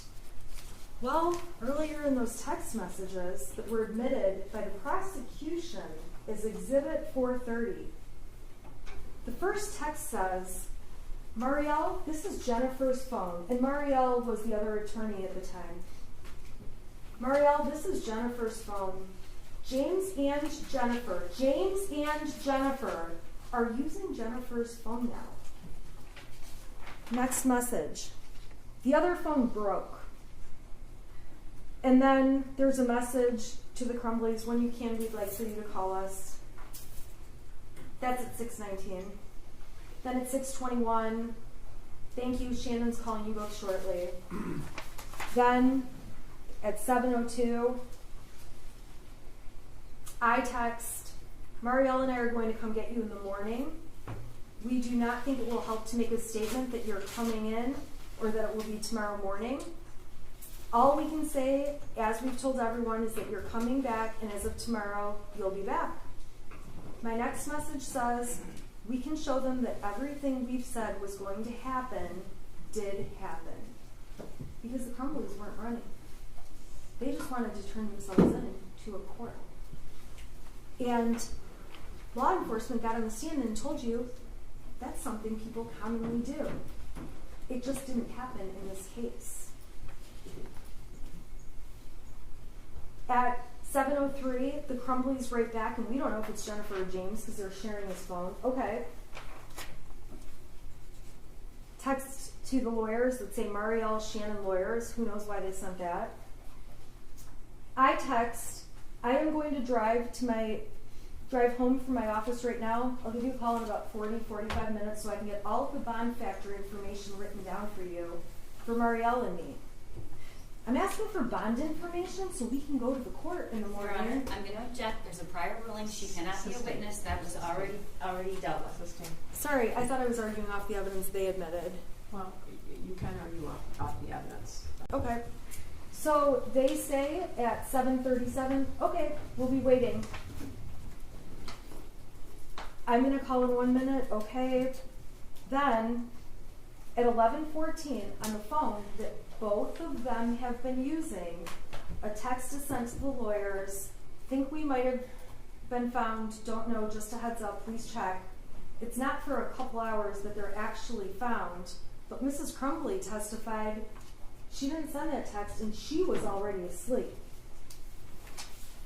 Now, after those text messages, there's 2 more pages that are included in that exhibit.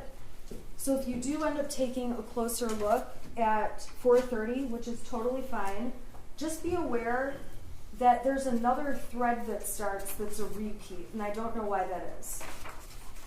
I just want to let you know that, and I'm not sure why that exhibit is like that. That was a new one we got, obviously, all today.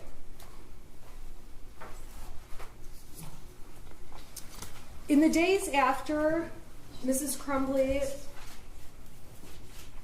and Mr. Crumbley are planning to turn themselves in, we know they're planning to turn themselves in because Exhibit A was admitted, which showed they were trying to find a hotel in Auburn Hills on Priceline for December 4th and 5th, in case they needed it for the weekend.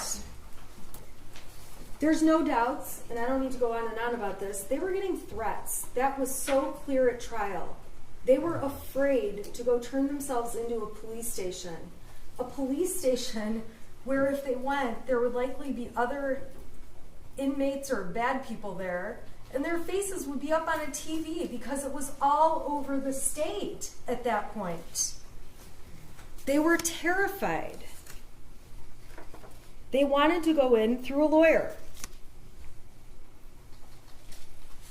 Reasonable doubt can be inferred from the fact that they set an alarm clock, which was admitted by the prosecution, showing that on Saturday they were getting up at 6:30 or 6:45, completely consistent with their plan to go to Novi for an 8:30 hearing. This is also not James's trial. I am not standing here suggesting that James is guilty of involuntary manslaughter in any way, but it is important to point out that James was the parent responsible for all of the storage of the guns. Jennifer Crumbley barely knew a thing about them. She didn't object to them being in the house. She didn't object to buying the gun that James and Ethan were interested in. She didn't object to calling it Ethan's Christmas gift. She was not responsible at all for the storage of the weapon. It is misleading to suggest by the prosecution that that 6-hour case was open on the bed and that it sat open like that all day with the ammunition box next to it. It's very clear that when James and Jennifer Crumbley were on the phone during that 7-minute phone call, Mr. Crumbley was looking for the gun, found the gun was missing, asked Jennifer Crumbley, where's the ammunition, pulled it out, and set it on the bed. It's not like that gun box, that case, was just sitting out there open at all times. When law enforcement did get there, find it on the bed, even they moved it around to the kitchen counter and other places. While this is not James's case, it is fair that Jennifer Crumbley would expect that he would have more flexibility in going to handle an issue at the school. That is not unreasonable and does not make her a bad mom. He's out in the Oxford, Lake Orion, Rochester area door dashing. She's the one with the professional career supporting the family and paying all their bills and trying to keep her job, which they may need to add the family on for insurance in this open enrollment period. She shouldn't be diminished as a mother because she was going to let father go to the school and handle whatever issue there was. Now, ultimately, they went together. But he's a DoorDash driver. She's trying to pay the bills. She's the breadwinner. At that time, he's in between jobs. She shouldn't be dinged for that. It's misleading for the prosecution to suggest there's been evidence in this case. She keeps guns in the car. She didn't say she keeps guns in the car. When she was interviewed, and if you really want to watch the interview, you can, Jennifer told law enforcement there was one time that gun was in the back of her car. That one time was when James put it in the back of the car, and she drove the car to the range. Her son and her had a experience at the range, and she drove the car back home, left the car locked with the gun in it, so that when her husband got home, he could put it away. It is not true that she was driving around keeping guns in the car. That is not what she said to police. As far as Mrs. Crumbley knew, there was a cable lock on the gun at all times. She called it a string lock. She testified that the key was kept in a separate place in one of the many beer steins they had. She testified that she did know where the ammunition was. She hid it in her drawer of jeans. And she testified that things were locked and hidden separately, and that Mr. Crumbley was responsible for hiding the weapon. If you are upset with how the weapon was hidden, that's not your issue to decide. That's a future jury that will look at the case of James Crumbley. You're here to look at the case of Jennifer Crumbley and consider what she knew.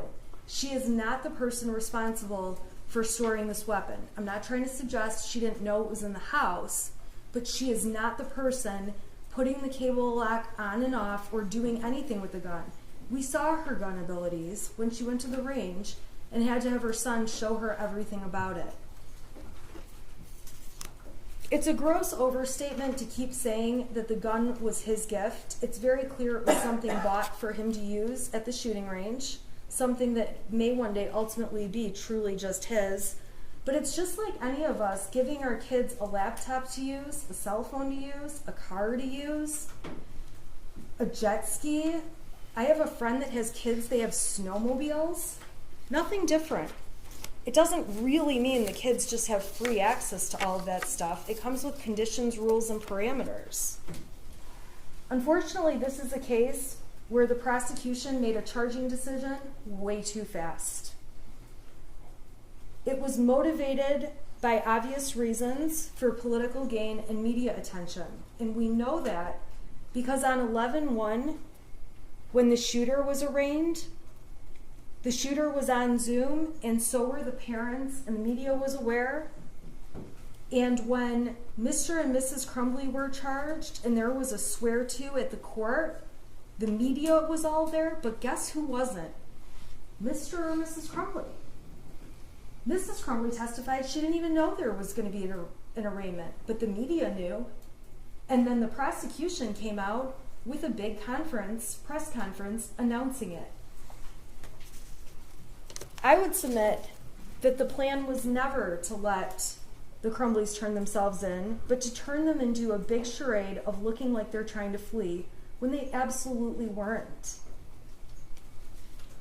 The prosecution and law enforcement have approached this case with tunnel vision from day one. Brian Maloche called it a witch hunt. I would submit to you it was. And once they charged these parents, and the ATF, Sheriff's Department, Border Patrol, Secret Service, all U.S. Marshals, not Secret Service, when all these agencies have gathered around and hundreds of people are looking for the Crumbleys, it's really hard to say, we made a charging decision a little too fast. And in this case, you heard evidence that much of the evidence in the case didn't roll in until after the parents were charged, arrested, and in jail.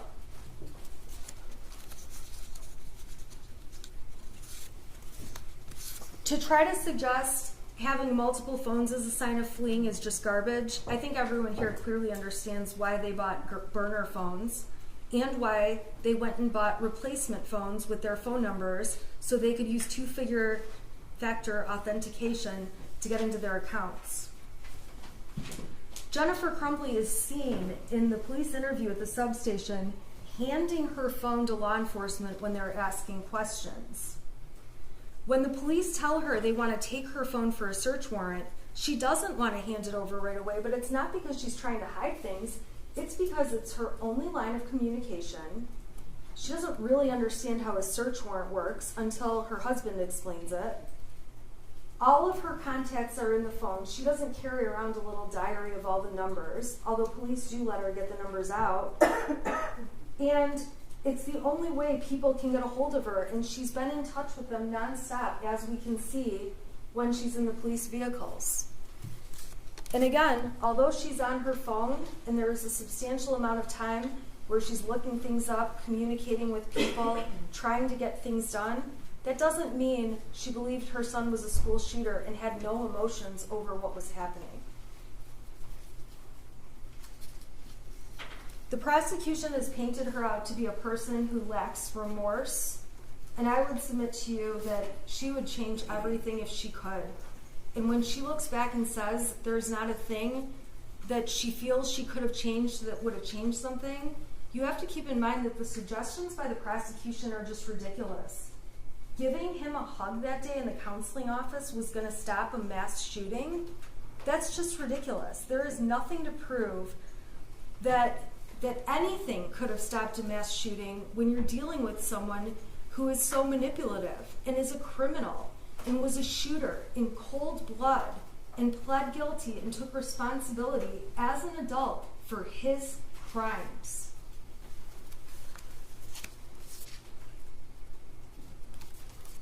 Finally, my last reasonable doubt card is blank, because I've tried my hardest to come up with all the reasonable doubts the defense sees in this case. And like I said, each of you need only one to vote Mrs. Crumbley not guilty. But a lot of times jurors think of a reasonable doubt I miss because there's so much evidence. And we've already established, and I've admitted I'm not a perfect person and not a perfect lawyer.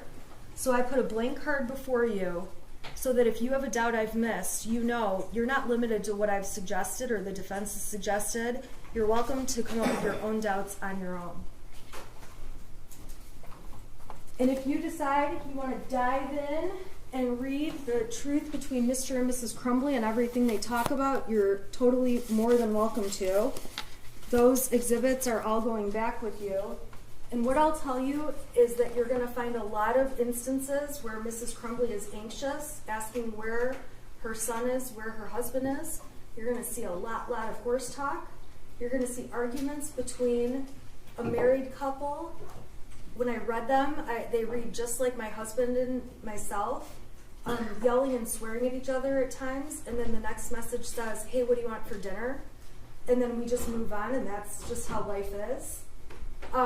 You'll see messages in here that will certainly make you blush when you read what Mr. and Mrs. Crumbley intend to do in bed that night. You will read a variety of messages that show real life, and real life between two married people that have a child.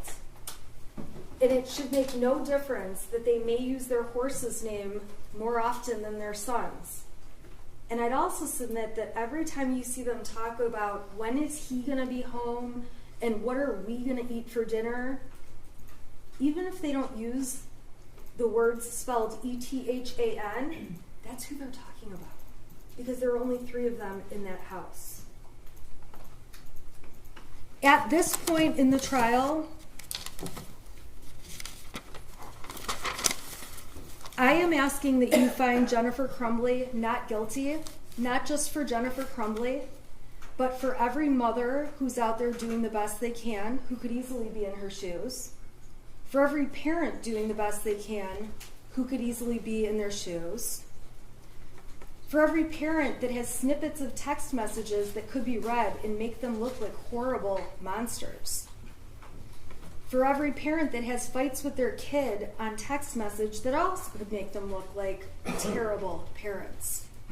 For every parent that's ever had a hobby and has not spent 24/7 with their child. That should not be held against parents. For any parent that's ever had an affair or spent time communicating on an affair, that says nothing about how much you care about your child or your expectation of whether or not they would commit a school shooting. Most people who have affairs would still not expect their child would do this.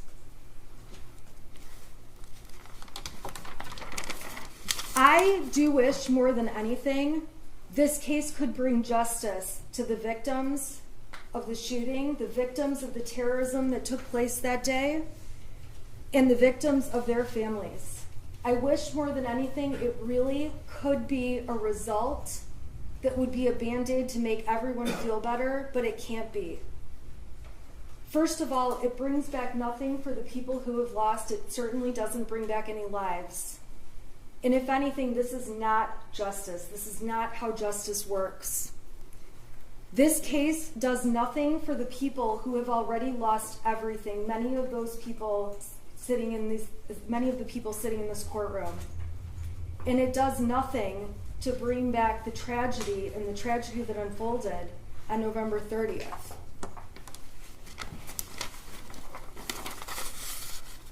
At this point in time,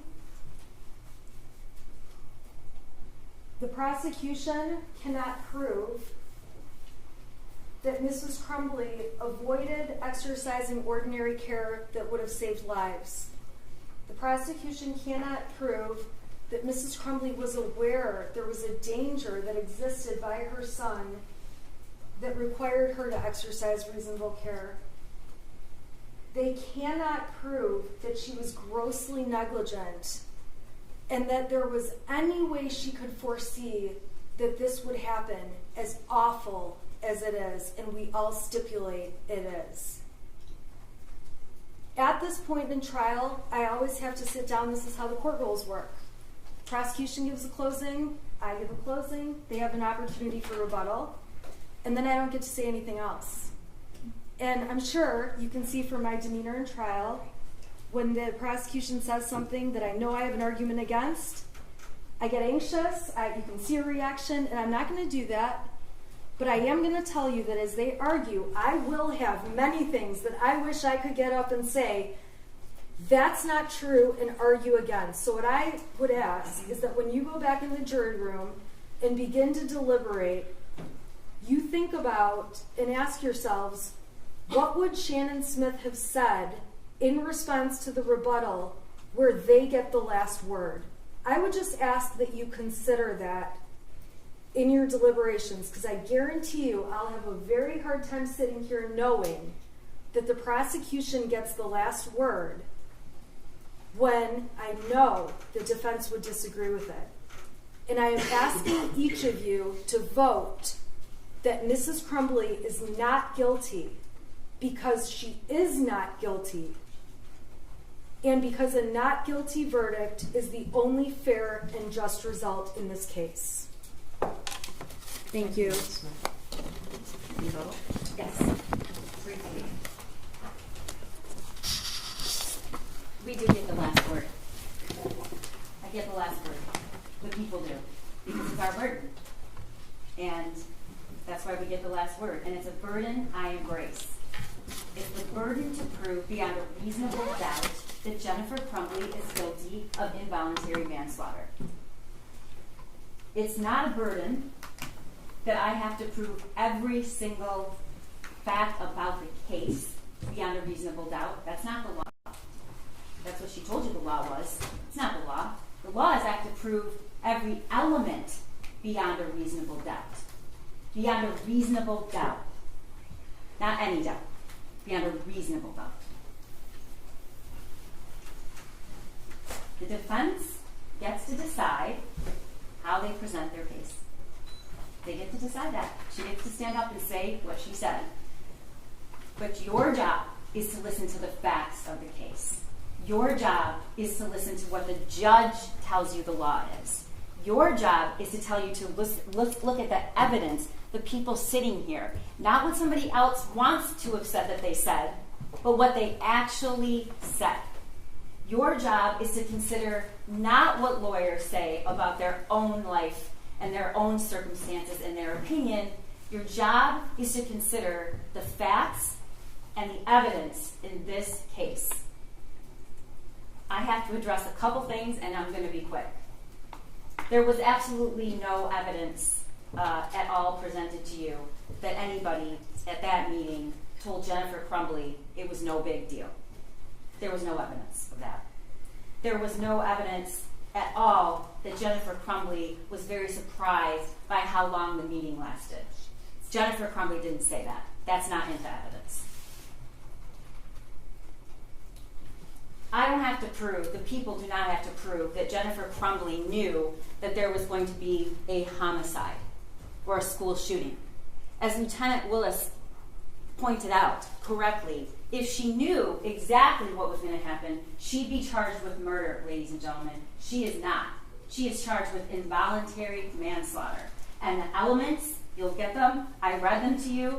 The standard and what I have to prove is not that she knew that her son would go shoot up the school and kill 4 kids. I have to prove that she had a legal duty. She negligently performed that legal duty. She negligently did not take steps to take care and protect the other children in that school when there was a reasonable foreseeability that ordinary care was required. the smallest of things. The smallest of things.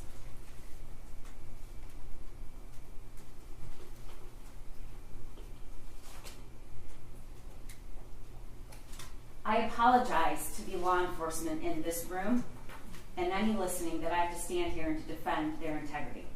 But I do.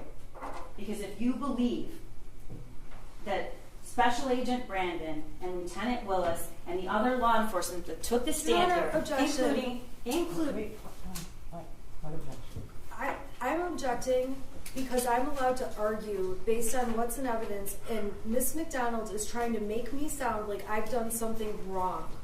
And I didn't. My argument was proper. she's arguing. It's my rebuttal. Yeah, and overruled. You commented on the statements of the police officers. You argued about the statements of the police officers. She gets to argue about the statements. The exact quote was, they probably did that to all the witnesses in the case. If you believe that, then you believe that the sheriff's office, Lieutenant Willis, Special Agent Brandon, the ATF, the federal marshals, the Detroit Police Department, anyone who the evidence tech, they were all in some sort of conspiracy. That's what you have to believe, and I know that that's not what you're going to find. Look at the evidence, apply the law, and decide what the truth is. That's all I've ever asked you to do. That's all the judge is going to ask you to do. Nothing here was designed. Nothing here was made up. And I don't have to convince you of that, because I know that you're going to use your hearts and your minds and your sense of reason, and you're going to look at the evidence.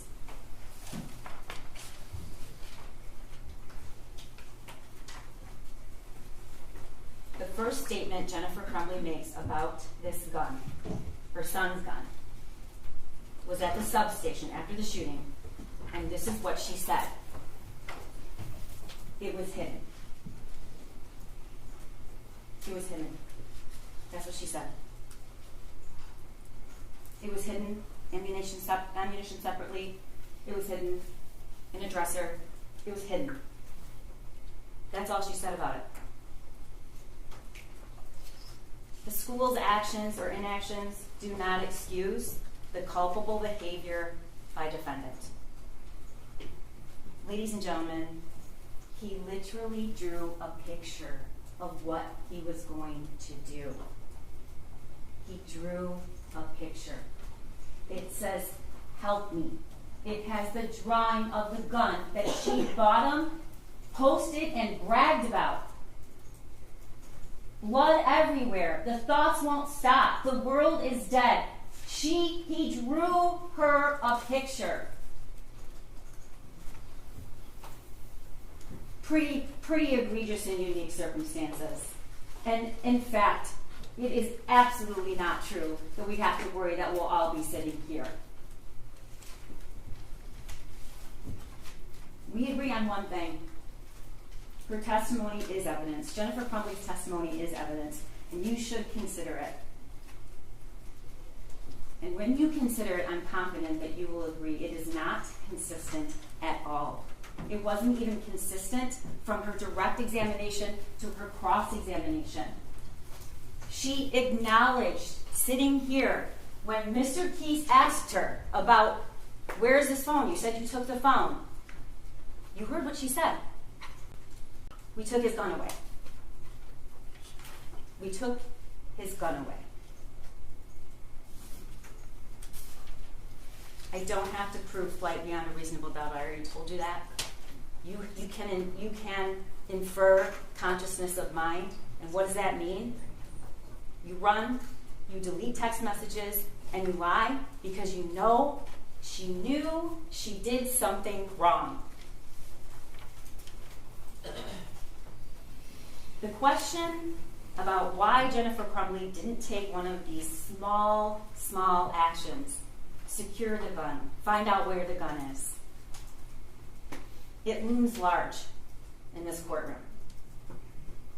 There is no one it looms larger for than the victims and the family members of those kids who were killed on that day. We don't have to prove why. But remember what she said. I wouldn't change a thing. Just hours ago, she said, I wouldn't change a thing.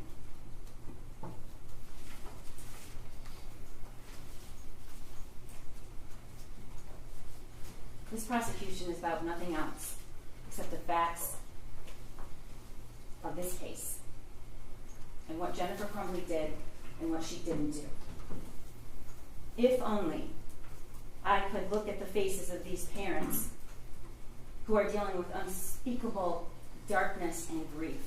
If only I could make that better. I could appease them, as defense counsel suggests, by charging Jennifer Crumbley. These are the parents of Hannah St. Juliana. These are the parents of Madison Baldwin. These are the parents of Tate Meir. These are the parents of Justin Schilling. And not just their parents. They are mothers and they are fathers and they are sisters and their brothers. And do not think for 1 second that this prosecution takes any of that pain away, because it doesn't.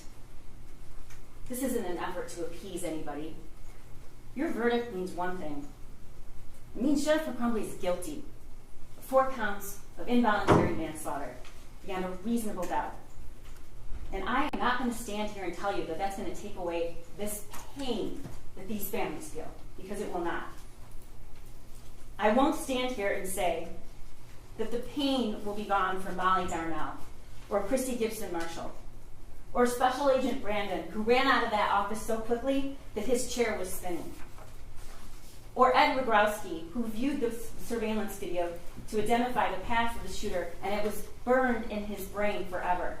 Or for Lieutenant Tim Willis, who answered the call to lead, and maybe the biggest ask of his entire career, but one he did not back away from.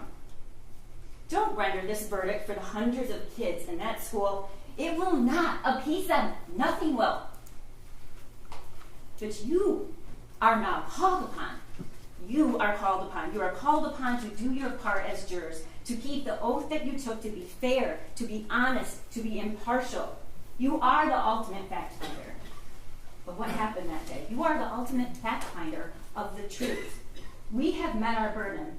We have proven beyond a reasonable doubt that Jennifer Crumbley is guilty of 4 counts of involuntary manslaughter for failing to exercise ordinary care when the smallest, tragically simple thing could have prevented it. It could have saved Hannah.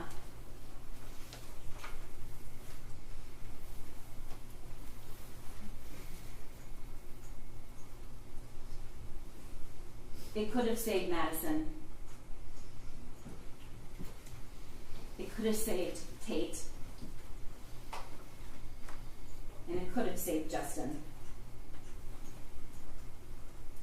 And she sat here and she said she wouldn't do one thing different. And lastly, I'm going to address the question I know that on the minds of a lot of people in this courtroom and a lot of people listening. I'm going to say what I know they're all asking and they want to say. When she took the stand and she testified about her own loss, and she was asked the question, "You lost everything?" She said yes. She hasn't lost everything, ladies and gentlemen. Her son is still alive. Find her guilty of 4 counts of involuntary manslaughter. Thank you. Thank you. I have to have you come back Monday. But you know that, right? You knew that before I said it. You guys have been so terrific. You've been on time. I have not heard, I still have 5 alternates, right? Because no one, as far as I know, has violated any rule, has read a newspaper, has posted anything on Facebook, has talked to anyone who talked to someone else who repeated it to the court. We appreciate that. You know how hard it is. I'm going to ask you to come back Monday. But I want to instruct you that during the trial, do not read, listen to, or watch any news reports about the case. Under the law, the evidence you consider to decide the case must meet certain standards. For example, witnesses must swear to tell the truth. The lawyers must be able to cross-examine them. Because news reports do not have to meet these standards, they could give you incorrect or misleading information that might unfairly favor one side. So to be fair to both sides, you must follow this instruction. Do not go on social media. Do not post on Facebook. Do not read Facebook. Do not do research. Do not discuss the case with anyone. I'm going to ask you to come back on Monday. You'll all come into the courtroom. Can you come back at 9 o'clock on Monday?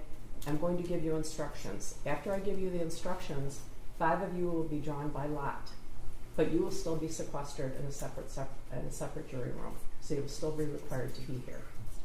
All right, do you have any questions about the schedule? Did you all order lunch for Monday? All right. No questions about the schedule? We have come this far. Please follow my instructions. It's very important to both sides. We appreciate you. Have a good weekend and stay healthy. All right? All rise for the jury.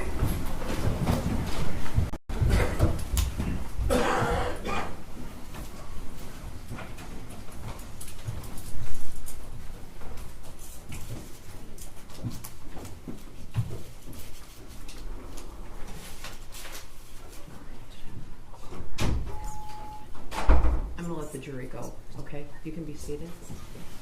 I'm going to let the jury go, so we'll wait. I think I said this before. I'm going to have all the jurors come back on Monday morning. The captain graciously volunteered to have deputies here late into the evening, but it is late enough that would be very difficult. So at 9 o'clock on Monday morning, I'm going to instruct the jury. I'm going to have the 12 jurors deliberate, but I'm also going to sequester the 5 alternates. All right, any questions about that? No, thank you, Judge. No, Judge. Thank you. So can you wait till the jury's gone? Wait till I hear something. Okay. All right, yeah. Staff. I'm going to check, so thank you. Have a good weekend. Thanks, Sharon.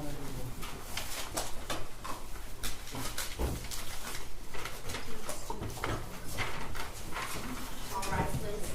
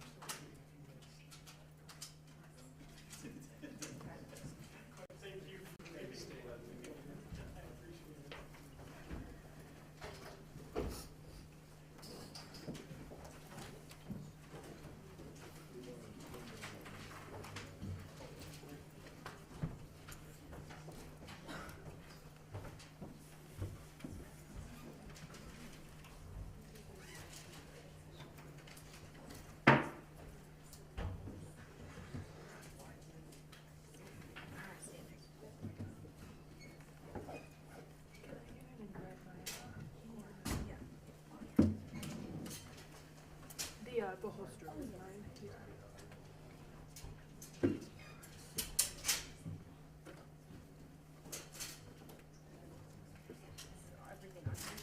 No, just the green strip is mine.